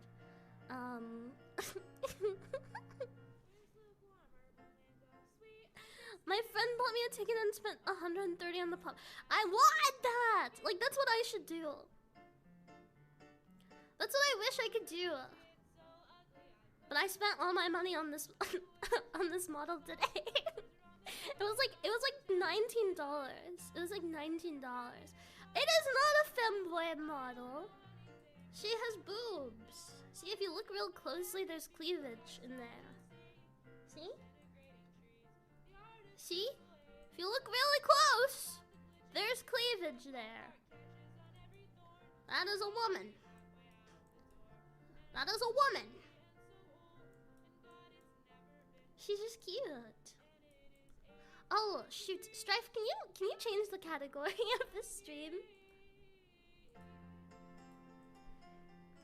Overwatch. Wait, can you do that? I'll do it myself. Who do I want to ban? I hate this guy. Hate this guy. Hate her.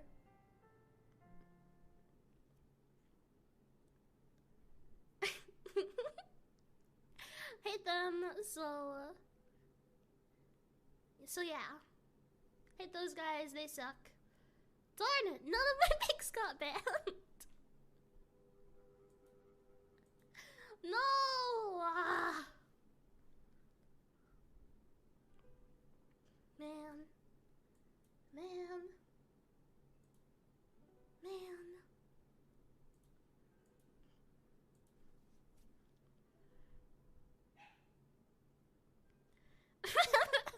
For a second I thought you were talking about banning us. No! No! I would never say that out loud. Spider Tails, I'm just waiting for a I only point to do it, finish like, off to privately, signal you know very what I clearly mean? that she's moved on to something else with the stream. No! I was kidding. Yeah, you probably heard Lovebug. She's right outside my office right now. She's really right outside my office right now. I don't like to have her inside because she like unplugs my Ethernet cable. My Wi-Fi has been so spotty the last few days. It's actually like horrendous. Horrendous. Oh, you got a pup? No, I haven't gotten a puppy. I have had a puppy. I've had Lovebug for like a year and a half. For forever.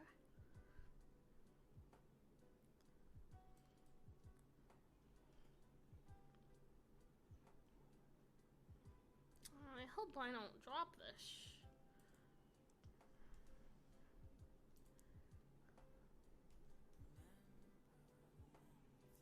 Yeah, Lovebug has been around for forever.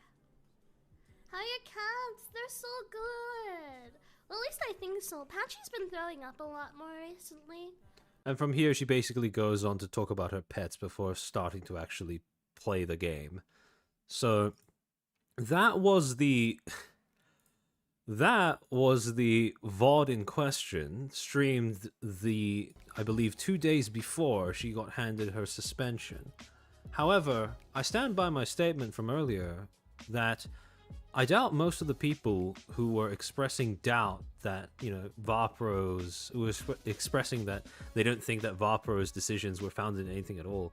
I find it very difficult to believe that they either watched that stream or that they even follow her to begin with. Because, I mean, it's not inconceivable. A lot of the people that would have followed her under her Fangsy identity were YouTube watchers, and she was streaming on Twitch at the time that this happened, so... Fact remains, though, that after watching this VOD, I was very convinced that while Vapro's approach towards transparency was certainly flawed, very clumsy, and I do think they fucked up by suspending her, if they were going to terminate her, I'm of the opinion they should have just done that straight away rather than suspending her first. I do think that I'm a lot more willing to believe that, like I said many, many times before, working relationship between those two parties no longer possible at that point. Because this was just one stream. And if the claim is that there was stuff happening behind the scenes that we are not privy to, some sort of workplace dispute going on between Fangsy and Vapro, staff at Vapro, after listening to this stream, I could imagine that. So, while I'm not going to say that Vapro handled this well, I certainly can't in good conscience claim that this came completely out of nowhere. Depends on if there were other data points, that is true. However, I will say that it does seem like what they were doing is corroborated by her own behavior and or her own words. Because when they claimed that she was difficult to work with, and that she breached confidentiality clauses, in that stream, both of those things were supported. So, it is rather difficult for me to just say Vapro came out of nowhere with that.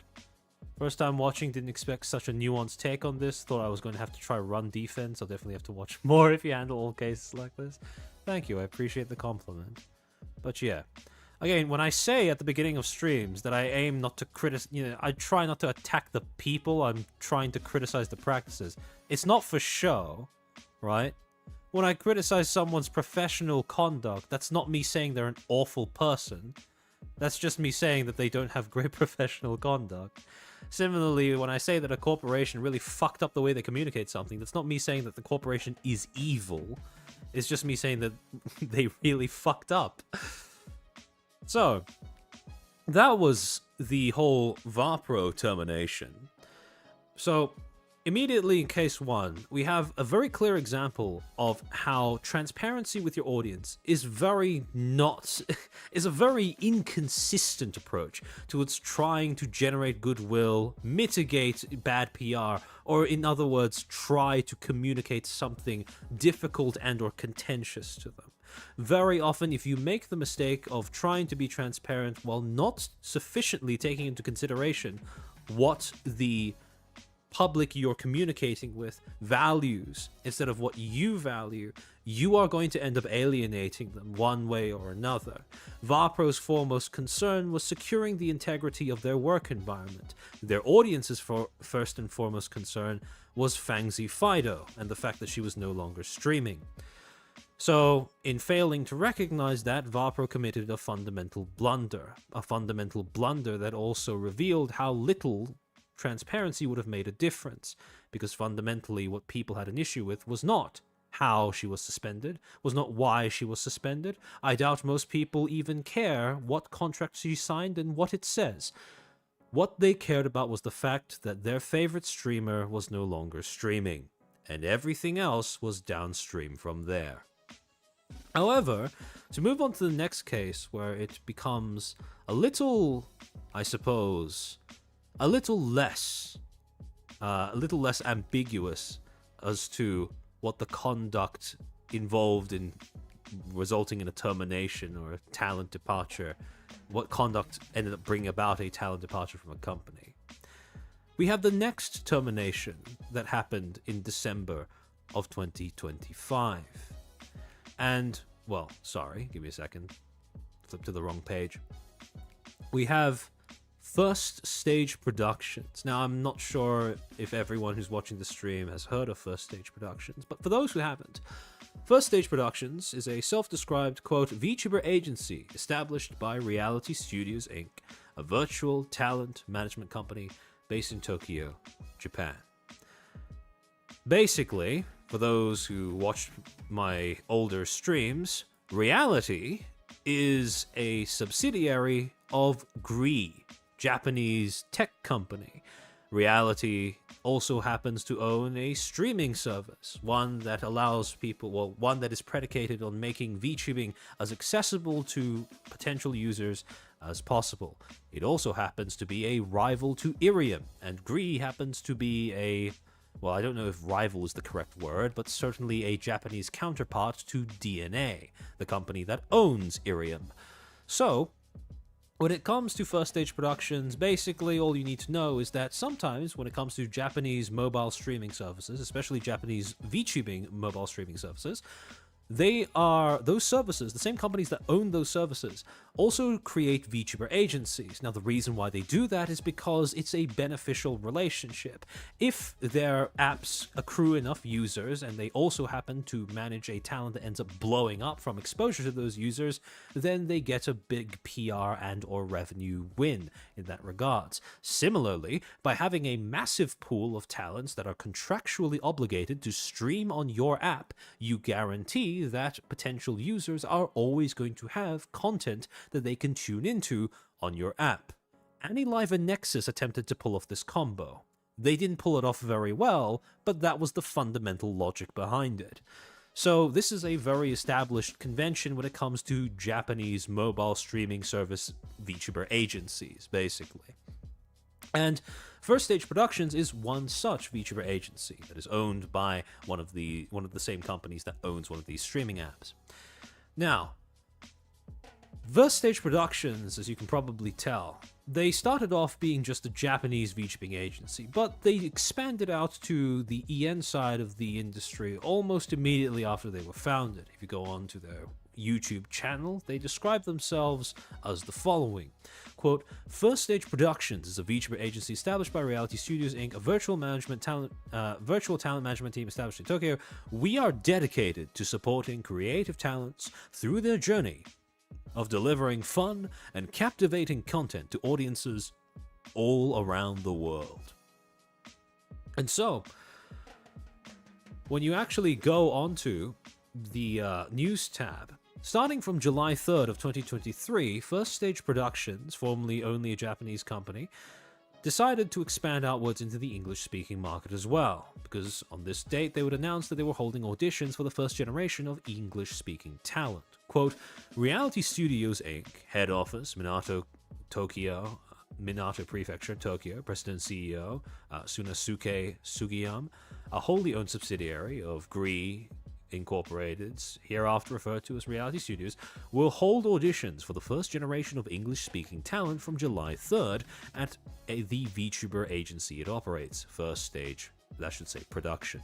About First Stage Production, this is a VTuber agency that discovers talents who love entertainment and continue to grow with their fascinating personalities and talents. Of the 7 first-generation talents who will debut in March of 2023, Amama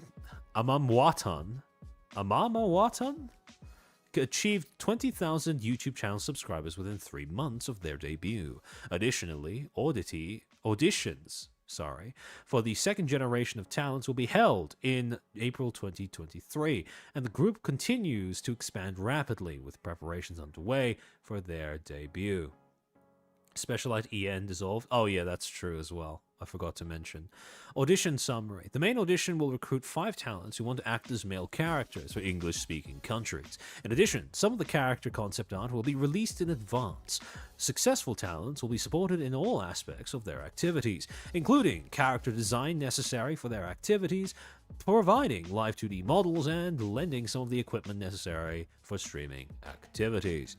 And then they list out the recruitment period as well as the requirements for applying underneath. Fast forward to January 19th of 2024, and this first generation would be formally announced. First Stage Production announces debut of first EN generation of male VTubers, Avalum. VTuber agency First Agency Productions, operated by Reality Studios Inc., headquarters in Minato Prefecture, Tokyo, announced the debut of its first English speaker-oriented male VTuber group, Avalum. And then they list out the stream, the debut dates, as well as a graphic depicting all of the 5 members of Avalum and their names. Now, for a Japanese company, managing to stick that first generation is a pretty big achievement when penetrating into a new market. And this would prove to be a rather successful venture, because in November 8th of 2024 and October 17th of 2025, First Stage Productions would announce the debut of 2 more generations under its EN branch as well. The second generation being announced on November 8th, being called Ravenous. Quote, Ravenous VTuber debut announcement. Please welcome our second generation VTuber group, Ravenous. Meet the members, and they list all their names out, as well as linking to a debut teaser posted on the official First Stage Production. I keep trying. I have to resist the urge to say VSPO when I say First Stage Productions. I don't know why. I think they just sound similar in my head. But yeah, on the official FSP YouTube channel. Then October 17th, quote, Lamentus VTuber debut announcement. Please welcome our third generation VTuber group, Lamentus. Meet the members. Then again, listing all of them out, as well as linking to the debut teaser on the official channel. Now, all of this is well and good, right? Being able to stick generations, being able to debut more talents is always a sign that you are presumably, you are presumably a company with ambitions, with the ability to expand, etc., etc. FSPEN has been a huge success, but if you never watch Penis Havers, you'd never know. That is true. That is true. I mean, I'm not going to pretend like FSP is my cup of tea. But if that is your thing, then good for you. But also, when it comes to, again, when it comes to setting up a presence in a new market, right? What you want to do is establish your presence there and then start trying to debut new talent, I assume. Once you have a foothold, if your first few generations seem to be doing well, obviously you're going to want to start looking to debut more talents. And it did seem like FSP was doing exactly that. However, the next milestone for the branch's success would come in the form of an announcement made on November 5th of 2025 that stated the following.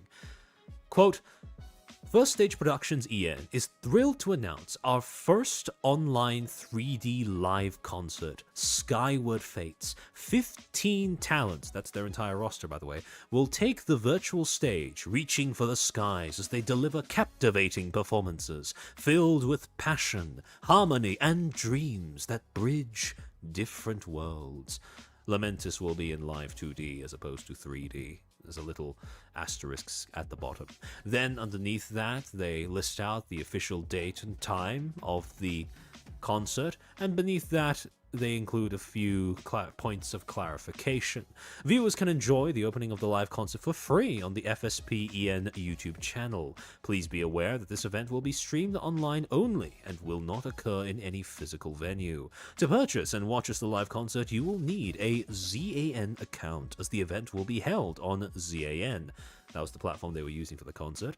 Keep in mind that tickets are non-refundable in the event of a sudden cast change. After the live concert concludes, ticket purchasers will have access to the archive stream, so you can enjoy the event at your own pace. Feel free to watch the archive stream as many times as you wish until the viewing period concludes. Please note that the archive stream will no longer be available once the viewing period has ended. And so, at the beginning of November of 2025, First Stage Productions EN was looking like an absolute success story. Just under 2 years in, and they had managed to stick a full 3 generations, each containing 5 individual talents, and they were about to have their first company-wide live 3D concert.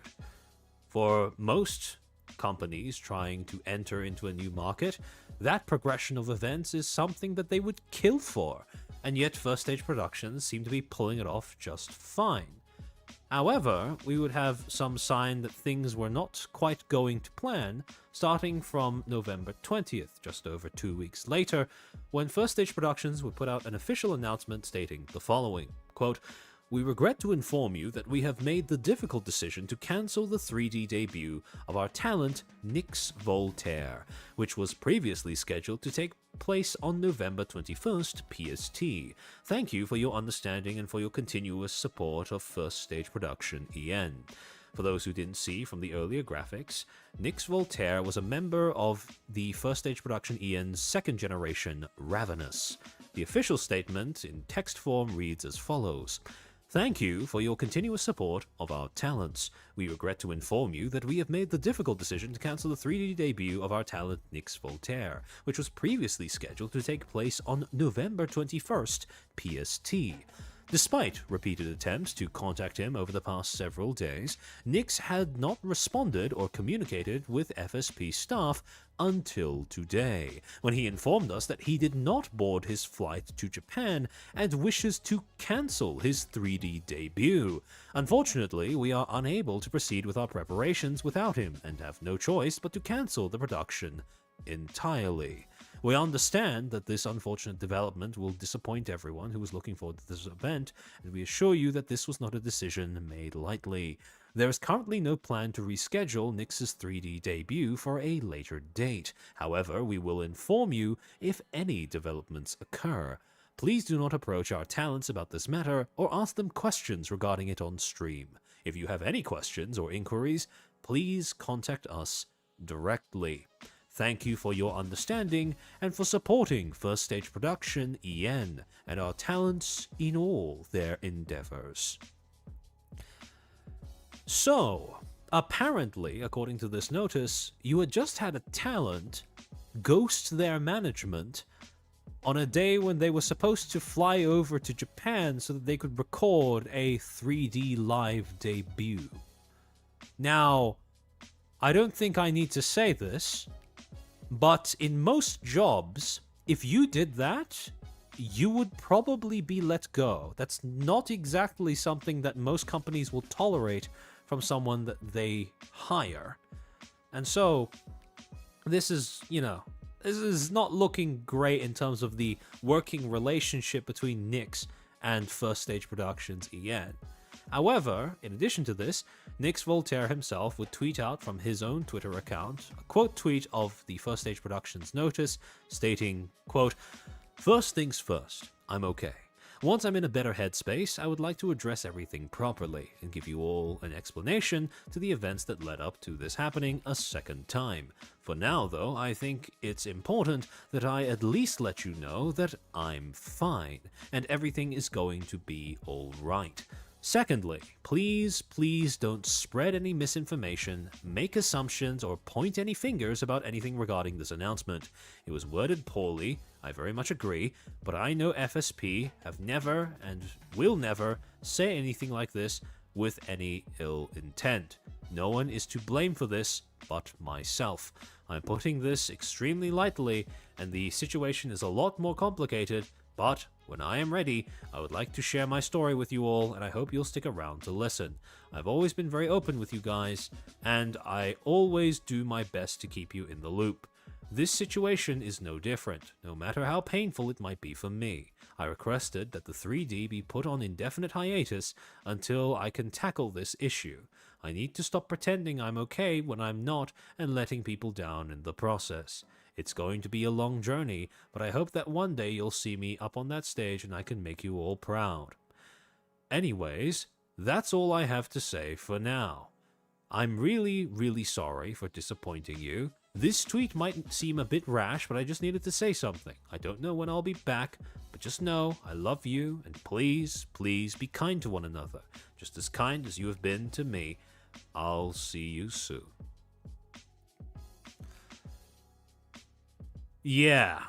So, a little bit of a tonal mismatch between the last portion, well, second last paragraph where he says, I requested that the 3D be put on indefinite hiatus, versus what was said in the official notice from the company saying there are no plans to reschedule the 3D live. So immediately having that little contradiction between those two statements does not exactly paint the best picture of the current state of the relationship between Nyx and First Stage Productions. On top of that, there is also the point of, well, in this particular case, him saying that, this happened because he was going through something mentally and as a result ended up letting down people, presumably the company, when he didn't notify them that he wasn't going to be able to board the flight. So already it's not exactly looking great in terms of the amount of compatibility between what he's saying in terms of making it sound like something that's just going to be rescheduled for later on down the line versus what the company's saying in terms of, well, this seems to be a pretty major professional fuck up, basically. Yeah, it sounded, the company very much made it sound like they straight up cancelled the 3D in a permanent manner too, which means that they said explicitly no plans for rescheduling. So, yeah. Also, Murray, good that you point that out. He says, give you all an explanation for events that led to this happening a second time, which implies, for those of us who have not been keeping up with First Stage Productions, that this is not the first time that something along this line has happened. Something along these lines has happened. And missing one flight, which potentially inhibits your ability to perform your job as a corporate VTuber, your company sets up the ability to do a live, some sort of 3D live production, and you don't end up showing up because you fail to board the flight. That happening one time is severe, but I could see a company moving past that. If it happens for the second time, at that point, I really don't see any conclusion besides the company deciding you are some sort of liability to being able to, continue to do your job. So, for that reason, it does not seem great right up until now. And, well, things would become good deal clearer starting on November 28th, so just over a week later, when First Stage Productions would put out a second statement clarifying that Nix Voltaire would not only be missing from his own live 3D debut, but missing from the upcoming live 3D concert on top of that. Quote, "Thank you for your continuous support of our talents. We regret to inform you that our talent, Nix Voltaire, will not be participating in our upcoming 3D live concert, Skyward Fates, on December 13th, PST, or in the associated meet and greet events, scheduled for December 5th to 8th, PST. Thank you for your understanding and for supporting First Stage Production and our talents in all of their endeavors. Thank you for your continued support of our talents. We regret to inform you, etc., etc. As such, all tickets purchased for Nix Voltaire's meet and greet will be refunded in the coming days. While we understand that fans were looking forward to these events, we would like to remind you to please not approach our talents about this matter, or ask them questions regarding it on stream.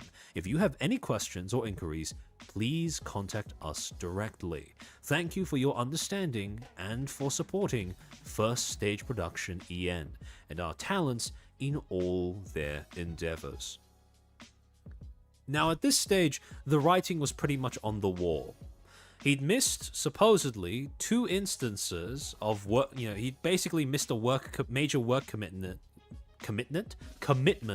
2 times, apparently. And at this stage, First Stage Productions was beginning to remove him from future appearances in their upcoming events. It seemed like, just as a bystander in this, I don't think I would have held my breath regarding what the likely outcome of all of this would have been. However, on December 21st, 2025, a user on Twitter by the name of IXII, or username IXIIIIXI, I should say the underscores as well, underscore IXII, underscore IIXI, underscore, would end up posting a 3-minute, 23-second audio recording claiming that he was indeed Nix Voltaire and that he had been, without his knowledge, terminated from the company. Hold on, give me a second. Well, they removed him from the event because he didn't go to Japan to record it. That is true.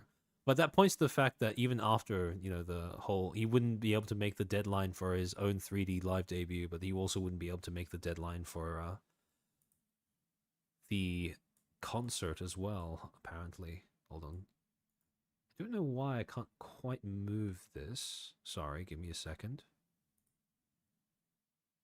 Alright. Let me see if this plays.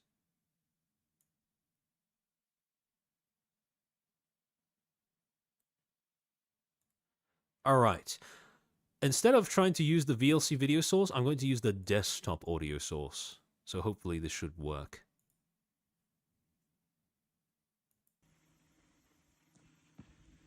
Hello, everyone. Is that audible to you guys?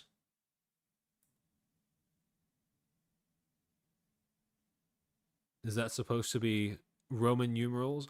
Well, I don't think so, because there are eyes on either side of the X, with no space in between.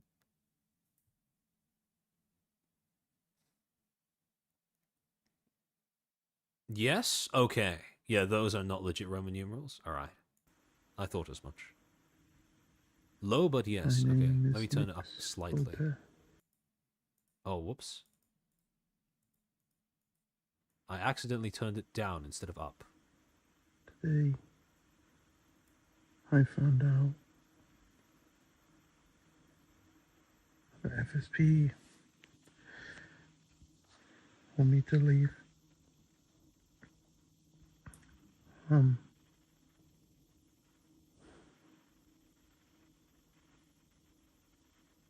Before anything happens, I want you guys to know that they cancelled the meet and greet.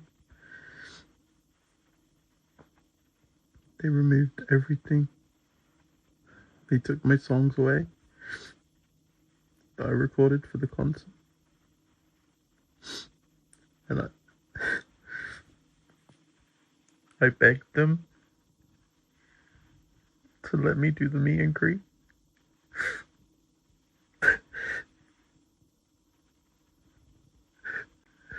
That was all I wanted. And they took it away from me.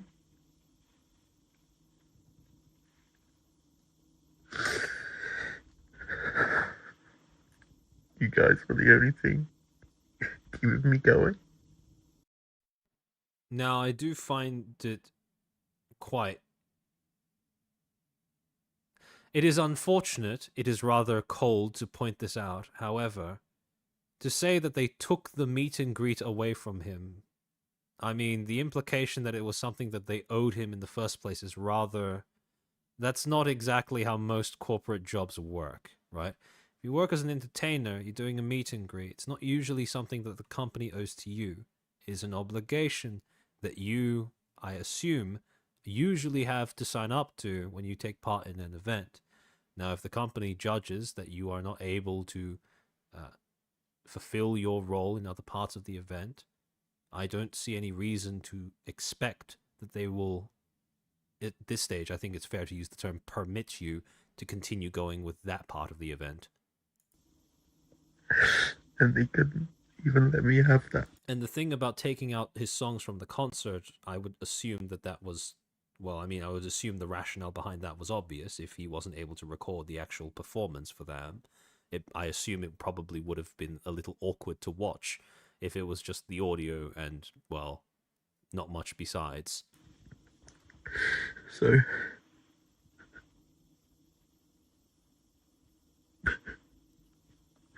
I need to let you know that. And whatever happens, just know that I love you guys so much. I'm sorry.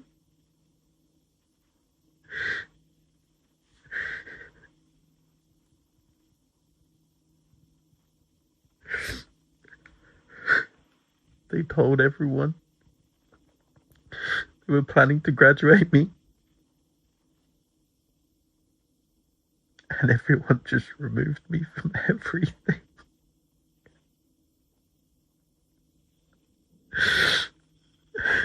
No one said anything to me. This is a rather interesting quirk of VTubing, by extension of it being not just an entertainment industry, but a parasocial entertainment industry. One where the assumption is that the entertainers that all work under one corporate banner are friends as well as co-workers.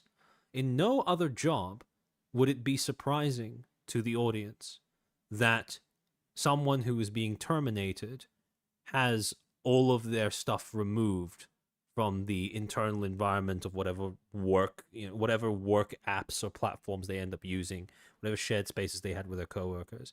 No other job in any other industry would it be surprising that someone who is being terminated from said job essentially has all of their stuff put into a bag and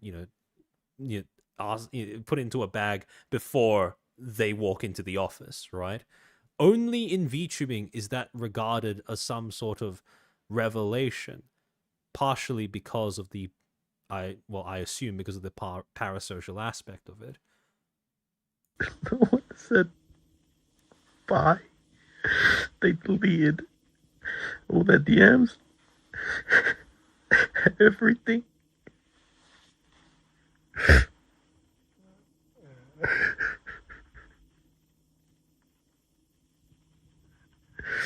I've been left on my own this entire whole month. Yeah, that is a good point, Winscene. The fact that they wanted to graduate him is more than what I expected them to do. I feel much the same.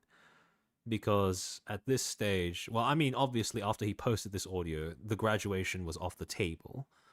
But at the same time, I'm assuming that at this point, the work relationship has deteriorated to the point where it's no longer possible moving forward.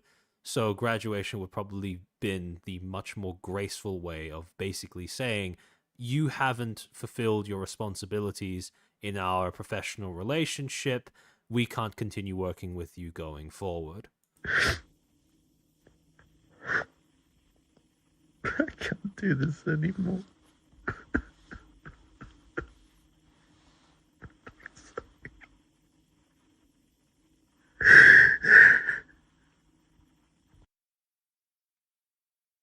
And that is the end of the 3-minute audio that was posted onto the account's profile. However, after this, after this, the account would then follow up by making 2 more posts, further elaborating on what was described as the circumstances surrounding the supposed graduation. Quote, "I am with people and I am okay." With the way that he ended off that previous recording, I could understand why some were worried after hearing that. I have a lot of things to say and it's not pretty. Please give me some time to gather my thoughts. I warned them this was going to happen, and no one took it seriously the week leading up to my flight. I didn't just decide to not turn up and ghost them for weeks. It was a couple of days. I offered to pay for the flight and to even do the entire meet and greet for free so that they could recoup as much money as they could. It fell on deaf ears no matter how much I pleaded. The reason? They thought I was going to use that time meeting you to shit talk the company. I am not fucking joking.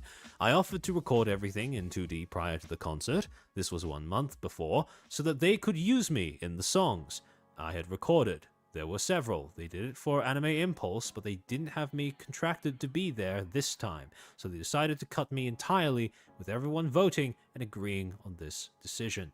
Whole songs, in JP even, removed. That's what management told me. For the record, I didn't watch the concert, not because I didn't want to, even though I was upset, but they never even bothered to give me a link or copy.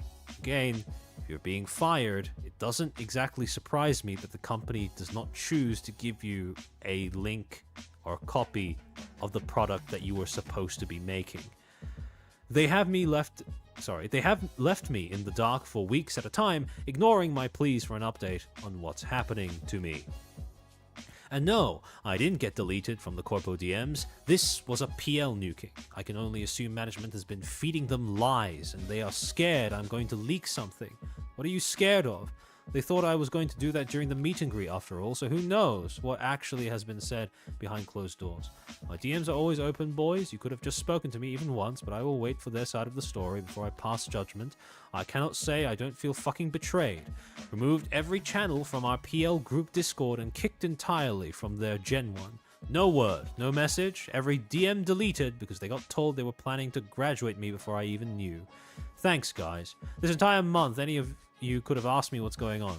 Thankfully, Purple Heart and Orange Heart did. They kept me sane for this and many times before. Support them to the ends of the earth. There is so much more to this. It gets worse. I'll be going over everything that led up to this when I have the time, but I need to clear the air on some of these things now. I plan to kill myself over this shit back in September, which they knew about, plus my health issues since day one. And all they wanted to know was when I was coming back and that you better not miss it this time, and they thought it was going to be okay. But that's another story. Cancel your Knicks memberships, refund your Knicks merch, do not give them a single penny more than for anything to do with Knicks Voltaire. I asked them to do this, but they said they can't, so please save your money. They used the word cult many times to tell us how to act and to treat you guys and what kind of community they want to cultivate. Don't fall for the performative bullshit. They knew this before the Xmas merch dropped. By the way, just think about that for a second. Merry fucking Christmas. So this is never going to be anything but a termination after this post was made. However, that being said, technically the third paragraph does raise a few eyebrows. First, I warned them this was going to happen, no one took it seriously, the week leading up to my flight. I didn't just decide to not turn up and ghost them for weeks, it was just a couple of days. It didn't have to be a couple of weeks. I think a couple of days was bad enough. However, on top of that, In the previous post, which this account is not attempted to refute, it was stated that this was the second time that a similar event had happened. At that stage, I don't think you can really say, I warned the company this would happen and it didn't happen. It's like going up to your manager at any other job in any other industry and saying, look, I'm warning you, I can't do my job, and expecting them not to take you at your word and conclude you can't do your job. So, thing is, again, VTubing is an entertainment industry. It is an entertainment industry that has a strong foundation in parasocial relationships, but it is still an industry. If you work as a corporate VTuber, you have contractual obligations in order to essentially hold up your end of the bargain. If they need you for an event that is company-wide, it is probably going to be assumed that you are going to be able to make the event. One time, perhaps forgivable. Second time, you're really stretching it. Second time, and without sufficient notice, you are most definitely asking to be terminated from your job. And then the second thing. I offered to record everything in 2D prior to the concert so they could use me in the songs I had recorded. This rather obviously glosses over the fact that if they were to do that, use these 2D recordings, then it would look rather out of place, presumably. Now, they did say that the concert would involve 2D live recordings from their third generation. So technically speaking, depending on how they end up arranging the performances, it probably would have been possible for them to come to some sort of last-minute adjustment that would make it as little of an eyesore as possible. However, yet again, the lack of notice significantly inhibits both the justification and the ability for the company to pivot around Nyx's absence, which, yet again, is not a remark on his character, but it is one on his ability to work professionally with this company. And it is precisely because of the second that I don't think it should have been a surprise to anyone that after this entire event transpired, he probably wasn't going to continue being a talent at this company. Whole songs in JP even removed. They cut me entirely with everyone voting and agreeing on this decision. It is not surprising that supposedly everyone else voted on this decision, because I would assume many other adjustments would have had to been made, would have had to have been made in the preparation process because of this sudden and unforewarned absence. So I very much doubt that the other talents would have been in the mood to bend over backwards to accommodate this sudden request. However, bringing this up in this post as well is, I can't help but notice, a little pointed. I can't help but notice the fact that throughout this paragraph and the subsequent ones, where Nyx goes on to say, I feel fucking betrayed, and no word, no message, every group DM deleted because they got told they were going to graduate me, along with all of the rhetorical questions that were aimed supposedly at the other talent. What are you scared of, etc., etc. This comes off very antagonistic. And in the same vein as when I said that talents who remain at a corporation after someone has been terminated or graduated shouldn't badmouth the talent who just left, I also think that it is a very poorly thought out move to try and start beef with the talents that you left behind at a corporation if nothing has been said yet, either by the corporation itself, any talent that remains, or you previously to this incident. This was a very poorly thought out move because it essentially ran the risk of stirring up antagonistic responses towards the other talents before any sort of notification, any sort of formal termination statement had been issued by the company. So it comes off entirely unprovoked. If this was an appeal to sympathy, well, I can't imagine that it was a very effective one, all things considered and fully in context. And the only reason that it did receive the sympathy that it got, I view as being a side effect of the privilege afforded to people by this industry's very nature. Hey, man. It would be funny if the 2D talent is a cardboard cutout that can be carried by the other 3D talents. If that was the case, it probably would have been funny. But I also imagine that after having that sudden absence, people would not be in the mood to make jokes in that vein. He knew the responsibilities the job entailed and he gladly accepted the salary. He needs to do his job. Exactly. Again, contracts go both ways. Yes, the company owes you pay, but you are also assumed to have certain obligations in return for that pay. Now, in VTubing, it's a little different, because instead of the company hiring the talent, technically you can make the argument that it's the talent hiring the company, because they, in the case that there is a revenue split, the talent essentially pays the company in order to provide them with support. That being said, if the company does provide that support, then it is expected that the talent will fulfill their obligations. And in this particular case, it does not appear as if the talent in question fulfilled the professional obligations. However, one last post before some official response came from VSPEN, where Nick stated, "I have one last thing to say for now on a more positive note. In the next week or two, I will set up an email and Discord account. Anyone that bought a ticket to the meet and greet, if you send me a screenshot of your ticket, email confirmation, you can speak to me for 5 minutes for free. Whether you bought 1, 2, or 5 minutes, I don't care. I'll give you the time. Hold on to the email." Quite generous. Now, the only thing that I do think was a pretty valid public service announcement here was Nick stating that supposedly he had asked them to cancel. Supposedly he had asked them to. Let me find it in the paragraph. My eyes are starting to cross.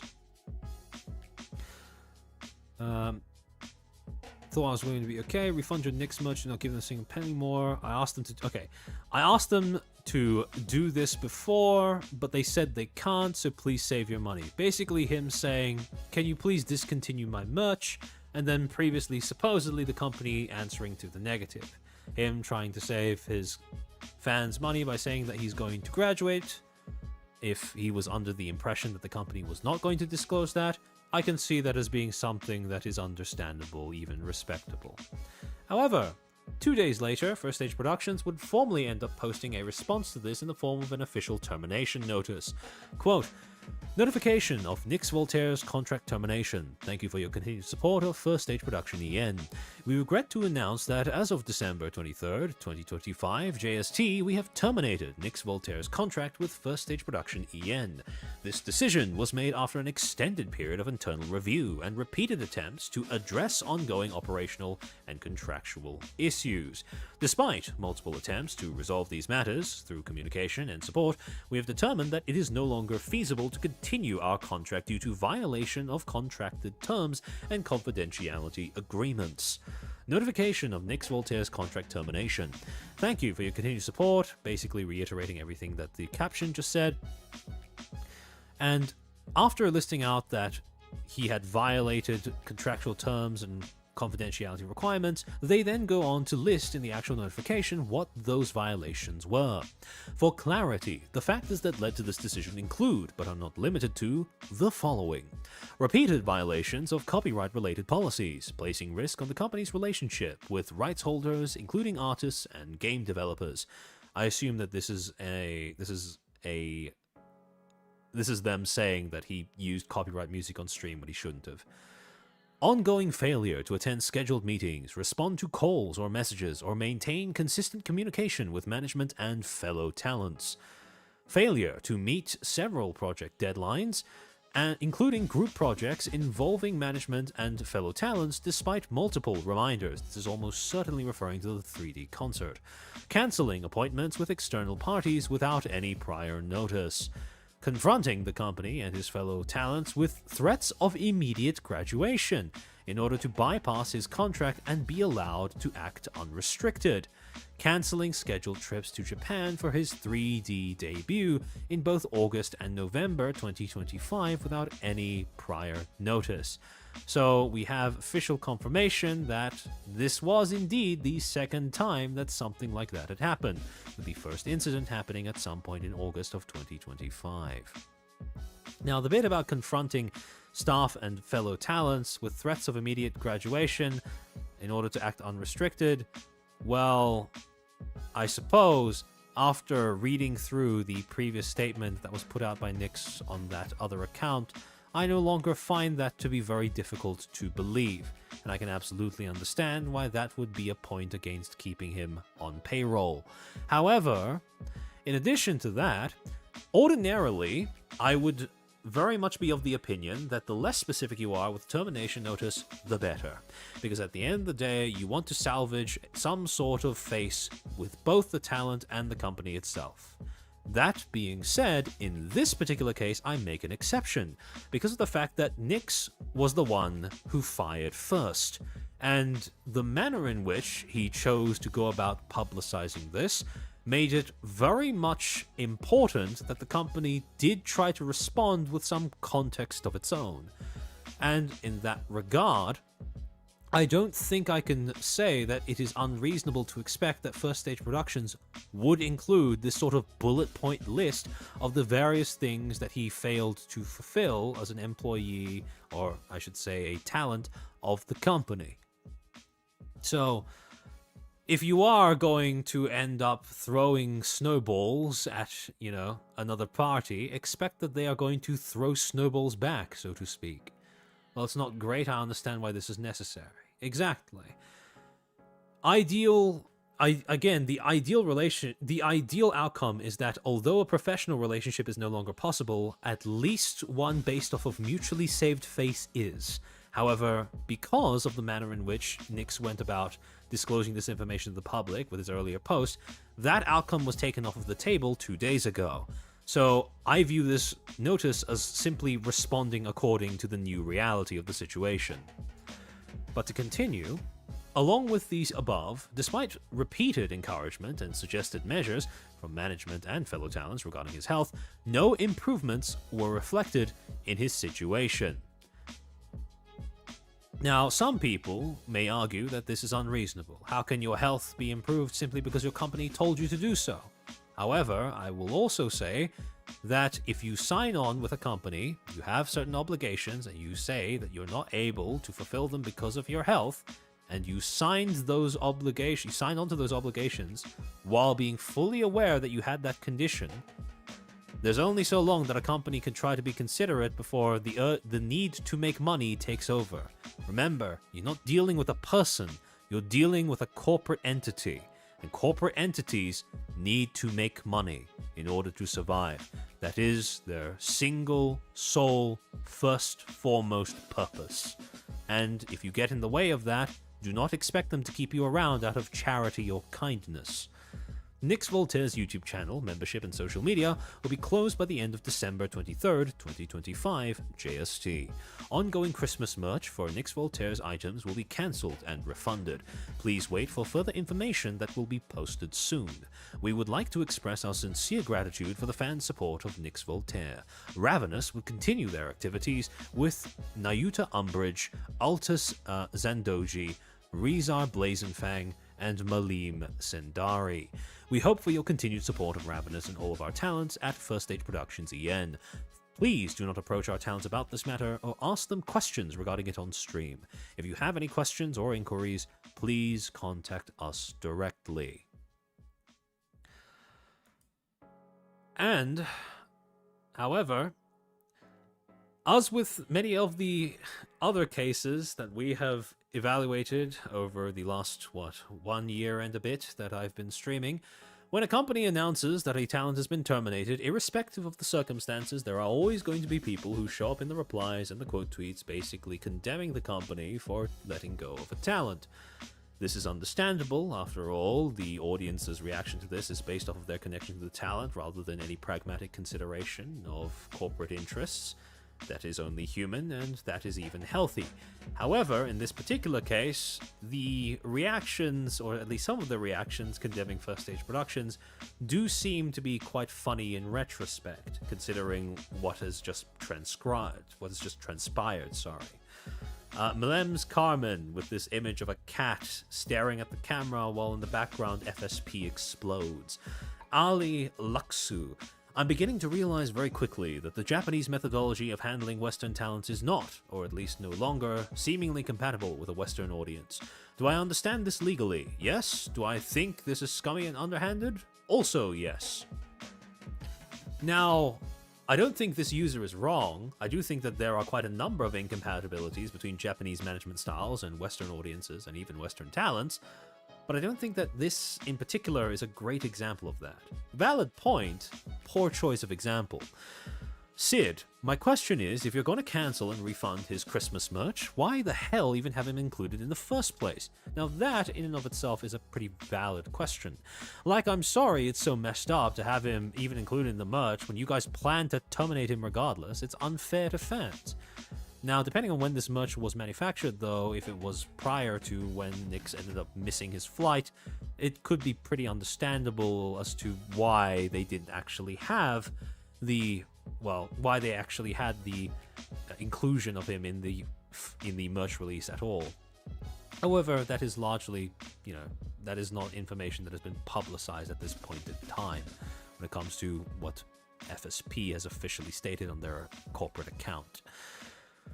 333 says, can we denormalize Japanese companies listing off all the reasons why they're firing someone? It's so unnecessary. Again, ordinarily, I would be very much in agreement with this sentiment. However, in this particular instance, I make an exception, because this is a response. This is not an attempt. Well, this is not the first time that the public is hearing about the fact that Nyx is leaving.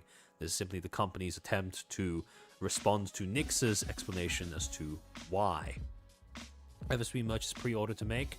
Okay, that makes sense.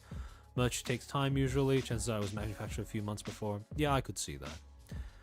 Sid's question at the least seems reasonable, asking for a refund on merch. Oh yeah, no, absolutely. That is the only question out of these three that I think fit both in context and in isolation as well. However, in addition to these posts that were condemning the company for this termination, there were, however, others who were speaking up in order to try and validate the company's response to Nyx's what can only be described as an outburst earlier on. For example, a user by the name of Rednu, or Twitch streamer by the name of Rednu, who stated and provided some form of receipts that he was indeed someone who had also auditioned for auditioned to be a member of First Stage Productions Gen 2, stating, quote, I doubt it would change any fan's mind, but for anyone covering this topic, I auditioned and interviewed for this role. Specifically, not just Ravenous, but I assume by that he means Nyx Voltaire. The application questionnaire asks if you have a valid ID or passport. The interview I had included questions regarding ability to travel to Japan. I would be surprised if his contract didn't include obligations to travel, since accepting the role likely means going to Japan shortly after hire in order to record the group debut song. And if it does, I think a large part of that responsibility regarding Nyx's phobia of flight lands on him. If you are signing the contract, you are committing to taking measures to meet these obligations. First Stage Productions perhaps could have handled it differently, and perhaps shouldn't have hired him, but he's not blameless. Also, listing reasons to terminate is necessary, since Nyx made this incident public initially. And Rednu, in the replies to his tweet, did include a screenshot of his email inbox that showed an exchange, or a series of exchanges, between him and First Stage Production staff regarding interviews for the role. Now, this pretty much confirms that Nyx should have been fully aware of the fact that flying to Japan was going to be an obligation of the job. If he was not able to do that, then he shouldn't have signed the contract. Because once he signed the contract while being aware of that fact, you really can't attribute the responsibility for that decision to the company alone. At the very least, both parties are culpable. But in my opinion, Nyx is significantly more so than the company in this particular incident. Yeah, that is a pretty damning indictment. Because, again, if they're saying this in the interview stage, you have plenty of warning as an actual talent. Because by the time you actually start streaming under their banner, it is more than reasonable to assume that you have been informed that this is an expectation made of a talent. However, this is just essentially the word of the company and a third party coming in from the outside to provide more context. However, the talents themselves, the remaining talents at First Stage Productions EN, would also end up commenting on this overall situation. Now, again, I stand by the assertion that having talents talk about anything to do with professional disputes between company and other talent is a very, very bad idea. However, yet again, in this particular incident, there are extenuating circumstances. First, the manner in which the remaining talents commented on the situation. Because none of them set up dedicated streams purely to talk about this. They just set aside segments in the middle of streams that they had already scheduled for other things. So as a result of that, I can kind of understand if, you have some people showing up in chat asking you about it. Because yes, the notice did say, don't ask our talents about it, but some people are going to do it anyways. In that regard, I can understand why they would make that decision. I don't like it, but then again, I have a hard time pretending like I don't understand where this comes from. On top of that, yet again, Nyx also fired first by saying that he felt so betrayed by all of the other talents, and that only 2 of them ever bothered to reach out to him, and what were they scared of, etc., etc. Now, do I think it probably would have been the wiser move to simply starve all of that of oxygen by not responding at all? Yes. But then and again, I'm not going to be too unrealistic in terms of how I expect people to respond to as obvious a challenge as that. So, going to go through these 2 clips that basically compiled each of the talent statements regarding the situation. Hold on, give me a second. Let me pull them up on my end.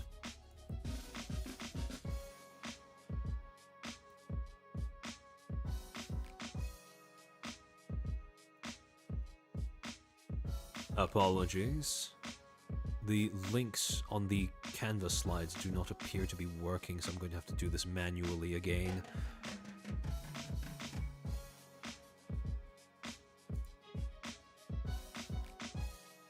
Alright.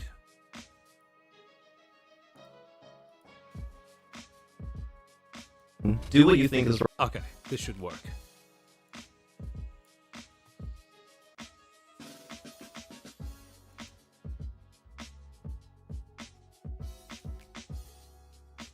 Don't ask our talents. Don't ask our talents, people are going to do so anyways? Yes. However, it is still possible to simply ignore them, and if you have moderators in your chat, they can do that for you. However, again, like I said, in this particular case, because of the fact that Nyx fired first, I find it very difficult to simply condemn the talents for at least clarifying what's going on. And this is also, by the way, part of the reason why I put so much time into separating the 3 categories of active responses. Because one of the things that becomes notable, the more of these talent responses to the situations you end up seeing, is that they do not actually go into the 3rd category of attacking or condemning a talent departure. In fact, they stick rather closely to only defending the company and trying to placate their audience.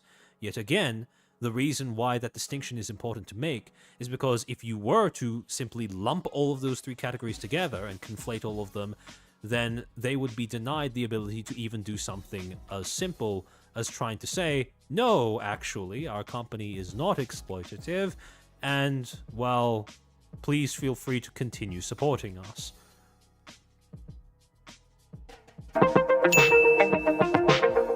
think we should probably talk about the recent news. I really appreciate if everyone could listen. I have a lot of things to say, and I would like to share them with you. But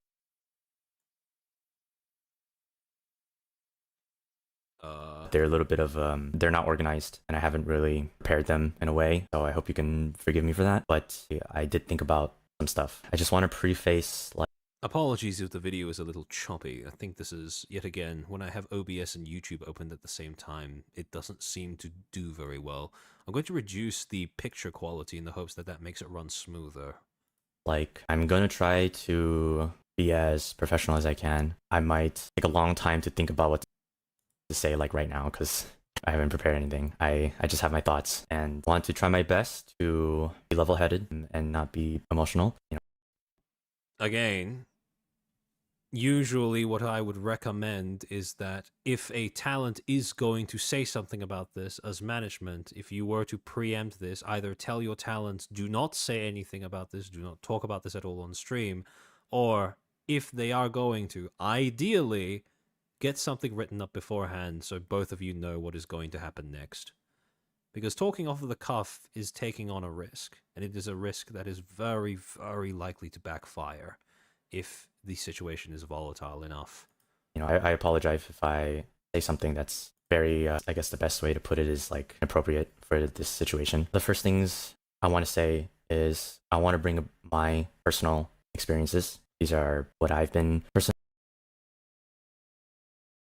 affected by in terms of everything, and just like I want to talk about that. I don't condone any sort of hatred or any form of harassment. To be honest, you guys should not do anything. I very much prefer you guys did nothing. I feel the need though for myself to put this out there. I really do appreciate just to have a listening ear. Whatever your beliefs may be, or that is your own, and I can respect that. Please do not use it. Venmaru, the answer is because VTuber, unfortunately. As a way to attack or harass is my most important thing. I'm going to say for the Ravenous 1-year anniversary week around that time with the relay and the collab, the karaoke relay and collab that week, it was very close to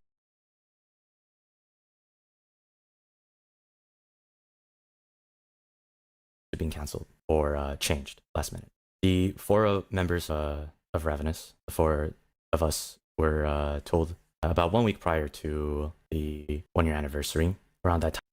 Sherlock, the reason why I'm not applying that same idea to this response is because, very simply, these talents were not the ones who made the decision to make the situation public.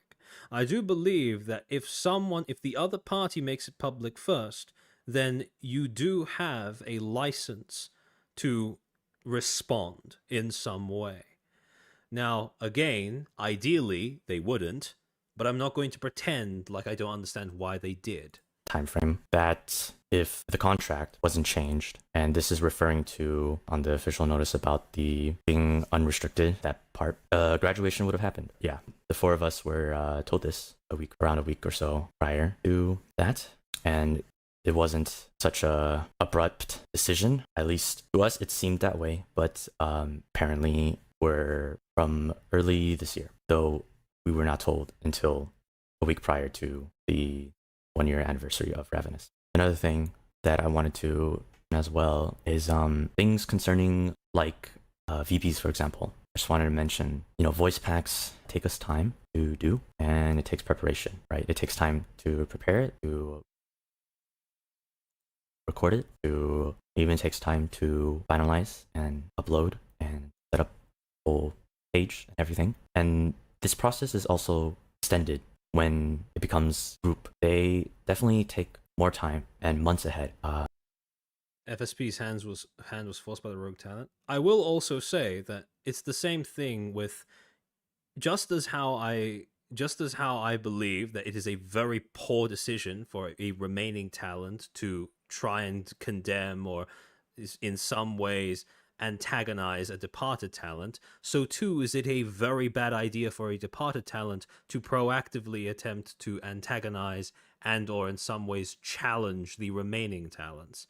If you go and say, what are you scared of? I feel betrayed. where, you never reached out to me, etc., etc., directed at your prior coworkers, I don't really know if you can reasonably expect that they're not going to have some sort of response.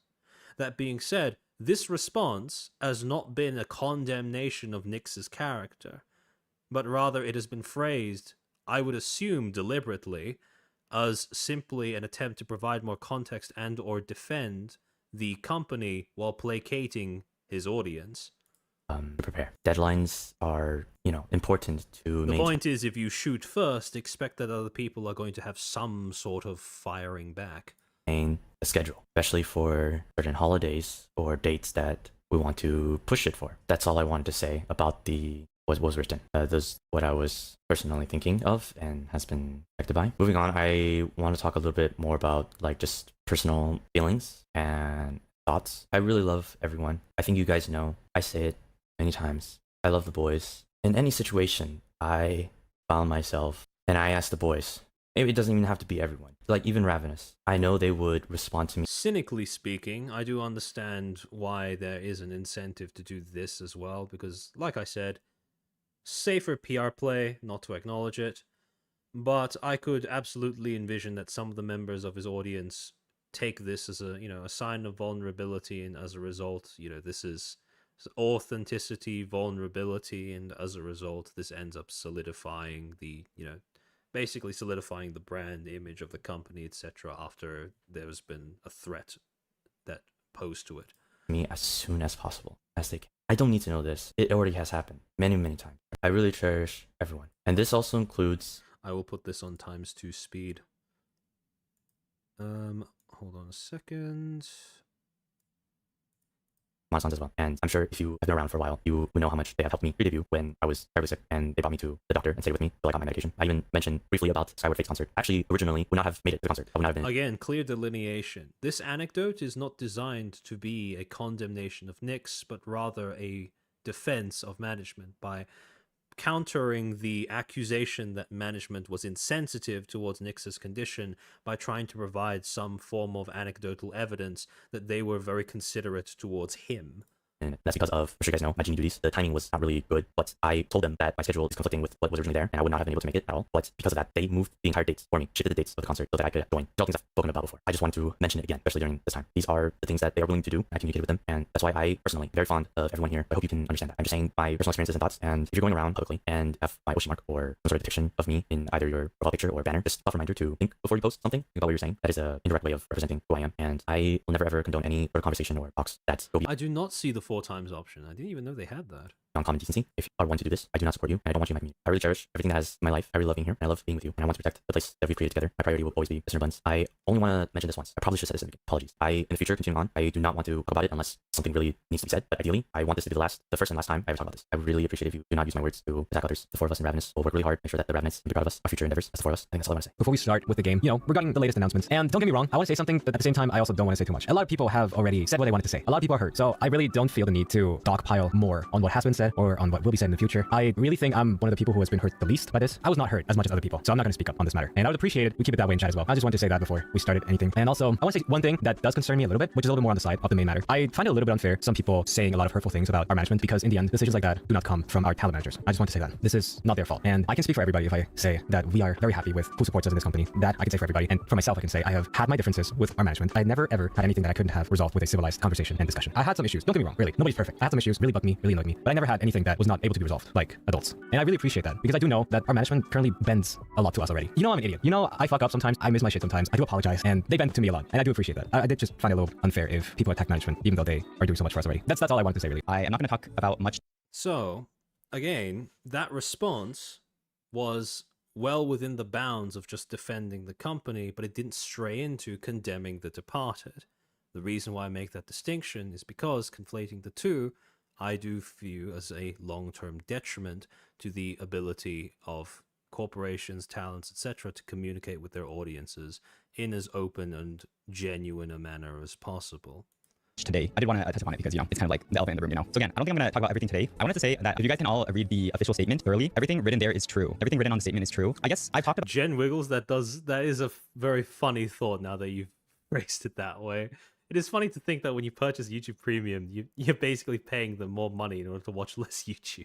About this before in the past. At least I've talked about this. You guys can see it too. I've talked about it in the That's past. truly the mind of the consumer. I have more videos consumed than things I've actually taken the time to watch. Like, at that point, what are you doing? Too. Hey, why is everyone here? I just want to say my part a bit. That. Fuck. Sorry, I'm. It's just emotions building up. I just wanted to say my voice where I have always been grateful for. I just want to say that I have always and will continue to be very grateful for the company that I'm in. The company for me has been nothing but supportive. I mean, you guys can see there's been so much opportunities that I've been able to, achieve. So there's been so many great things that has happened in the past year, and I couldn't have done it without the company. In any case, when I'm in a tough spot or if anything happens, they've always checked in. We've always talked it out, and it made me really sad seeing so many hateful stuff towards the talents in the company. It's just really sad and unfortunate how things have been the past while. There is one thing that I kind of did want to mention is that I have seen a couple of posts here and there about how the company hasn't accommodated in certain trips, but I do know for a fact that, sorry, I don't have anything in front of me right now, so my thoughts and my speech is a little bit all over the place. But I do know that the company was trying their best. Again, I am begging all corporate talents, if you're ever going to comment on a controversy like this, I understand wanting to go off the cuff. I really do. I get that you want to be authentic and vulnerable and personal with your audience. But please, at least consider jotting down a few notes beforehand so you know what's going to come out of your mouth before it does. To accommodate for anything, and the orders of the 3D debuts too. Riser was supposed to be second, and then it was supposed to be me third, Malin fourth, and then Altus was supposed to be the last. But the company accommodated it, well, pushed their 3D date towards the end. And I just feel like there's been so much effort that the company has tried to do that people don't know of. This is my personal thoughts, but I really, really am grateful for FSP and everything that they've done for us. Again, I just want everyone to go back to the statement, and if you could please take your time and read the whole statement, I would appreciate it. Maybe sometime this week, I might talk about my feelings a little bit more. But for now, I just want everyone to just have... Is this too fast? Are you guys not able to... are you able to pass what is actually being said? I might make it a little bit slower. Say 180.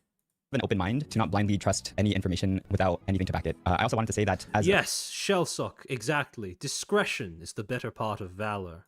Member of Ravenous, I hope you guys can still support me, Altis, Riser, and Mountain together. We will continue to do our best, I guess, doing what we do, and I hope you guys are here to stick around for that. Sorry, I wasn't planning to get too emotional, but freaking everyone decides to show in my chat. Bruh, truly, really love, the boys. I love the company, and I hope you guys can, see that, and I guess love it as much as I do. Is kind of weird, but you know what I mean. I know they're here to support me too, and I really appreciate it. I honestly really just wanted to do the stream because I felt like there was a lot of pits weeks that they needed to stream just as much as I did. For starters, regarding the situation, I just want to start by saying that as far as everything goes, I'm very sympathetic towards him and what he was going through. Regular pits weeks, I've got my own demons that I'm battling, and it's hard. I actually, full transparency, I don't have anybody that I'm like going to, or any kind of help like that. So there are some pretty rough days that can happen for me. So that's why I feel understanding for him. Not easy sometimes. If there are just some days where you really struggle to feel normal, at least I go through that. I can't really speak from anybody else's perspective other than my own, but I'd like to say that I have a pretty good idea of what it's like. Not exactly. It's probably a completely different situation, but the main gist of what I'm trying to lay out is that I get it. Where can't really, how do you say it? Can't really decide how. What's the best way to say it? Some days you're not yourself. At least that's how it is for me. And going off of that, I want to just say that like as much time as I've spent in FSP now, coming up on 2 years, I've seen a lot of Mane-san, and I've been with him for a very long time. And I want to just double down. There are probably people that are gonna be like, they might be mad at me for saying this, but I truly have never met, like, I'm gonna say they are my employers. They are basically like my boss. I've never met a group of people that have been more considerate towards what I go through. Again, the fact that he feels the need to say that speaks volumes about how people have basically conflated those two categories of active response, defending the company with condemning the departed. Yet again, there is a reason why I believe it is important to distinguish between those two things. One is not necessarily the other. Yes, there can be overlap, but in terms of how much he's taking pains to say, how much he's taking pains to avoid making this sound like a condemnation of Nyx, I think that this is one of the instances where making that distinction is very important when it comes to parsing what is being said.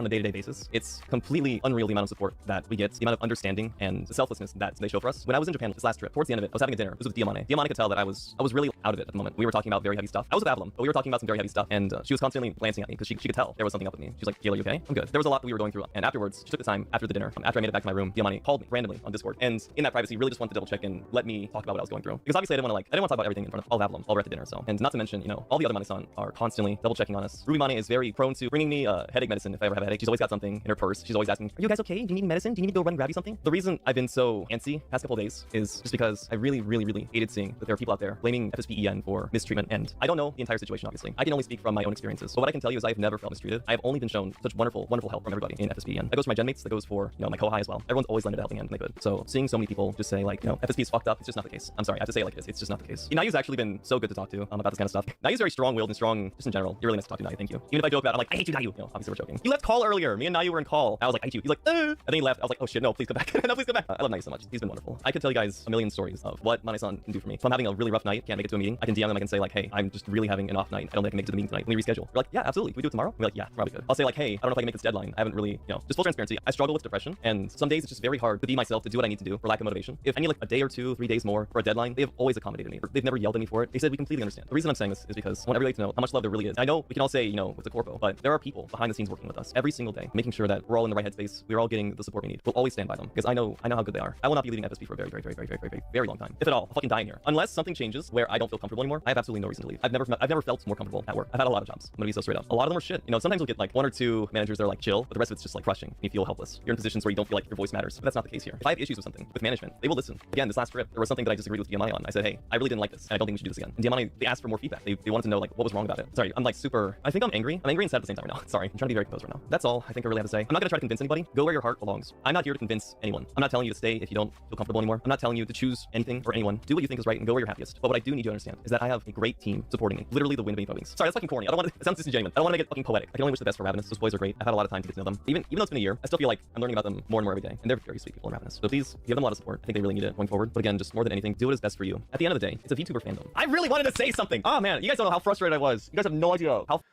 Being professional in an entertainment industry, Evo, you ask too much. Frustrated I was. If you have to make some adjustments, and I don't blame you. I know I've already seen a lot of people. They said like they don't feel comfortable right now. They don't know if they want to remain in the fandom anymore. And no matter what, even if you disagree why they feel that way, it's their freedom to be able to do what's best for themselves. I want to talk about something that's very difficult. I want to get serious for a second, and I want you to listen to me. And because I get very nervous when I get serious and I'm a total mess, I made sure to write a little thing myself so that I don't get lost, because I stumble upon my words and I circle around a lot. So I'm going to say this, and after you hear what I have to say, I ask you to please don't go out and defend me or harass anyone. Just wanted to make sure to say that at the beginning. So I do hope that in future, well, I mean, assuming of course that it is, assuming that something like this does happen a second time, which I'm sure, hopefully never does, but in the case that something like this does happen in future, I hope that whoever's in charge of FSPEN's management has some sort of protocol they establish after this to give their talents a room to vent about something that is not on stream. Because every single instance of this has started with, I want to say this for personal catharsis. And again, I'm not going to pretend I don't understand where that comes from, because Nyx did fire first. But it is, the more times you do it, the more of a liability it becomes. Eventually, you're not going to be able to roll a nat 20, and you're going to get fucked. oh, everyone By knows. something you say, no less, which is not ideal.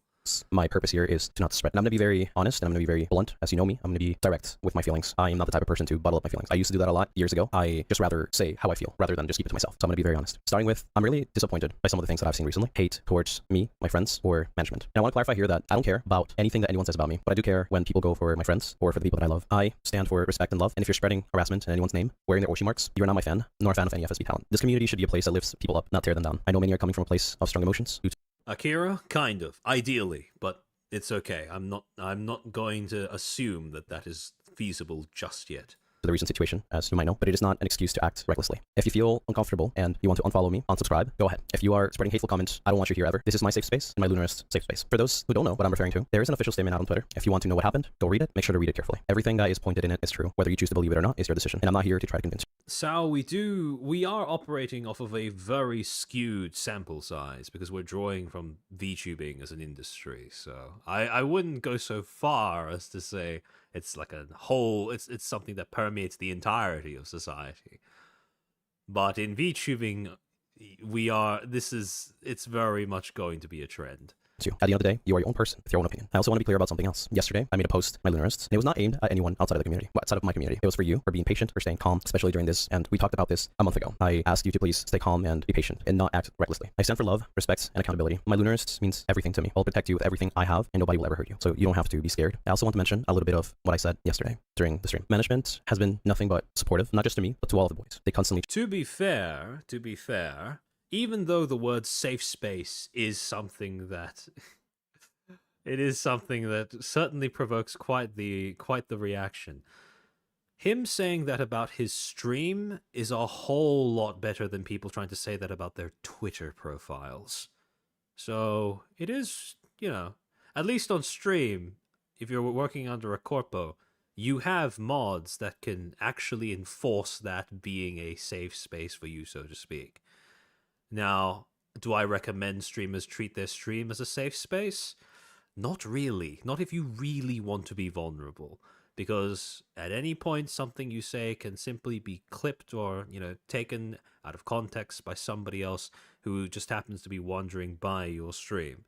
So, again, if it's for something really serious, I don't recommend it. But in this particular instance, perhaps my expectations have been lowered too much by what I've seen people do on Twitter. But this does not strike me as being nearly as bad as, well, the way that most people use Twitter. check on us, make sure we're okay, bring us medicine when we're not feeling well, pay for our food out of their own pocket when they don't have to. And I know I joked about it yesterday, but I think that's something that they do not have to do, but they do it because they want to. They listen to our concerns, they help us, they are reasonable, and genuinely go out of the way to make sure that we feel safe, we are cared for, and feel at home. It's those little things that stack up that make you feel cared for and in good hands. Even when sometimes I feel like we get babied a lot, but they are very good people and don't deserve any of this hatred. They work as hard as us, even staying up longer to set up all the events we've done this year. It really hurts me, and it breaks my heart to see Monisans tired and sleeping on the floor during rehearsals because they stayed up all night, making sure everything goes smoothly, and this is what they have to see. This is what we all have to see. It's very frustrating. And lastly, I want to ask you for something. Please do not interact with any hate. I know it's hard, and trust me, I understand how difficult it is. I'm a person with a very strong mind, and I can take a lot. So do not defend me, even if you see somebody talking or bad-mouthing me or anyone else. Do not interact with those. Do not act out of emotion, and do not give a platform to hatred. If you want to show your support, share fan arts, clips, videos. It is funny how making your spaces a dangerous space for the wrong kinds of people makes it much safer for you and others like you. The rule of, well, one of the rules of keeping a community wholesome and good is making it hostile to something that simply doesn't fit.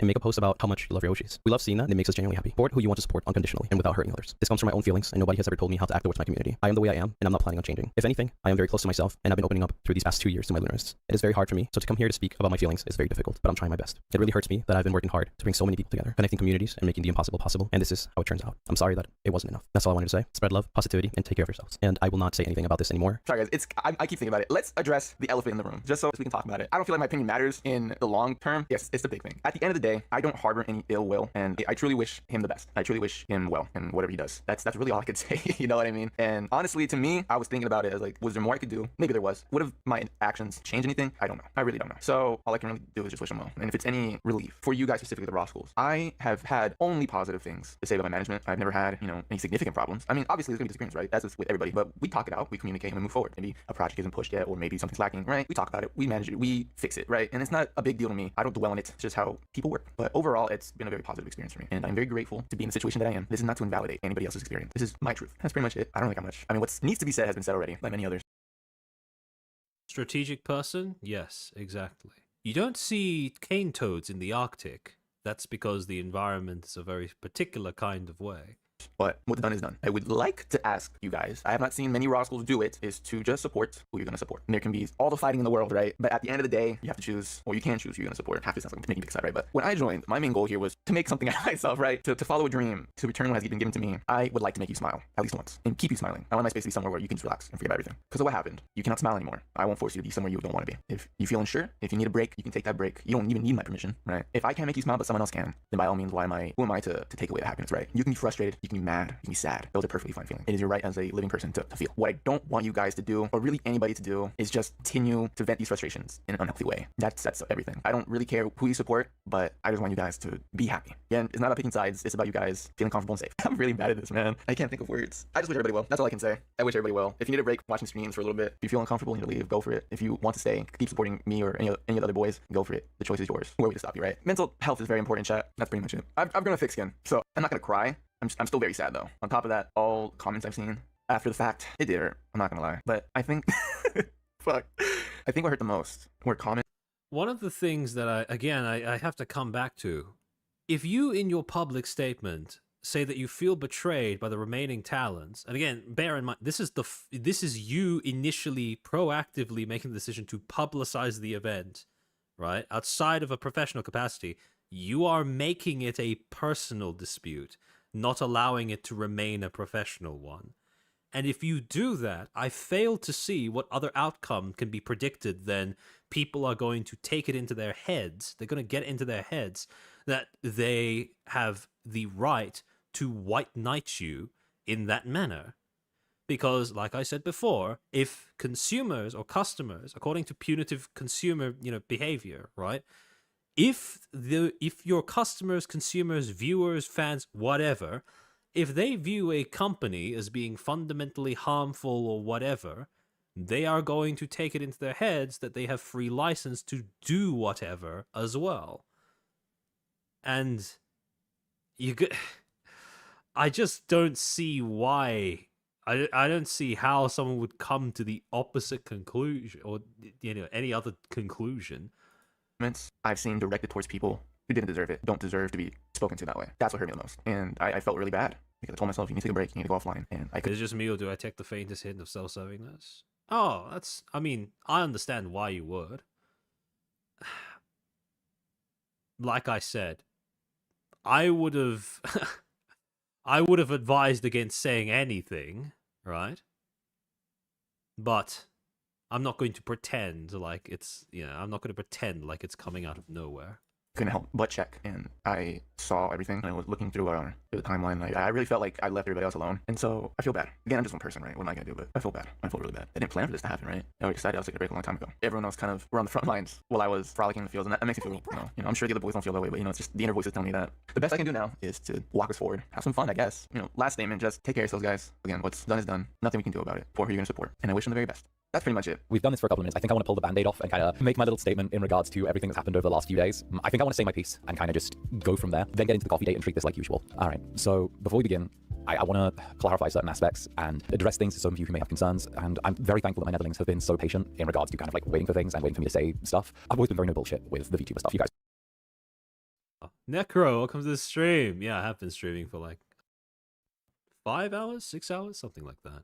I've always been very, very no bullshit, and I'm going to keep being that way. So forgive me if I'm a little blunt at times, or I don't handle certain aspects the way that like traditionally meant to be able to, but I'd rather be as direct as possible. I want to make this situation as clear as possible, just get us ready to go forward, because this whole one has just been kind of taxing for me personally. To begin, I do want to say, and kind of just go straight into the heart of it, I think you guys know at this point, or anyone who's sort of seen the situation, that I was in contact with Nick throughout his hiatus, and to be honest, I was making the attempt to check in with him and just chat in DMs at least once a week, and I did this out of concern for someone who was my friend. I wanted to help him and kind of help the situation that he was in. I wanted to also clarify that I advised him on his position and also kind of what actions to take during the time he was away, and I was hoping that things would kind of, be able to come to an even keel. But despite wishing him the best and trying to help him with things where I can and trying to be that good friend, I can only advise so much, and I can only sort of help to a certain degree. Despite supporting him and wishing the best, I don't like the way the whole situation has gone. It really hurts me that things have got as messy as they have from everyone. I know that there's a lot of high emotions flying around, and I know that I personally have been kind of affected over the last however long with the way things have gone. I tried to support my friend as best as I could during everything. When he skipped out on the anime impulse rehearsals, I did that. I said fuck it, and we still ran with things, and we still did our performance on the day, even without rehearsals. And I was like, fuck it, we run this. Fuck it, I can make this work. I tried to just take a very level-headed and professional approach to each sort of thing we encountered, and we did. But right now, regardless of how people are getting, my primary concern is as his friend and for his mental health. Spider Tails, after the Selene situation, not saying anything could do more damage to the talents than saying something, couldn't it? If they don't say anything, there could be behind-the-scenes bullying rumors. It's tough to say. It's tough to say. I certainly do think that if they were going to say something, it would have been a lot safer if they ran whatever they were going to say past management before they decided to just go off the cuff. However, I do have to say that in this particular case, I haven't seen anything to suggest that their audiences took what they said badly. And part of it does stem, I believe, from the fact that there is a fundamental difference between choosing to create an entire stream dedicated to you trying to refute something that a departed talent has said, versus you simply choosing to take a segment out of a pre-scheduled, pre-existing stream dedicated to something else to address something that everyone in your chat is probably thinking or talking about at the time. You may find it hyperbolic for me to say that there is a massive difference between those two. Again, the message is the same, right? But between those two different ways of delivering said message, there is a world of difference regarding how much of it can be reasonably construed as the talents choosing to defend the company, and how much of it is the talents essentially challenging a departed talent. But then again, this is all flipped by the fact that, this is all contextualized by the fact that Nyx did publicize this first. So that does count for quite a lot when it comes to assessing how reasonable or unreasonable the subsequent responses are. The other thing, one thing that I find to be very unfortunate about the Selene situation is this whole anti-corpo wave on the EN side of the industry. It is something that, for a long time, it wore her face without any of her endorsement. And it is unfortunate that throughout a decent portion of 2024, people tried to turn, Doki into some sort of symbol against the existence of corporations or whatever, or indie supremacy or whatever the slogan was at the time. Because that entire movement, I believe, has been to the detriment of the industry's ability to maintain a certain degree of professionalism, decorum, and even, competence. Health, and as someone who spoke to him throughout, someone who spoke to him through fucking hell, it's clear he's in a difficult and heightened emotional place right now. Yeah, Ben Maru, I do wish that people would drop their therapy speak in their everyday vocabulary, especially on the internet. Rest, space, and support. I've tried to be the best incubus that I can throughout all of this. It's just a shame that everything I did to try and de-escalate the situation ended up not working. So my primary concern, like I said, is just for the health of those around me. And I'm in this situation now where I have to look at my friends who are by my side at my company right now, and I also have to look at someone who's my friend who's, going through it and hurting right now. I think this has just shown that Spider Tails, if they had a prepared statement, it might seem like coercion from the corpo. See, that's only if you know it's prepared, though. And again, this is yet another limitation of transparency. If, let's say, hypothetically, not saying that this is what they did, in fact, based off of what we've heard from them, I don't think they did this at all, but hypothetically, let's say that the talents, they took some time off stream, got out a notebook or something, jotted down their thoughts, really went ham on how they felt about the entire thing, let everything pour out. And then from that, they took jotted down, they edited out a few bits, maybe decided on what they think was possible to say on stream. Then they showed that to one of their managers. And let's say, hypothetically, that the manager looked through that, suggested enough edits to the point where they feel like it's safe to say on stream as well. And the talent goes and says it. If they didn't tell the audience that that is something that they've gone through, that is a process they've gone through in order to come up with their statement, to a degree, to a point, I don't think it would be possible for people to tell that that's what happened. Because you can still say something in a mannerism that suggests that you're doing it off the cuff, even if it is scripted. That is perfectly possible. And if you are a VTuber, you are a competent, well, I would assume, you are a competent performer. And that is very much something that I would assume to be within the skill set of most performers. at the time I probably need It to... is not transparent, but my entire point is that, well, transparency is, in terms of the risk to reward ratio, not one of the best corporate values in this industry. Take a little bit of time for myself, tried to do as much as I could. And the thing is, you know, you guys know that I've had my own back and forth with management stuff over the past 2 years. And like, I'm in an extremely good place with management. I really love the way that the relationship that I have right now on that side of things. And I think all this has done is make me... Yeah, strategic person. I do think it's worth saying, right? Not everything is Selene, Zion, or VNU or whatever. It just takes a few to... Exactly.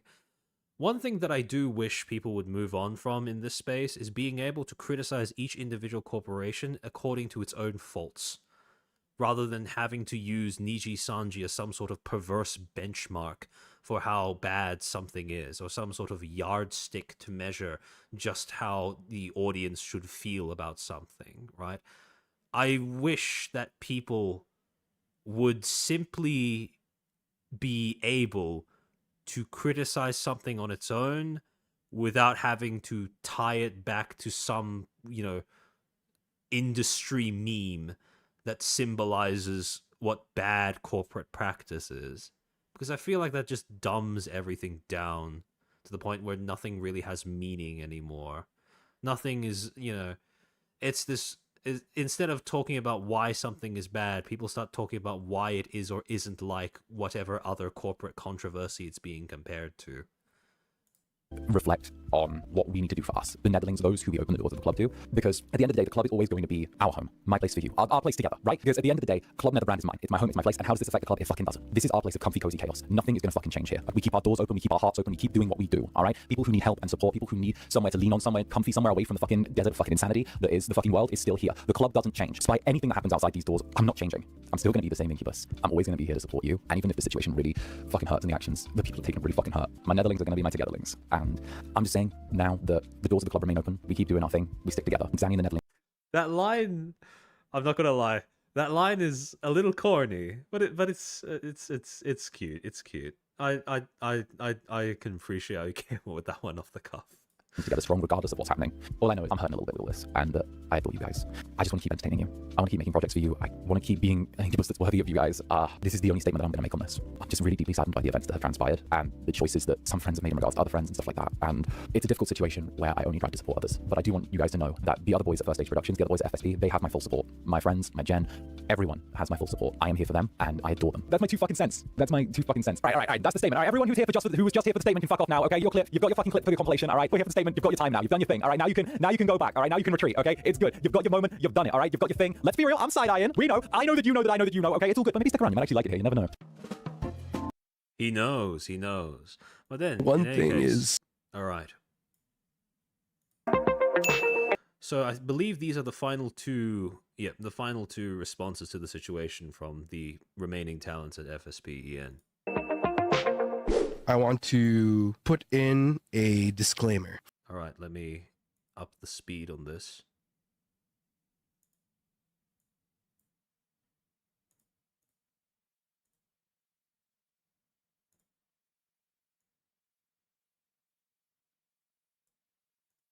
From this part onwards, I would like to say that you are free to clip this segment so that any risers who aren't here for the stream can get the chance to see the specific part if needed, as this will be the only time I want to talk about this. And if ever you do clip it, it must be uploaded in full. From the moment I said this is where it started earlier, and up until the moment later where I say it will end. I don't need any of that reality TV editing where things are taken out of context, bro.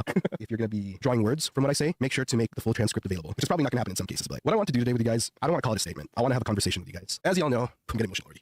I am a member of what started off as 5 members of one of the best groups I've ever had the pleasure of being part of, Ravenous. Let me preface this, by the way, by saying that I was not asked to have this conversation with you guys. No one forced me to have this conversation with you guys. Not gonna lie, I could have just not said anything and I would have been fine. But I recognize I have a platform and I have a voice. And more importantly, I have a community that I know is worried. And I'm comfortable knowing that from the time I debuted up until now, I've always been raw with my risers. I've always worn my heart on my sleeve, and I've always endeavored to be as open as possible, especially in an industry where you have to be a little bit more demure, a little bit more mindful of what you put out there. But that's just me. I've always been open about how in my prehistoric life, I've experienced a lot of shit, man. I've worked with people that were just downright atrocious that took advantage of me all in the past, which is why it's crazy to me that I get to live my dream career, and it's been pretty good for me so far, I would say. I was really nervous getting into this career. An old guy like me, given a chance like this, but I'm always grateful. Anyway, the other boys have pretty much mentioned a lot of things already that I wanted to say, and I wanted to, like I said, address things from my personal point of view as well. This is all coming from me, which is why I said I'm thankful that I had the extra days that I had to process everything, because I know I have one shot at this, and I want to go into this with no regrets, making sure that everything I want to say, I say in this conversation with you guys. I started off this journey with 4 other members, all 5 of us being Gen 2 Ravenous. And up until this day, I can honestly say wholeheartedly that I still keep a friendship with all 4 other members. I'm just that kind of guy. But I'd also like to say that whatever my co-talents have said during their respective streams, I wholeheartedly support. We all have the right, we're all entitled to feel what we need to feel, and I fully support what they might be feeling over these past days. Whatever they might have said, I've tried to keep up with what everyone has said, and I fully support each and every one of them. Let me start with thanking all of y'all who has shown support to Ravenous. Not just Ravenous, but all of us really. I've been seeing so much negativity online these past days, and it's really been making me sad. The situation we're all going through is already sad enough. My heart has been hurting these past days. I'm the type of guy that's been through a lot of shit already. Not to sound like some kind of hero or anything, but it's really painful seeing everyone go through what they are. And I'm talking about all 14 boys who I got to share this journey with. One train of thought I personally never really use as a concept, because I never really liked it personally. I think it's too simplified, is when people use the concept of saying we're all adults. I don't like using it personally. It's not really something I believe in. But if it is a train of thought you subscribe to, if I may, I would like to play along that train of thought. Especially if you're an adult, I feel like all the more one should recognize that being an adult means recognizing that life is fucking complicated, man. Life is hard. Emotions are more complex than being able to just put it into a few sentences.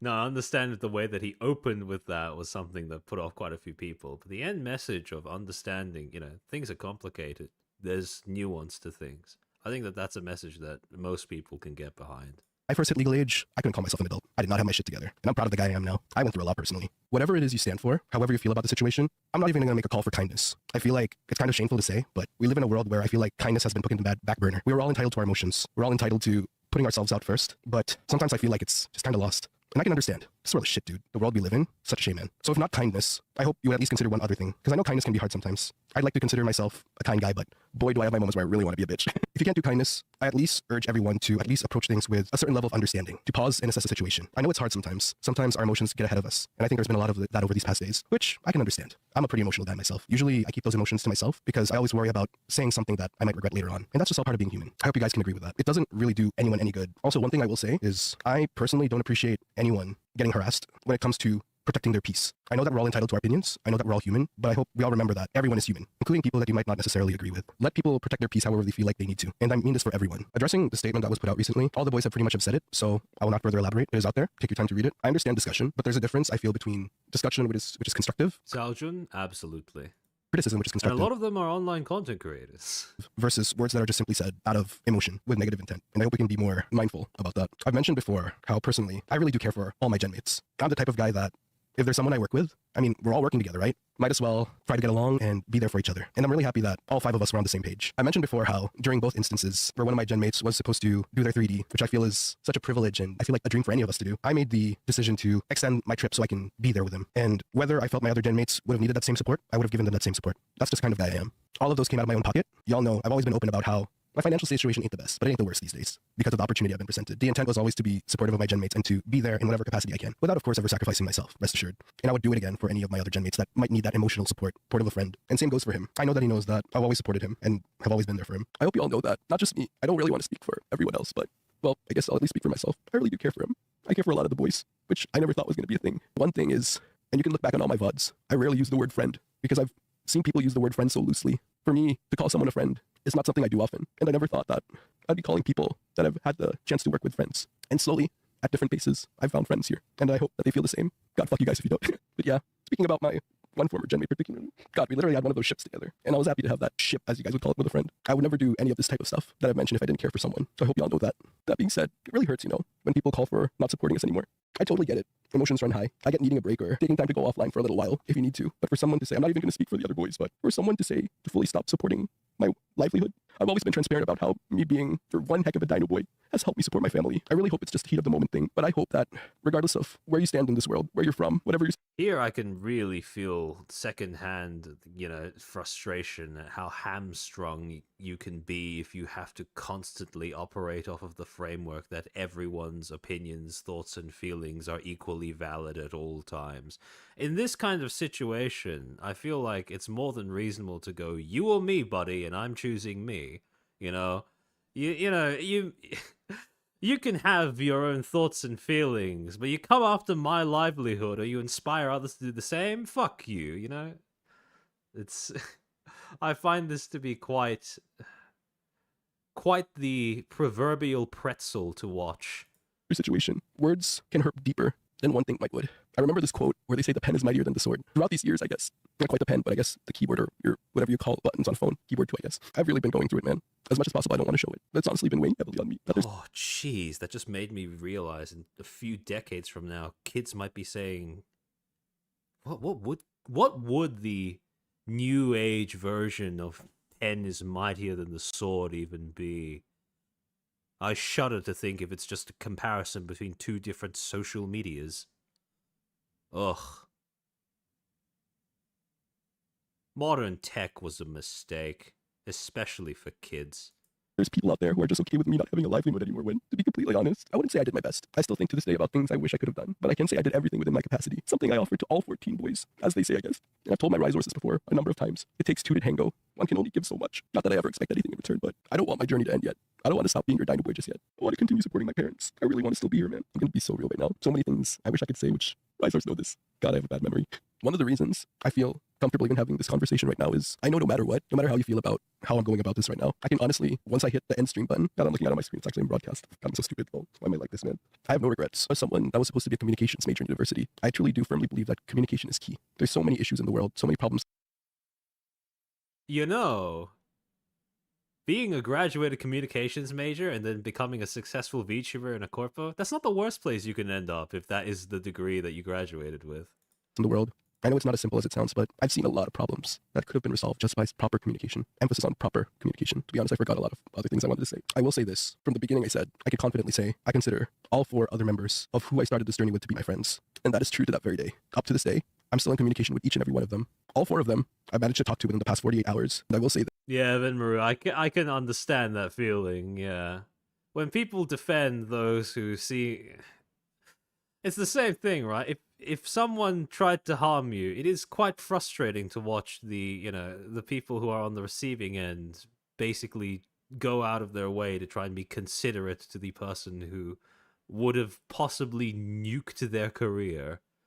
This, especially for one particular person, I can't really... Perhaps it was done out of impulse, not malice, but it doesn't change the potential result. Speak on his behalf. What I can say is, we all share one thing. There's no room for any form of hate in any of our communities. Absolutely none. I can understand emotions. I can understand people responding to situations in different ways. Of course, we can never really control how we go about it. And I can respect people for caring about other people. I can never have a respect for people that channel their emotions as an excuse to fuel any kind of hatred. And I stand firm in saying that the total of 5 people I started this journey with would never condone it. And I'm saying this to every single person, regardless of what you believe in. Even if you support me, if you're a Risor, if initially you had an emotional response, like I said, I understand. But if to this day you use it as an excuse to fuel hatred, respectfully, I don't want you in my community. And I'm pretty sure, not even pretty sure, I know he does not want that either. By spreading hate, by using the situation we're all in as some excuse, spread hatred, respectfully, take that elsewhere. None of us are having it. I do want to say this as well. Moving forward, I wasn't awake, so I'm not sure if one of my gen mates was able to cover it, but I will speak for myself. Moving forward, I recognize Ravenous as 4 people, and I hope people respect that. And in case you're wondering, all 4 other members who I started this journey with know that I'm making and having this conversation with you all. Everything I'm saying here is something I could say to each and every one of them to their face. Like I said, life is complicated. Emotions are complex. There aren't just simply 2 sides to a coin. There are multiple layers to everything. Always keep that in mind. I'm just that type of guy. I'll always be there for all 14 talents I've had the chance To everyone in chat, please don't mix your metaphors like that. to share this bond with. And again, I take responsibility for what I say today. These are my words. Nobody forced me. And I can honestly say that as I near the end of this particular conversation, I'm pretty content in this moment. I hope that this is the last time I'll ever talk about this. If for any reason I need to, so be it. But I really hope that this is the one time I'll ever have to talk about this. What I'm saying today is uniquely to me. Don't use it to compare to others. We all have our own feelings towards this. And like I said, I back each and every statement that has been made thus far. This is how I want to go about it. And I hope that, especially for my Risors, over the past year we've been together, I hope I've garnered your respect enough for you all to know that I speak from the heart and I only speak truth. I think I've said what I wanted. I'm still deeply hurt by what happened. I don't agree with how things turned out, but that's the situation we're in, and all I wish to do is move forward and continue to follow my heart and what I think is right. Thank you. Strategic person. It is funny that you point that out, right? Yeah. Funny how it says friend is overused, as in to not mean its original term, but hate is in a similar place. I agree. You know, I do think that it is quite telling. You can usually tell whether when people complain about words that are overused, if they don't mention hate, I think that's pretty indicative of quite a few ways about how they think. For those that continue to support Ravenous, Alta Sendoji, Naita Umbridge, Mount Sindari, and Riser Blazing Fang will continue on, and we'll do our best. No hate towards anyone. We've had enough of that going on in the world already. To all 4 members of Ravenous, who I started this journey with, 5 of us total, I'm so thankful to you guys. I've said this behind closed doors, but I'll say it again. My door is always open if you need anything. Thank you for supporting us. Thank you for supporting me. And if there's anything that I've said in this conversation today that makes you feel that you might not be able to support me anymore, I understand. I harbor no bad feelings. Like I said, life is complicated. We all have our beliefs. We're all the people we are because of our circumstances and experiences, and I respect that a lot. I'm not the type of person to harbor any negativity as much as possible. I do sometimes. I'll be real. But I always endeavor for the end result not to be, and to just move on and forgive where I can. Just like a lot of the bad things that have happened to me in the past, as a kid, as a young adult, as the dino boy that I am now, I really hope that this is something we can all look back on one day and I'll say that we all got through this somehow and that we came out. I really do believe that. Even to people that might be on the fence right now, even to people that might be looking at me right now and be like, the fuck, Riser. I understand. Thank you so much for listening. I officially declare that for anyone that's going to clip this, it ends here. There is something I want to quickly touch upon, which I think you guys may have seen on Twitter over the past few days. Hopefully it shouldn't take too long. I have written down some dot points so that hopefully I can just stick to the whole thing instead of me getting distracted or me forgetting what I want to say. But I think it's important as well for me to say something about this whole thing as well. You know, it's funny. So many talents, when they write down something or they jot down a few notes and they start reading off of them and talking to the stream or whatever, so many of them are worried about not knowing what to say. Whereas precedent has proven that the far more dangerous thing is not knowing what to say and continuing to speak anyways. I have never encountered an instant where a talent has run out of things to say, gone silent, or started talking about something else, and that has become something nearly as bad in terms of potential outcome than someone just running their mouth without any plan of what's going to come out next. Well, I'm not saying this so you guys can go and defend me or anything like that. In fact, you guys know me. I don't really get affected by much, and I don't really... Improvisation is infinitely more scary than running out of things to say, in my opinion. When you're commenting on a controversy or whatever, especially one that you're actively a part of, improvisation is the death of safety.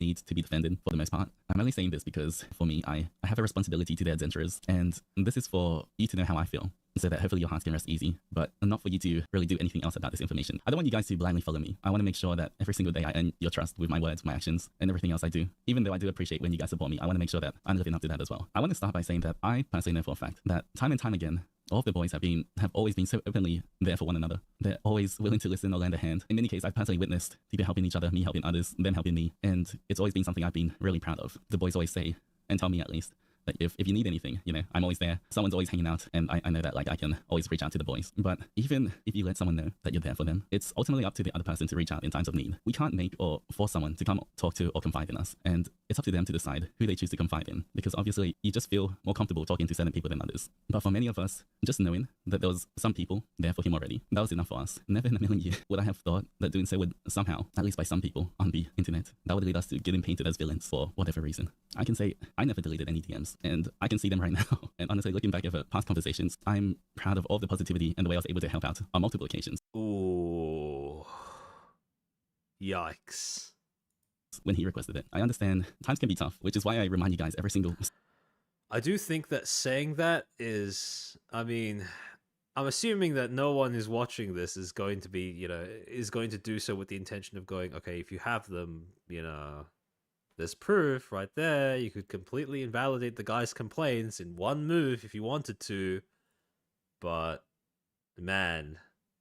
Stream to be kind to yourself, both physically and mentally. I've been in not the greatest places before as well, and I know that sometimes even the smallest things can seem gigantic, but it generally feels like the whole world is against you. But I also believe in responsibility and accountability, not adding fuel to the fire, not hiding behind emotion to twist the truth, just knowing that in the end, we're responsible for everything we say and do, no matter what situation or space we find ourselves in. I know the damage words said out of frustration or sadness or anger can do, and I'm not a saint. I've said harmful or hurtful things to people in the past too, but knowing that kind of hurt it can bring is why I truly strive to keep a level head and not react in ways I would be ashamed of. You know how nowadays, at least, I pretty much let nothing affect me, and it's exactly for these kinds of situations that I always try to act that way, and I sincerely hope that others can learn to do the same in the future. I just want to also say that in my own experience since joining this company, everyone has been so genuinely supportive and such a joy to be around. I know you guys have seen how much of a fan of the rest of the boys I am, how I always jump in the line to be the first one to support them whenever they need, staying up late until like, I don't know, 4 a.m. just to join the Totsu, promoting and buying their merch and all of that kind of stuff, because each and every one of them had earned my respect and appreciation. It's because of how positive everyone's interactions with me have been that I just want to be there for all of them. And it's not just the boys. I've always talked about how the Mana-sans have always been there to help turn my dreams into reality. Yes, we may, the same as you guys, I may banter with the Mana-sans. I may quote unquote gaslight them and just say silly things and then beat me up. But all those kind of things, I think, just highlight how much of what kind of relationship where they are willing to let us have fun. They're not just seeing us as workers to earn money, but as actual people that they want to support as well. And I think you can see how much they genuinely care. They're always there to support all the weird and wacky ideas I think of. And it's why I said before that I believe I can achieve all of my goals and dreams here, and I don't plan on going anywhere. Of course, when I hear Spider, I can believe he jotted this down. But again, like I said, I think that it would have been safer, better, if what was jotted down was maybe shown to a manager for review before being said on stream. Here a lot about people saying on Twitter that all corporation wants is to earn money, and that's it. Of course, a company's goal is to be as profitable as possible. I'm not denying that. By far, in my opinion, the most underutilized form of support that corporate managers offer when you're a VTuber is someone in a position to tell you no. Because as content creators, very often, all we end up receiving is positive reinforcement from other content creators, especially ones that want to be our friend, from our audience, etc., etc. From Twitter, if we actually manage to post something that isn't bait. But I think that when you're part of a corpo, very underutilized benefit is you have people who are both capable and in a position to tell you no. Now, I'm not saying that they have to do it in a, sort of strict, oppressive manner, quite the opposite. But being told no it's it's not really a benefit that you can secure outside of a corporate environment. Because if you really think about it, every single position that indie VTubers occupy is a position that seems fundamentally against receiving, important negative feedback. Because when you're an indie, the ability to find someone to tell you no is extraordinarily limited by how popular you are, how many people want to be your friend, what quality of people want to be your friend, whether they believe that you're able to actually handle being told no about something, or being told that one of your ideas isn't as great as you think it is. All of that stuff you can bypass when you're part of a corporation. You have someone whose job is literally to be, in some points, the person whose job it is to protect you from yourself. And it's very often that there are situations where an indie VTuber has some sort of controversy, and you just think, man, all of this could have been avoided if there was literally one person close to them who they'd listen to, who could just tell them, it's time to stop. Put down the phone, log out of Twitter, it's okay. That thought can stay between us. It doesn't need to find its way out into the public. You guys know, you've seen it firsthand how much... But their managers... Look. That's assuming that the managers are not sleeping with them, right? Because, as I've said before, good luck trying to give your staff an objective performance review when you are literally fucking them, or when they are literally fucking you. They invest in us. How much of those profits they invest back into us to help us do what we do? The 3Ds, the cover songs, the vocal lessons. Look, it's not impossible for a big content creator to find someone that they'd be willing to listen to. It's just very, very difficult. Many things where I feel so blessed. We pretty much just get given all of these amazing opportunities, and I would never take that for granted. You guys know that I'm working on a huge project that honestly probably won't even make a single cent. I always say I'm busy with some project, and this isn't about money. This isn't going to have merch that can sell.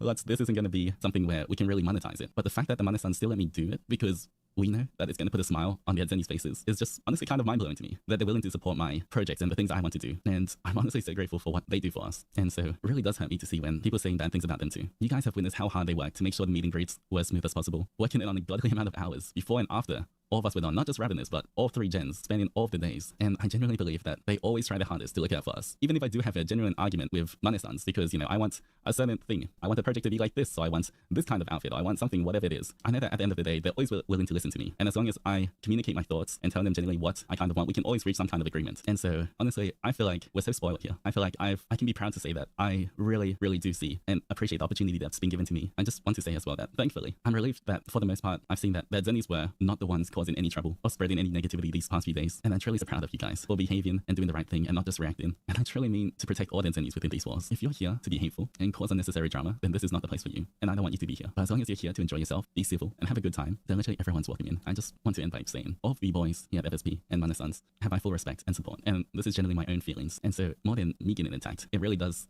hurt me or upset me, or maybe disappoint me to see when they're attacked for no reason as well. But I think that is all I want to say on this matter. Unless some other unknown concerns appears, I'll just like to say, please do not bring this up in future streams or discuss further. I want all my attention to be focused on creating things for my adventurers, and although this is a hard time for Ravenous in particular, I hope you will always continue to support us as the 4 of us try to navigate these changes and deliver our utmost to you in the years to come. I know that the 4 of us will be trying our hardest to still bring smiles to your faces, and we have a lot of things we want to do. So I hope that in this time of hardship for us, Strategic personal relationships is a horrible thing in the work environment. That's essentially what indies keep teaching me. You've learned perhaps the most important lesson from 2025 in the VTubing space. Congratulations. One can only hope that some of the bigger indies learn the same. you guys can still be here, especially for the other boys as well, because especially in times like this, I think it's when they need it the most. That's all I want to say on that. This isn't for anyone else. This isn't trying to prove or deny anything. This is only for my interest to hear, so that you have a bit of peace of mind. Alright, and that is it. So, with all that said and done, the only thing that's left is FSP's follow-up statement on the entire situation. Because 2 days later, December 29th, 2025, they would finally address the complaints that some of their fans had leveled about them selling merch with Nick's Voltaire on it despite having terminated him.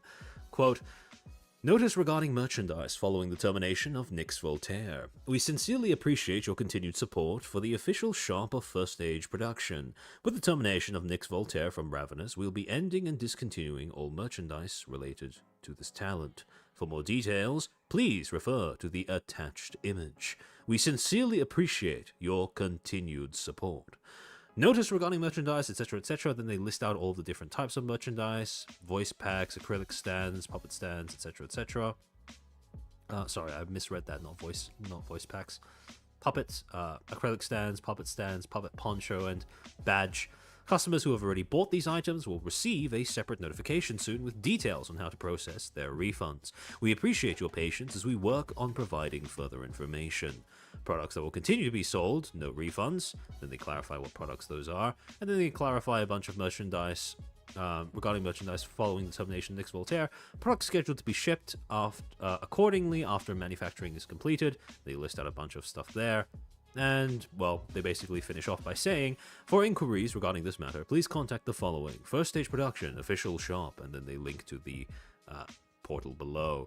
Please do not approach our talents about this matter or ask them questions regarding it on stream. If you have any questions or inquiries, please contact us directly. We sincerely appreciate your continued support. December 29th, First Stage Productions. And so, at the end of both of these case studies, we look at these two terminations side by side. We can very clearly see a pattern where even in instances where the talent very, very visibly has failed to uphold the professional obligations of their relationship, their working relationship with the company, people's default response is usually, if someone's departing from a company, then something must be wrong with that company, regardless of the circumstances surrounding it. And this creates a veritable minefield for companies to operate off of when they try to respond to these situations at hand. That being said, though, the other thing is, in both situations, the companies did either try or were basically had little choice but to pursue a communication strategy that was based off of at least some degree of transparency. And in both cases, that transparency basically went completely unacknowledged, sometimes even actively alienating the fans, the audience that said transparency was intended for. Both of these do prove not just the fact that consumers, viewers can become a significant threat to the corporation's PR and their, basically their brand image if they feel that they have been slighted by the manner in which the brand has handled one of their talents, but also that the judgment as to whether a corporation has mishandled a talent does not actually seem to be based in anything objective, but rather simple, I hesitate to even say pattern recognition, more like just very, very simplistic associations between disparate controversies and or corporate behaviors, and also, of course, emotions. That being said, though, it is rather understandable if in both of these cases the audience defaults to being combative, because these are, after all, terminations. Terminations are always synonymous with some sort of dispute. Dispute between talent and corporation, dispute between corporation and fanbase. However, the same cannot be said for graduations. Because when it comes to a graduation, ostensibly, they should signal the natural end of natural and amicable, ideally, end of a talent's working relationship with their corporation. It would normally be regarded as a sign of achievement, a milestone for the talent specifically, and even though it may be a loss, it certainly does not seem to be grounds, at least on paper, for audience resentment, even if at the end of the day it is still a talent departure. However, you may be surprised, because the last departure we will be discussing over the course of this stream, examining what happens when a company attempts to pursue a communication strategy on the basis of transparency for their audience, is not a termination, not a suspension, but a graduation. HoloLive's graduation of Aimana Kanata of HoloLive Gen 4.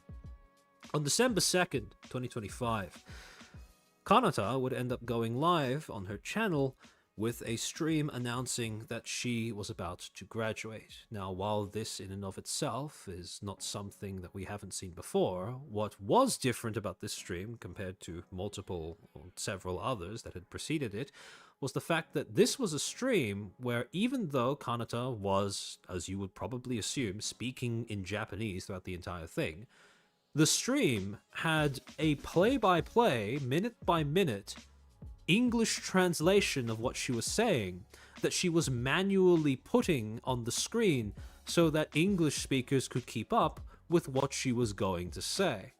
Alright, got to tap out for tonight? No problem at all. Hope you have a nice rest, my guy. And to go through the contents of her stream, what she actually said as part of her graduation announcement. The reason why this is important is because discrepancy between some of the things that she said on stream versus what would end up making it into the version that was posted onto Twitter would end up, would essentially end up making it so that some of the audience that ended up becoming informed of her graduation did not quite manage to catch all of the things that were said. So starting from the very beginning, the beginning of her announcement, her stream announcement, goes as follows, according to the English translation. To everyone who has always supported me, and to all the Haimin. Am I saying that right, by the way? Haimin? Play by play, that's serious. I mean, I'm assuming it took effort, right? To not only, write everything out, but also update it in sections according to what was being said in Japanese at the time. Heimin? Okay, there we go. Heimin. All right. My pronunciation was almost very, very off. Heimin. All right. I'm truly sorry for surprising you with this sudden announcement. I, Amane Kanata, will be graduating from HoloLive on December 27th, 2025, which marks my 6th anniversary. To prevent leaks and protect confidential information, this announcement is being made with the agreement of Cover Corporation and myself. Because of this, the HoloLive members, as well as many staff members, are learning about my graduation at the same time as all of you watching this stream. Therefore, if any members speak about this after the stream without knowing, please do not blame them. In order to limit the number of people who knew about this in advance, there are no graduation-related videos, no special HoloLive animations, hologra, no themed song covers, and the members will not appear as guests in my graduation live. This may be surprising, as it is not common, but this format was decided through discussion and mutual agreement. I will not return or reincarnate in another form. I have already begun preparing to return to the life I had before my debut. This decision was made with full resolve. Recently, I've had periods of absence, but this is not the reason for my graduation. In fact, the sequence is the opposite. My graduation had already been decided several months ago. After the decision, I had many tasks to complete, and because I did not want to take time off once the graduation was set, I pushed myself to continue working. Pushed myself to continue working, which unfortunately worsened my condition. I also wanted to clarify one thing, so that no unnecessary speculation spreads. I am not graduating because of a romantic partner, marriage, pregnancy, disagreements with anyone in the company, or burnout. None of these are reasons. I have always taken my work seriously and sincerely, and I ask that everyone be careful about unfounded rumors. The reason why I go through the first 13 minutes of the stream, as well as the transcription, the English translation that was put on screen at the time, is because between the statement that was made on stream, the statement that was shown on stream, written in English, and the version that would later on be posted to Twitter, between 0 and 13 minutes was the portion that, for the most part, seemed to be missing from the English version. Because later on in the day, Kanata would end up posting an English translation of her graduation statement as well. And there would be... the statement would read as follows. Important announcement. To everyone who has always supported me and to all the Heymen, I'm truly sorry for surprising you with this sudden announcement. I, Amane Kanata, will be graduating from Hololive on December 27th, 2025, which marks my 6th anniversary. I would like to explain the reasons for my graduation based on facts. 1. Tasks far beyond the originally expected scope of my role occurred repeatedly. 2. As a result, there were periods in which the workload concentrated the point that I could no longer keep up with my own activities. 3. Due to the accumulated strain from work, I came to feel that continuing activities in a healthy state had become difficult. I had been consulting the office about these issues for several years. However, resolving them would have required a fundamental review of the organization's internal structure, and I ultimately judged that it would have been difficult for me to continue my activities in a sustainable way. For this reason, I decided to graduate. This graduation was not determined suddenly. The decision was made several months ago. However, to prevent leaks and protect confidential information, strict information management was implemented, and as a result, the Hololive members and many staff members learned about the announcement at the same time as you. For this reason, there are no official graduation videos, no song covers, and no guest appearances by members at a graduation live. The reason is solely for information leak prevention and nothing more. These arrangements were made by the mutual agreement of Cover Corporation and myself. Regarding my activities after graduation, I have no plans to return or reincarnate. In addition, I do not have any accounts other than my official ones, including personal accounts. If any accounts appear that claim to be me or imply as such, please be aware that they are all fake or impersonations. I devoted everything to Hololive. It is a place that changed my life, and in truth, I still had so many things I wanted to challenge and achieve here. I'm truly sorry that things had to come to this result. I love singing, I love idols, I love the internet, and I truly love VTuber culture. Thanks to all of you, I was able to spend 6 wonderful and happy years in Hololive, the place I love so much. Every day since my debut has been more exciting, more precious, more overwhelming than anything I could have imagined before this journey began. I have never once thought that I achieved any of this by my own strength alone. Without Hololive, I could never have had so many experiences. I was truly blessed. When I held my solo concert, when I released my album, even after finishing an ordinary stream, in quiet moments, I would find myself thinking, I'm really glad I worked so hard, and it's all thanks to everyone. That gratitude always came back to me. For every event, so many people worked behind the scenes, far more than I could ever imagine, and the reason all of that was possible was your support. I have always tried to hold on to that gratitude toward all of the Heymen who cheered me on. I'm sorry that I couldn't repay that support by continuing my activities. I had my own sense of what it means to be an idol, and I cared deeply, sometimes too deeply, about my work. I was stubborn, clumsy, and far from perfect. Yet you never gave up on me. Thank you for supporting me. Meeting all of you, being able to work as an idol, that has become a source of pride I will carry for the rest of my life. Your comments, your words, your letters, I'm sure they will all appear in my final memories someday. I will never forget you. Ever, I love you all, truly. My activities as Amane Kanata will truly end on December 27th. Thank you for these 6 years. There's only a little time left, but I hope you'll watch as much as you can. Let's enjoy this time together. See you again in tomorrow's stream.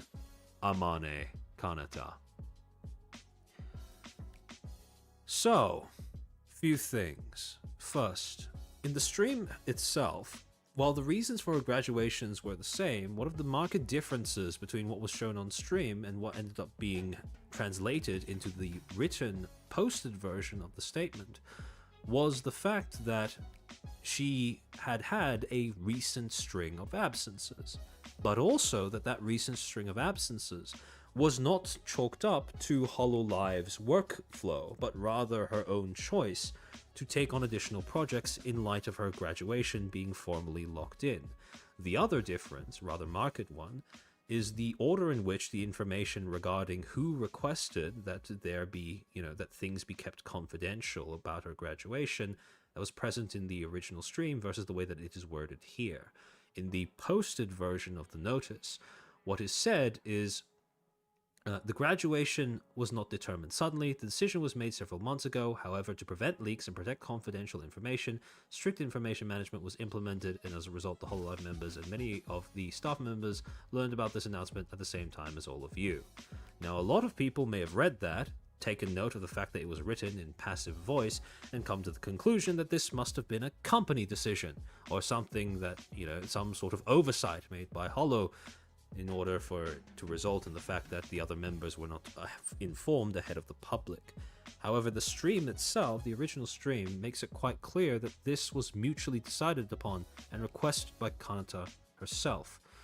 And to reinforce that point, the reason why that is an important point of contention is because, in spite of the fact that essentially what would usually be a back-end process of deciding how this information regarding her graduation would be shared with the public, that decision-making process is not usually something that would be shared with the public. The decision to graduate and when it happened, yeah, that's normal to share with the public.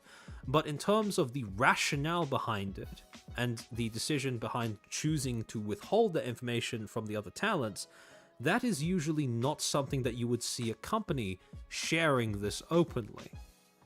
And the reason why that is important in this regard is because, remember what I said at the beginning of the stream about how, for most VTuber fans, the way in which they process data, information regarding the back end of how companies function, everything that happens behind the scenes of how their Oshi actually, streams, puts on a performance, etc., etc., that information is not something that most people can be bothered processing on their own. That sounds like an indictment of the average viewer, but in reality, that's just human nature. And so what they usually do is they default to using other people, usually other talents, as intermediaries to gauge how they should respond to the situation or how they should measure the weight of the situation according to how the other talents react. And rather unfortunately, because of the fact that this was not information that was disclosed to the talents ahead of time, when it came to observing how the other talents at HoloLive reacted to the news of Kanata's graduation, a lot of the immediate reactions that we saw from the other members of HoloLive, Toa, Azuki, Botan, Laplace, Louis, a lot of the reactions were shock, confusion, sadness. And when fans see that, quite a few of them became, a little agitated. They began to question the decision-making behind this particular thing. Why did Cover not tell the talents? Is this a sign that Cover is being, exploitative, or not giving the talents advanced warning about trying to hide the fact that people were graduating or whatever? And, this is something that was noted as well by one of the most prolific clippers when it comes to translating HoloLive's the statements made by HoloLive JP members into something that is understandable to English audiences, Yura, saying, quote, "I've seen people rage on Cover for the fact that Kanata's graduation info was kept from the other HoloLive members. However, it was Kanata that requested the graduation information be kept this tightly." And in this post, he includes translated screenshots, captions from a stream that Kanata would end up doing the following day, a Zatsudan stream, where she went into more detail about the process through which this graduation was announced, or the process that informed the manner in which this graduation was announced. And in these screenshots, she says, "This time I felt I wanted to do it in a way none of the other girls could. For this graduation, let's not do it the way that it's always been done. What about we make the information management even more thorough? I absolutely want those who know to be the minimum." And as for why she would want to do this, right? Kanata is too headstrong. I can see why some people will come to that conclusion. However, a lot of people, at least from what I could see on the EN side of Twitter that was reacting to this, they didn't seem to buy the idea that Kanata would come to the conclusion completely of her own volition to hide this information from her genmates, or they might not see why she would want to hide that information from her genmates. And the thing about this is, let's set aside for a second the whole fact that she explicitly stated in her opening announcement on the stream in a translated English like play-by-play that she manually put on the screen that it was her that requested this, right? Putting that aside for a second, there is previous context, albeit dating back more than a year, that provides credence to the idea that this would be a decision that Kanata would, or completely of her own volition choose to make. Some of you guys may remember, but back in August of 2024, when Aqua announced that she was going to be graduating, Minato Aqua from Hololive JP, one of the talents that was, contrary to many people's expectations, hit the hardest was Kanata herself.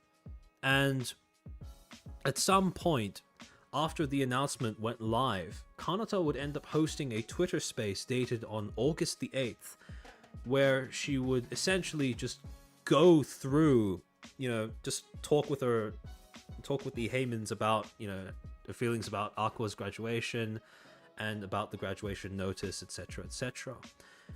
However, one of the most important parts of this Twitter space when it comes to contextualizing her choice, or at least in my opinion, contextualizing her choice not to tell the other Holo members about the fact that she was going to graduate when the time came, was translated into the form of a clip that was published by Hoe Clips the day after this Twitter space went live, titled "Kanata Cries Then Immediately Leaves Aqua's Stream After Revealing Aqua Was Her Oshi This Whole Time." And let me just pull the clip up so I can show it to you guys. Okay, so the section where... So this is a clip that was essentially stitched together from two sources. The first source was a call-in stream that Aqua had with a bunch of other Hololive talents after announcing her graduation. But the second part of the clip, that starts at 2 minutes 17 seconds, consists of audio taken out of that Twitter space that I showed earlier, overlaid on a clip of Kanata just speaking on stream. And what she says in this clip is, well, I'll just show it. おかしいのかもしれない。そう。ねえ。カーター、アクターショック大丈夫？ぶっちゃけ全然大丈夫じゃない。僕はもともと、だけども早く知ってはいて、その時、本当に落ち込んで、なんか、ぶっちゃけね、2日3日何も考えられなくて、何をするにも、アクタンのその卒業のことが頭によぎっちゃって、なんかさ、それをさ、またこう配信で言うとかもさ、悩んだわけよ。これなんか卒業するってなってからさ、みたいな。僕だってほら、みんなから見てアクタンとすっごい仲いいってわけではさ、やっぱなかったからさ、こう違和感あるだろうなって思ったんだよね。違和感があるんじゃないかなって、そう思って、なんか、確かにもうね、正直もうお恥ずかしながら、先輩としてさ、アクタンが先輩として自分後輩として寂しいっていう気持ちも当然ありつつ、その推しが辞めちゃうっていうこう辛さの方が結構でかくて、なんかそれがうまくみんなに伝わるのかなみたいなね、感じがある。だからすごいちょっと正直むちゃくちゃ辛いね。むちゃくちゃ辛いです、本当に。だからなんかでもどう表現したらいいかわかんなくて、そう、なんか、だってね、もうみんなからしたらさ、カータンの先輩がアクタンじゃなくて同じホロライブやんみたいな。連絡取ったらさ、辞めた後も喋れるんじゃないみたいなさ。いや、僕だって今までアクタンってさ、2人で遊んだこともないんだよ。ホロライブにいた時に遊んでないのに、辞めた後に、遊ぶわけないじゃん、絶対。終わっちまうよ、マジで。だからさ、なんかさ、もうね、でも本当推しとしての側面も強くて、なんかあんまりこう、いっぱいコラボに誘うとかがなんかできなくてさ、っていうのもあったんですけどね。だけど正直むちゃくちゃへこんでたし、それ初めて聞いた時もへこんで、正直2ヶ月かけて、やっと最近、前向きに考えようって思ってたんだけど、なんか、ね、なんかね、まだ泣きたくないけど、なんかね、なんか、その卒業のさ、本人のさ、なんか口から言ってるさ、配信とか見たらさ、もうさ、なんか辛くってさ、なんかブワーってさ、その初めてさ、聞いた時のさ、気持ちがさ、もうやだもん。ね、なんか、ブワーって戻ってきて、で、みんなからしたらさ、ホロメンはもっと早く知ってるだろうしって、なんか思うだろうし、それで気持ちを整理してきてるっていうのはもちろんあるわけよ。だから昨日今日知ったわけじゃないわけよ。でもさ、なんかさ、なんかブワーってきてさ、もうなんか、すごい、声出して泣いたわ。声出して泣いたし、なんかね、ちょっと、あれなんですけど、ちょっとまだ、あんま、こう、ファンとして、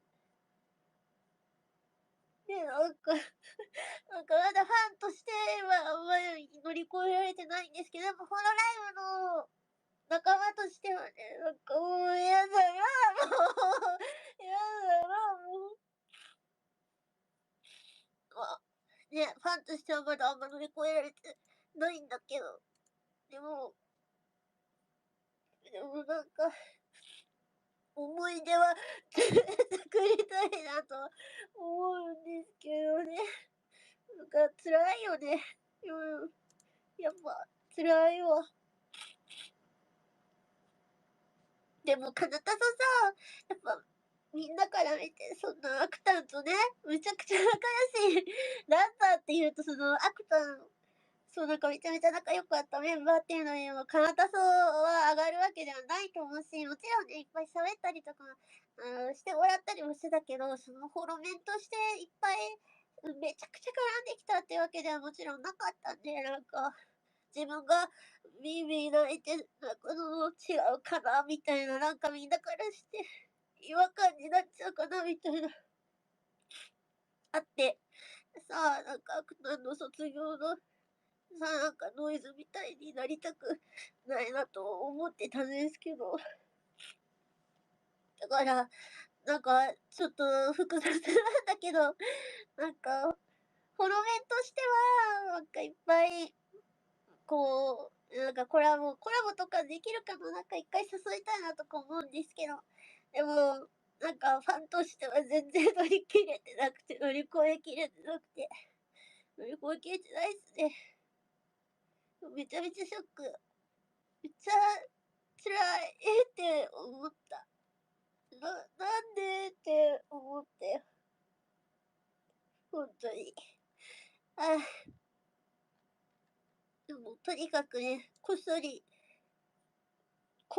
ずっと好きだったんだけど、でも、今じゃないだろって感じなんだけど、なんか、公開したら、もっと、僕はフォローライブにいたからいるからな。もっと、初見 LINE をして、もっと話しかけたり仲良くなっとけばよかったと思ったよ。初見 LINE をしとけばよかった。もう鼻詰まりすぎて、何にも匂いがしないんですけど、もう両鼻が塞がってるんですけど、誰ですか僕の鼻にコンクリート詰めたやつ。マジで許せん。ちょっと、もう、最悪だよ。 So, one of the key things from that entire exchange is, in Kanata's own words, knowing about Aqua's graduation ahead of time did not actually lessen any of the impact when the official announcement went live as well. If anything, based off of what she described in that clip, it sounds like it only doubled the pain of learning that she was going to graduate. So given that experience, given that precedent, I don't think it's inconceivable to come to the conclusion that, not only watching Aoshi graduate, but going through that experience as a co-worker as well, I don't think it's out of the question that may have become somewhat of a formative experience when it comes to informing how Kanata would decide to disclose her own graduation down the line. In fact, I think that the link between the two should be pretty self-evident. But again, this context aside, it should be pretty clear by just going through not only the notice that was posted on Twitter, but the actual notice that was shown on screen during her announcement stream, that the circumstances surrounding this graduation, or at least that particular part of the circumstances surrounding her graduation, the fact that the other members did not know until everyone else was told, was something that Kanata decided on herself.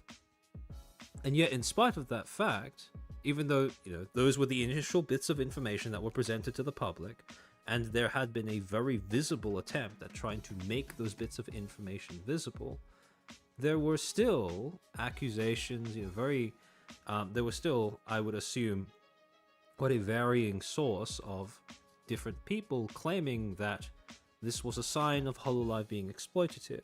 And some people also cited her mentioning the fact that Hololive's workflow had, over the course of multiple years, been something that she had been trying to improve, and eventually it had been something that, upon examining, she could not see herself being able to keep up with going into the future, hence her decision to graduate, and commenting on how, the workflow, the work allocations that Hololive handed to her as a talent were not always something that was in line with what could be reasonably expected of a talent, and was not always scheduled in a very effective manner as well. Now, this isn't new information, because we have heard for a while throughout a lot of the graduations of 2024, not even graduation through 2024, but sporadically here and there, that Hololive's internal logistics, when it comes to things like perms and projects, has been something that the company has been trying to iron out for a while. However, with this too, I think that in the instances where people were looking at that and concluding, therefore, that Hololive was, consciously overworking her and or some of the other talents or whatever, or that this was an issue that Hololive was ignoring or not trying to solve or trying to sweep under the rug, I also think that is a little unreasonable of an assumption to make, because, yet again, Hololive is one of the companies where, contrary to what is cynically beneficial, they have chosen to go with a rather transparent strategy of communication. Now, the reason why I'm so, I suppose, I'm not a Hololive fan. I think that should be pretty evident, right?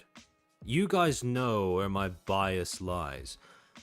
But the reason why I'm so adamant in this particular case as to why Kanata's graduation should not be used as an example of Hololive's supposed exploitative nature is because throughout this entire announcement, throughout the announcement of a graduation, even though it has aroused ire from various different audiences who've reacted to the news, the strategies that Hololive has gone with when it comes to communicating her graduation to the public are not things that would be cynically beneficial to the company.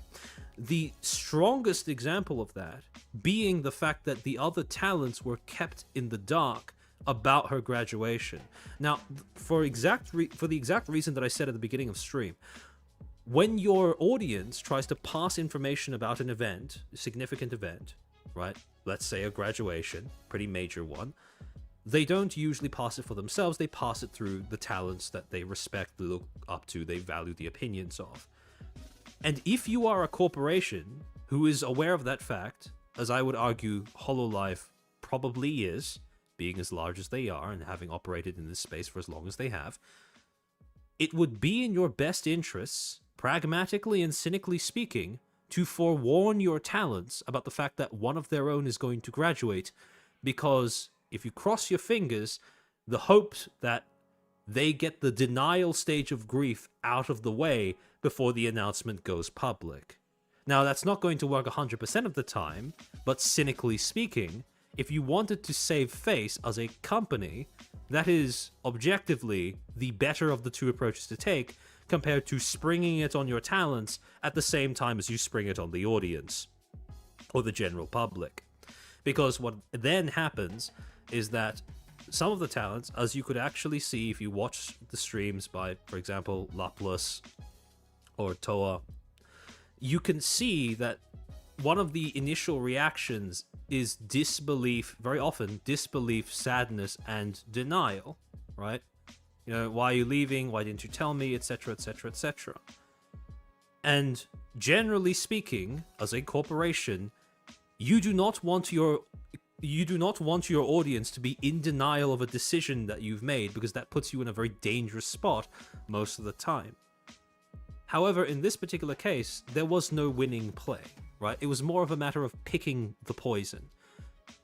One talent's happiness had to come at the cost of taking a bit of a PR risk in terms of how the announcement would be made. And yet, HoloLive chose to go with Kanata's request of keeping everything under wraps until the announcement was to go public. Which is, in my opinion, I don't see that as indicative of a company that doesn't care about its talents. Quite the opposite. And as a result, if you want to make the argument that HoloLive is, you know, that it's falling off, or that it's exploiting its talents, or that it's ignoring its problems rather than trying to fix them, or whatever. Oh, wait, I forgot to switch back to the other screen. Thanks for reminding me, Eddie. I don't think Kanata's graduation is a great example to support that particular hypothesis at all. But even on top of that, when it comes to Kanata mentioning in her graduation announcement that this had been an issue that was ongoing for multiple years, something that she was pushing for the company to fix, we would end up getting signs that HoloLive was not only acknowledging this, but making a very public commitment to trying to fix these issues as well. Because if you actually look through the investor relations reports and, well, essentially the stuff that HoloLive has been saying to its shareholders in its investor relations page starting from November, 1 month before Kanata's graduation was announced, or roughly 1 month before Kanata's graduation was announced.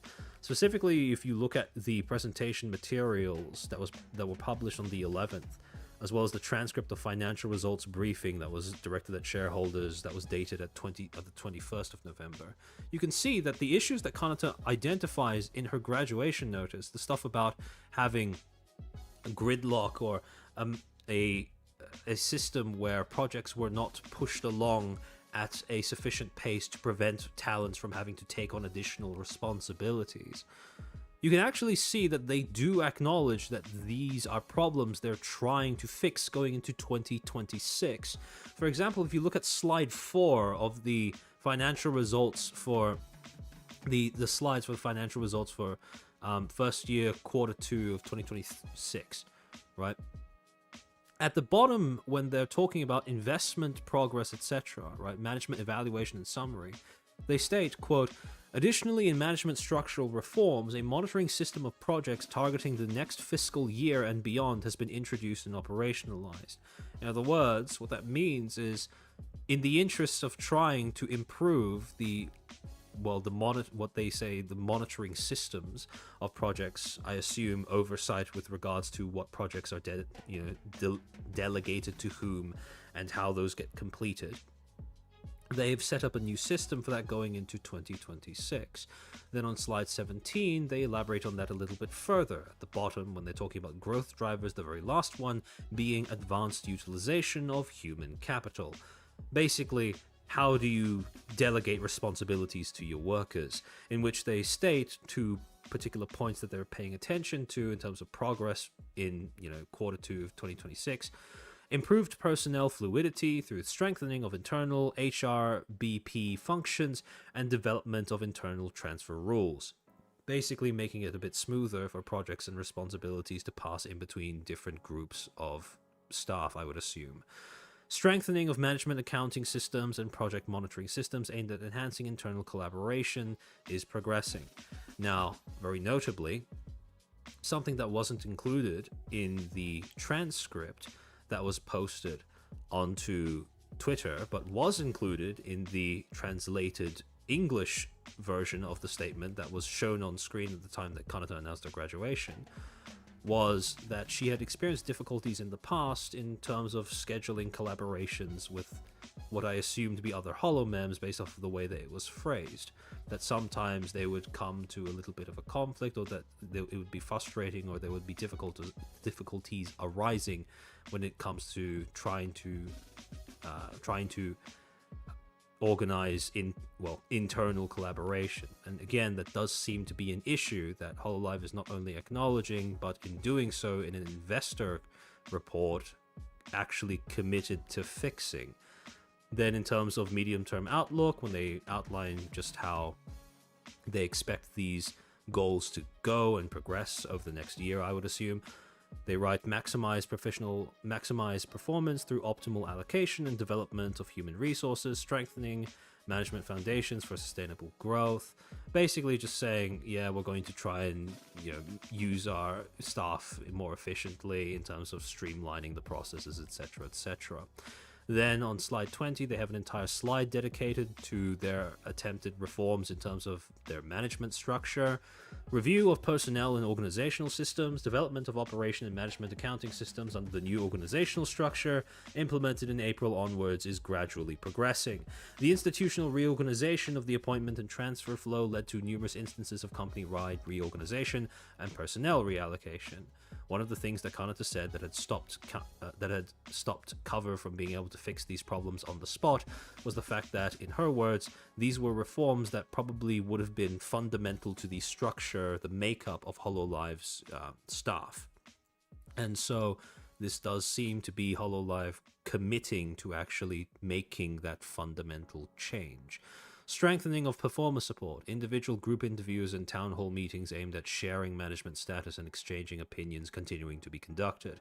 The environment for creating content for talent/fan perspective is strengthened by increasing the frequency of contact between talents and various planning departments. Again, I assume that means basically, not leaving talents to take on additional responsibilities, making sure they very regularly touch base with planning departments to ensure things run smoothly. Cost optimization. Cost rationalization for each business department is gradually progressing due to increased transparency of ordering status across departments, inventory and optimization of SaaS services, and hardware such as PCs are advancing, resulting in cost reductions exceeding 100 million yen on a full year basis. And finally, strengthening of project governance. The project operation/monitoring system aimed at the next fiscal year and beyond was introduced and begins to operate. Reevaluation of existing projects based on their suitability for medium to long-term strategy is underway, and the goal is to achieve flexible resource allocation in response to overall strategy and project progress. Does this mean they have a group chat among the managers? I would assume so. Then moving on to the actual Q&A session, yet again, they show the final slide that we just went through, progress in management structure reforms, and then they include a transcript of what the executives at Cover ended up responding or elaborating on to the shareholders. Quote, "We will report on the key initiatives in our management structure reforms as of quarter 2. First, in reviewing our personnel and organizational systems, we have been gradually developing operation and management accounting systems under the new organizational structure implemented in April onwards. Additionally, the institutional reorganization of the appointment and transfer flow led to numerous instances of company-wide team reorganization and personnel reallocation." In strengthening performer support, we continue to hold individual/group interviews and town hall meetings aimed at sharing management status and exchanging opinions. Again, I would assume that this is an attempt to increase contact and, basically communication between different parts of the management and support staff teams. We are also strengthening the environment for creating content from the talent/fan perspective by increasing the frequency of contact, between performance of various planning departments. So basically a reiteration of what was said in the slides as well. In cost optimization, increasing transparency of ordering status across departments is gradually driving cost rationalization for each business department. We are also advancing the inventory and optimization of SaaS services and hardware such as PCs, expected to reduce expenses by over 100 million yen on a full year basis. Finally, in strengthening project governance, we have introduced project operation and monitoring systems aimed at the next fiscal year and beyond and begun their operation. We are re-evaluating existing projects based on their suitability for medium to long-term strategy, aiming to achieve flexible resource allocation in response to overall strategy and project progress. This, while not perhaps being explicitly aimed at what Kanata said about pushing herself after confirming her graduation too far when it comes to trying to complete projects, this may be a system that helps to reduce the chances of that happening in future cases as well. I like how some response to this section of the stream is predicted at the start of the stream. Not everyone's willing to process the business side and rather have someone else dumb it down. Yeah, and again, I don't hold it against people. We're all busy, right? We all have way too much on our minds usually if we actually have active lives. So when it comes to stuff like this, I think it is understandable, but at the same time, I would encourage anyone who would like to try to maybe pick it up. The information that is out there, it is, I'm not going to lie, it is a lot, and if you subject yourself to it too much, it could end up reducing your ability to stay immersed in the entertainment you enjoy. But I do believe that there is a long-term benefit to learning how to process this information for yourself, because while it may lower the highs, it will also raise the lows. It will allow you to feel more secure in the emotional investments, financial investments that you have made in your respective talents or companies that you've chosen to support, precisely because you now have a better idea of why they work, which in and of itself I think is a valid reason to try. And then finally, Q&A, impact of talent attrition and VTuber departments on revenue. This is where HoloLive actually acknowledges that the string of graduations they had, between 2024 2025 was something that they did think was worth keeping an eye on, and something they acknowledged as having some sort of impact on the way that they perform financially. Question regarding revenue from merchandising. You provided relatively specific figures for the impact of North American tariffs and substitution effects across sales channels. Could you also clarify the revenue impact attributable to the decrease in talent and VTuber departures? Kaneko, in response, states, quantifying the exact mathematical relationship between a decline in talent numbers and EC sales is challenging. However, as an example, each talent typically drives around 2 made-to-order merchandise sales annually, tied to birthday or anniversary events. While the impact varies by talent, the lost sales opportunities represent a direct effect on revenue. We believe higher overall traffic increases customer engagement with content that drives purchases. However, total content watch time has declined roughly 10% compared to the previous second half, suggesting this reduction may be affecting customer exposure and engagement to some extent. So in case you were worried about HoloLive glossing over the fact that they were graduating talents or whatever towards the end of 2024, beginning of 2025, even from a cynical perspective, this is a problem that the company is not going to be interested in ignoring because it affects their numbers.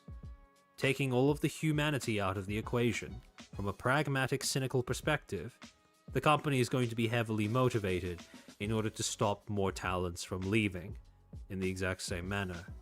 Because they are a corporation. They exist to make money. And talent departures reducing overall traffic, total content watch time, that is not good for making money. And so, at the end of all of this, My point is that HoloLive, despite being a larger company, they have managed to stick to a communication strategy with the public that does seem to be genuinely based out of an attempt at being transparent. And in the instances where information is hidden from the public, at least in the case of Kanata's graduation, it seems to be done in a manner that is at the behest of the talent, and also something that does not seem to be cynically incentivized in terms of the company itself. It doesn't seem to be driven by a cynical desire to farm goodwill or look better in the eyes of the public, but rather when it comes to picking which poison the company goes with, in the case of announcing Kanata's graduation, the poison they've picked seems to be the one that allows the talent who is graduating to be happy. Which, again, cynically speaking, doesn't make a lot of sense if the talent is leaving anyways. The fact that they would choose to do that does not scream to me of a company that is going down the path of being exploitative of its talents, or even a company that has been exploitative of its talents in any recent time. And so for that reason, while at the same time HoloLive has been pursuing this kind of strategy, yet again, this is not a termination, this is a graduation. And it is a graduation whose strategy does not seem to scream cynicism. And yet, in spite of that, in spite of the fact that there has been a very visible effort to try and make the information not only public, but accessible to audiences who don't speak the language that the announcement was initially made in, that can only take you so far when it comes to making the information penetrate into the minds of your audience. Because in spite of the attempts at making it more accessible, there were still large swaths of the audience who were reacting to Kanata's graduation who did not, would not, could not be bothered to ? Take a look at some of the primary sources, the initial wave of notifications that were released in order to try and inform even English speakers of what was going on. And as a result, at the end of all of this, 3 case studies, 3 rather different circumstances, one of them being not a termination, not a suspension, but even a graduation. All of these case studies strung together over the month of December 2025 alone has proven beyond a shadow of a doubt, at least to me, that transparency is not just a meme because of what companies do with it or claim to do with it. Transparency is not just a meme because of the fact that usually when companies claim to actually espouse it, they are lying.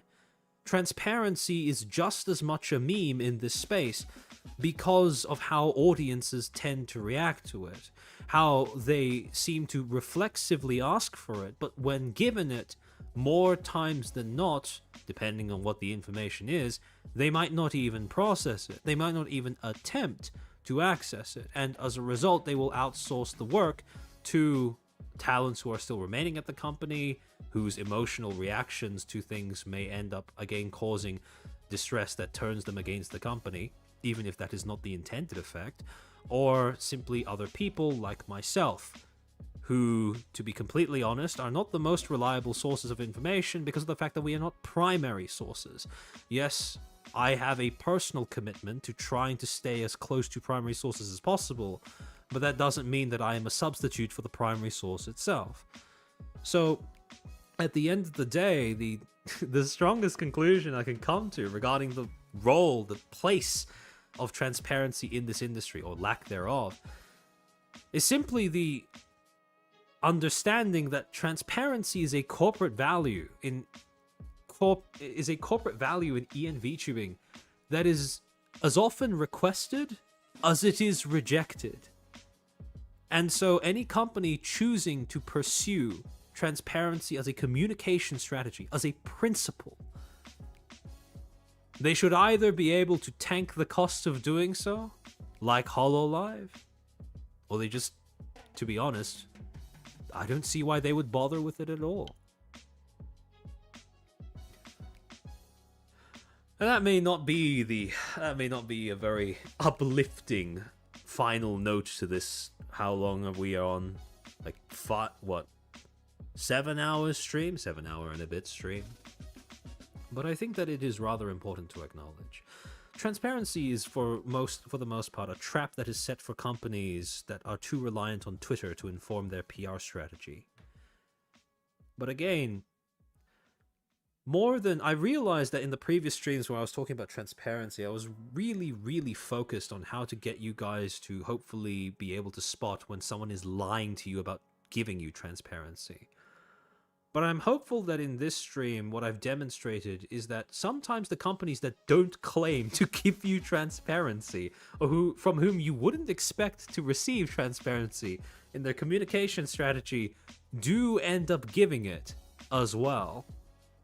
So, there is, if you are an idealist, an idealistic VTuber fan, right, who wants to believe that it is possible for a company to make decisions based off of principle or morals or whatever, as much as I advise against that, I do understand why some people would want to remain in that way of thinking, if only for the sake of preserving immersion.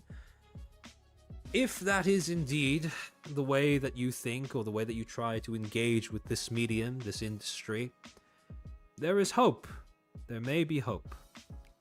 If a company as big as HoloLive can do it, even if it does end up costing them, perhaps maybe you could start looking for it in other places as well, and who knows, maybe you even find it. It might not look pretty, but you may end up finding it. If you're gonna lose either way, probably best not to play. Yeah, exactly. Fortunately or not, I am cynical of the individual first, proven correct too often. That makes sense. Stating transparency is as effective as saying, I'm not lying, I swear. In the end, it's up to the other side to decide whether it's up to the other side to decide whether it's true or not. Yeah, exactly. Like I said, transparency, I don't think you should expect transparency from any company. And I think that asking for it is a little counterproductive as well. Because realistically speaking, there's just no incentive for companies to adopt transparency as the guiding principle behind how they communicate things to the public. Either they are being dishonest, or it won't work. Because, to be blunt, the average member of the VTubing audience, or any audience for that matter, it's not a VTuber specific thing, they are not going to know what to do with that information most of the time. They're not going to know how to process it. And I'd go so far as to say that even genuine attempts at transparency are going to be rejected simply because they are transparent with information that is unpleasant to the audience. It seems to me that one of the bigger issues here is the laziness on behalf of the audience not to downplay black companies, but customers should try to not be utter morons. See, when I started off making content, that is what I believed as well, right? That people have a right to know, right? About certain things going on. You could probably actually, if you rewatch some of my first VODs or whatever, you could probably spot that idealism in the way that I talked about things. And, you know, I was still a cynical person back then, but I think that I had a lot more idealism than I have now. And I am still admittedly rather idealistic in terms of the content I make, I think. But I think I have come around to the way of thinking that it's not so much that the public has a right to know, but the public has a responsibility to know. And I don't mean that if they don't know, then they will come to harm, which is not usually the case. Only sometimes the case. Maybe they lose a few more extra dollars to a company that doesn't give a shit about either them or the talents they care about. But beyond that, they don't really come to any real harm. But I've more so come around to the idea that the public has a responsibility to know, in the sense that if they don't seek to do it themselves, then no one's going to do it for them. So, in that regard, I try to furnish you guys with tools, but I also want to show you guys how those tools can be used in order to create a better, more objective view of why things work, how they work, and, well, why certain practices may be less effective even if they are more requested. People lie about what they want all the time. They may not do it maliciously, they may not even do it consciously, but it is a universal thing in any industry that consumers will lie about what they actually want. And I believe that the biggest lie that consumers tell in VTubing is that they want a company to espouse morality and transparency. I don't think when people say they want that, they actually want that. I think that they believe they want that, but I don't think that in practice they actually do. It's interesting to think about whether or not being a fan is an active or passive activity. It varies. It depends on what you're doing at the time. Are you donating? Because I think that's an active decision. Are you trying to learn more about the companies that you learn more about the companies that you support? That's an active activity. Are you committed to watching most, if not all, of the streams from your Oshi? That is an active way of expressing support. But I do believe that in saying that, there is lots of room for passivity in the way that most VTuber fans engage with the content that they consume. At a glance, it's hard to see genuine fans, or just there for the drama or the label of fan of X. I mean, there is a lot of that. One of the benefits of becoming a fan of something is the label of being a fan of something, right? But I don't know, I find that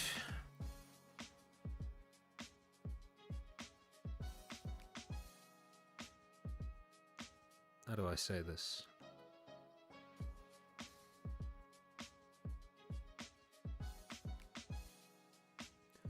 I'm not going to say that being a fan of something is the same thing as trying to know more about it. Because, again, as I keep saying, this is an entertainment industry. And sometimes information is the enemy of immersion.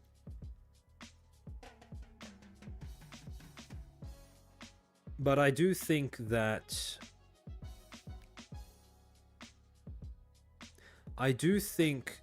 just as there is a risk of becoming more cynical towards something in your attempts to learn more about it, so too is there a chance that you may be able to deepen your affection for it in terms of actively investing in trying to understand why and how it works the way it does. What makes it unique, what makes it special, what makes it function. And there have been periods of time where I've ping-ponged between those two extremes regarding VTubing of the time that I've been streaming about it. But I think I've settled on a pretty happy middle ground where, yes, I do understand a little bit more about how the sausage is made, but I also have a deeper appreciation for the amount of work it takes to make said sausage. So I think it balances out. When it comes down to it, the phrase casual fan really is an oxymoron. How can you be a casual fanatic? Well, yeah, exactly. And I mean, that's yet another word that has been watered down through use, right? The word fan.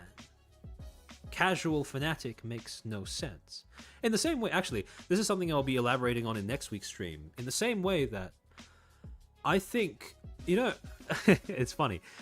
There have been multiple times when I've been doing research into this particular topic that I've stumbled across, examples that pertain to the next topic that I have scheduled for stream next week, which is the whole VTuber Rorschach test thing. But when it comes to preserving the integrity of VTubing as a medium, right, the thing that makes VTubing unique, the subculture, the conventions, etc., etc., etc., I think that one of the major reasons why, as VTubing expanded into further into the West, I think one of the major reasons behind people's erosion of the distinctiveness of VTubing is semantic in nature. When people made the decision to expand VTubing into different contexts by substituting the V for different words and retaining the tubing, instead of the opposite where you retain the V but you change tubing to something else to reflect whatever platform the streamer using a virtual avatar happens to be using, I think that accelerated the process of degrading the clear distinctiveness of what VTubing actually was. Because everyone fixates on the V meaning virtual, but everyone forgets that the tubing stands for YouTubing. I think that instead of saying Twitch VTuber, Kick VTuber, it would have made a lot more sense to say V Twitcher, V Kicker, or V Twitch streamer, or V Kick streamer. And I mean, one of the things that I've resolved to do over the next year is try to use those terms more as well. Because one of the things I don't like about that habit that people have of saying something tuber as opposed to V something is that saying something tuber in obscuring or basically taking for granted that tubing refers to YouTubing, people have also taken for granted the fact that individual platforms have fundamental content creation cultures that will end up shaping how people choose to use their virtual avatar on that platform. Twitch streaming culture has a very pronounced influence on how a lot of Twitch VTubers, you can see this especially across the big Twitch VTubers, choose to use their virtual avatars. Same thing with YouTube's content creation culture and how, YouTube creators use their virtual avatars. Same thing, I would argue, with Kick. And semantically, at least, I do think that making the switch from, Twitch VTuber to V Twitch streamer, I think that is an important one to be able to make. I think that is a shift that is important to make. It is purely semantics, but I think that is important semantics. I like when language is clear in terms of its meaning. And, well, I mean, it makes more sense for V to be the constant part because regardless of what platform you use, you're still using a virtual avatar anyways, right? V streaming would have been a better phrase for sure. Yeah, exactly, right? Or V twitching for that matter. A lot of these quote-unquote VTubers aren't even on YouTube. Exactly. And they don't, the way that they use their model, or, well, I suppose don't use their model, is reflective of that as well. Like, fundamentally, each platform encourages a different mode of engagement. It signals a fundamentally different thing to the creator that chooses to use them to publish content, right? They each have a different premise. YouTube has a different premise from Twitch, which has a different premise from Kick. Even though they may share similar functions, the range of functions provided and the manner in which people engage with them ultimately end up shaping cultural differences between the platforms as well. Seeing how a word's meaning can change due to how people use it is very interesting, especially when you're there during the original meaning. Oh yeah, no, absolutely. And this is why I encourage people being more conscious of what words they use and what words they hear other people use. Because noting that shift is, I think it's if nothing else, it's interesting, right? Billy, thank you for the 2. What about Vonly fans? I mean, you have that already, right? You have V Fansly on V Twitch by the V Twitch streamers, or a lot of the big V Twitch streamers, I should say. That's just V Twitch, Billy. Yeah, pretty much. Get language to be clear, to be a tall order when they have already corrupted the use of terms and slang. Yeah, that's true. Although that being said, one of the things that I've read this text on stream before. I've had like an entire stream dedicated to appreciating it. But one of the things that I really like about George Orwell's essay on politics in the English language is that it really hammers home that yes, language can become corrupted. But that doesn't mean it's lost forever. It doesn't mean you can't make a conscious effort to quote unquote uncorrupt the word or term, because a language's meaning is shaped consciously, or it can be shaped consciously. Just because most people end up shaping it unconsciously through the process of unthinking imitation, repetition, doesn't mean that it is impossible for a conscious, dedicated minority to change the word back into something approaching its original meaning. Actually, now that I think about it, the premise behind that is much the same with Edward Bernay's premise behind how propaganda works. Yes, the majority do have a role in defining what the norm is around something, but that norm can be shaped and pushed in different directions by a very dedicated and effective group of individuals. Just like memes, yeah, exactly. Definitions change and corrupt all the time. Yeah, I mean, the internet's ruined a lot of words in terms of eroding their meanings. Nazi, hate, safe space. Language must be corrected. Well, I mean, you could put it that way, yeah. We try, I'm sure we try, some hive minds cannot be saved. It's okay. Eventually enough members break off so that it's good enough.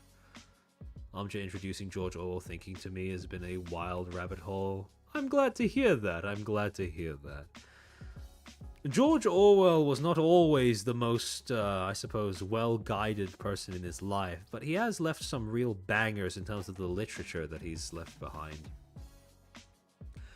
The English language goes against the inherent fluidity of communication and culture. I'd say that most cultures, well, I mean, cultures are fluid, that is true, but what they don't teach you is that the fluidity is shaped by, specifically, by groups of people throughout time. And it is almost always conscious. Most people are not going to be aware of what the conscious intent behind that change is, but it doesn't change the fact that it begins consciously. Until someone, indeed a member of the National Socialist General Worker Party, is already disbanded, I don't believe they are not. Yeah, exactly. In any case, I should probably end the stream now. I've been streaming for quite a while, so this is going to be a little bit of a headache for me to timestamp, including the scuffed bits right at the beginning. But, hold on, let me switch over to the headhort screen. Alright, let me take a look to see who else is streaming so that I can find someone to raid into. Goodness.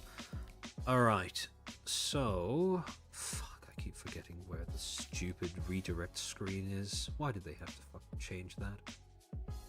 Edit. Okay, there we go. We've got it. Road to Wigan Pier is still a good read even now. I have not read it myself, but I will take the recommendation to heart. At some point in the future, when I get the chance to buy books again, I will remember that. In any case, thank you for tuning in for as long as you have, especially with the stream being as scuffed at the beginning as it was. I do have stream topics set for next week. We are going to be looking through one of the recent VTuber Rorschach tests that has emerged on Twitter, which I find to be quite fascinating in terms of how people have reacted and how those reactions seem to be indicative of ways of thinking in this space. But that being said, okay, actually, hold on. Does anyone have a recommendation for a VTuber or someone who's live at the moment who I can raid into? Because I don't see anyone on my end of things. Thank you for the education. I try. I hope you guys found this entertaining, if not informative.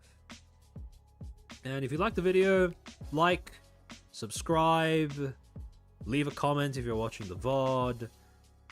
If you're watching, or actually, if you're worried about catching up to sections of the stream you've missed, don't worry, I'll be timestamping it sometime tomorrow. So it'll be easier to watch as well, since you could skip through all of the scuffed bits and also some of the more lengthier react times, hopefully, if that is not something you're interested in viewing. But yeah, Kason is live. Kason. Raiding into Kason after this stream would be an interesting decision, I'm not going to lie. Cleo is playing Baldur's Gate. Hold on, let me see. Cleo... I should have known that Cleo would still be live. Okay, yeah, she is playing Baldur's Gate. Alright. She's also on Aussie time, could be ending soon. It's only like almost 11 over here. Alright, I'll be sending you guys over to Cleo. If it turns out she's about to end stream, well, I mean, it's not like you haven't experienced that one before. So in any case, I will send you guys over to Cleo. I don't believe I've raided Cleo before, so behave. I want you guys to blend in seamlessly with the rest of the... What is Cleo's fanbase called again? What do they call themselves? I forget. Passing on the baton to fellow Aussie. Amen, brother, amen. Hopefully Cleo has better internet than I do. And hopefully her roof doesn't have any issues with it. But yeah, in any case, Otsu chair. Formal announcement for next week's stream is going to come sometime tomorrow as well, after the timestamps are up. Keep your eye on my community tab as well as the Twitter. And yeah, thank you for tuning in. I'll see you guys next week. Hopefully, actually at the time that I end up scheduling the waiting room for. Alright, Otsu chair.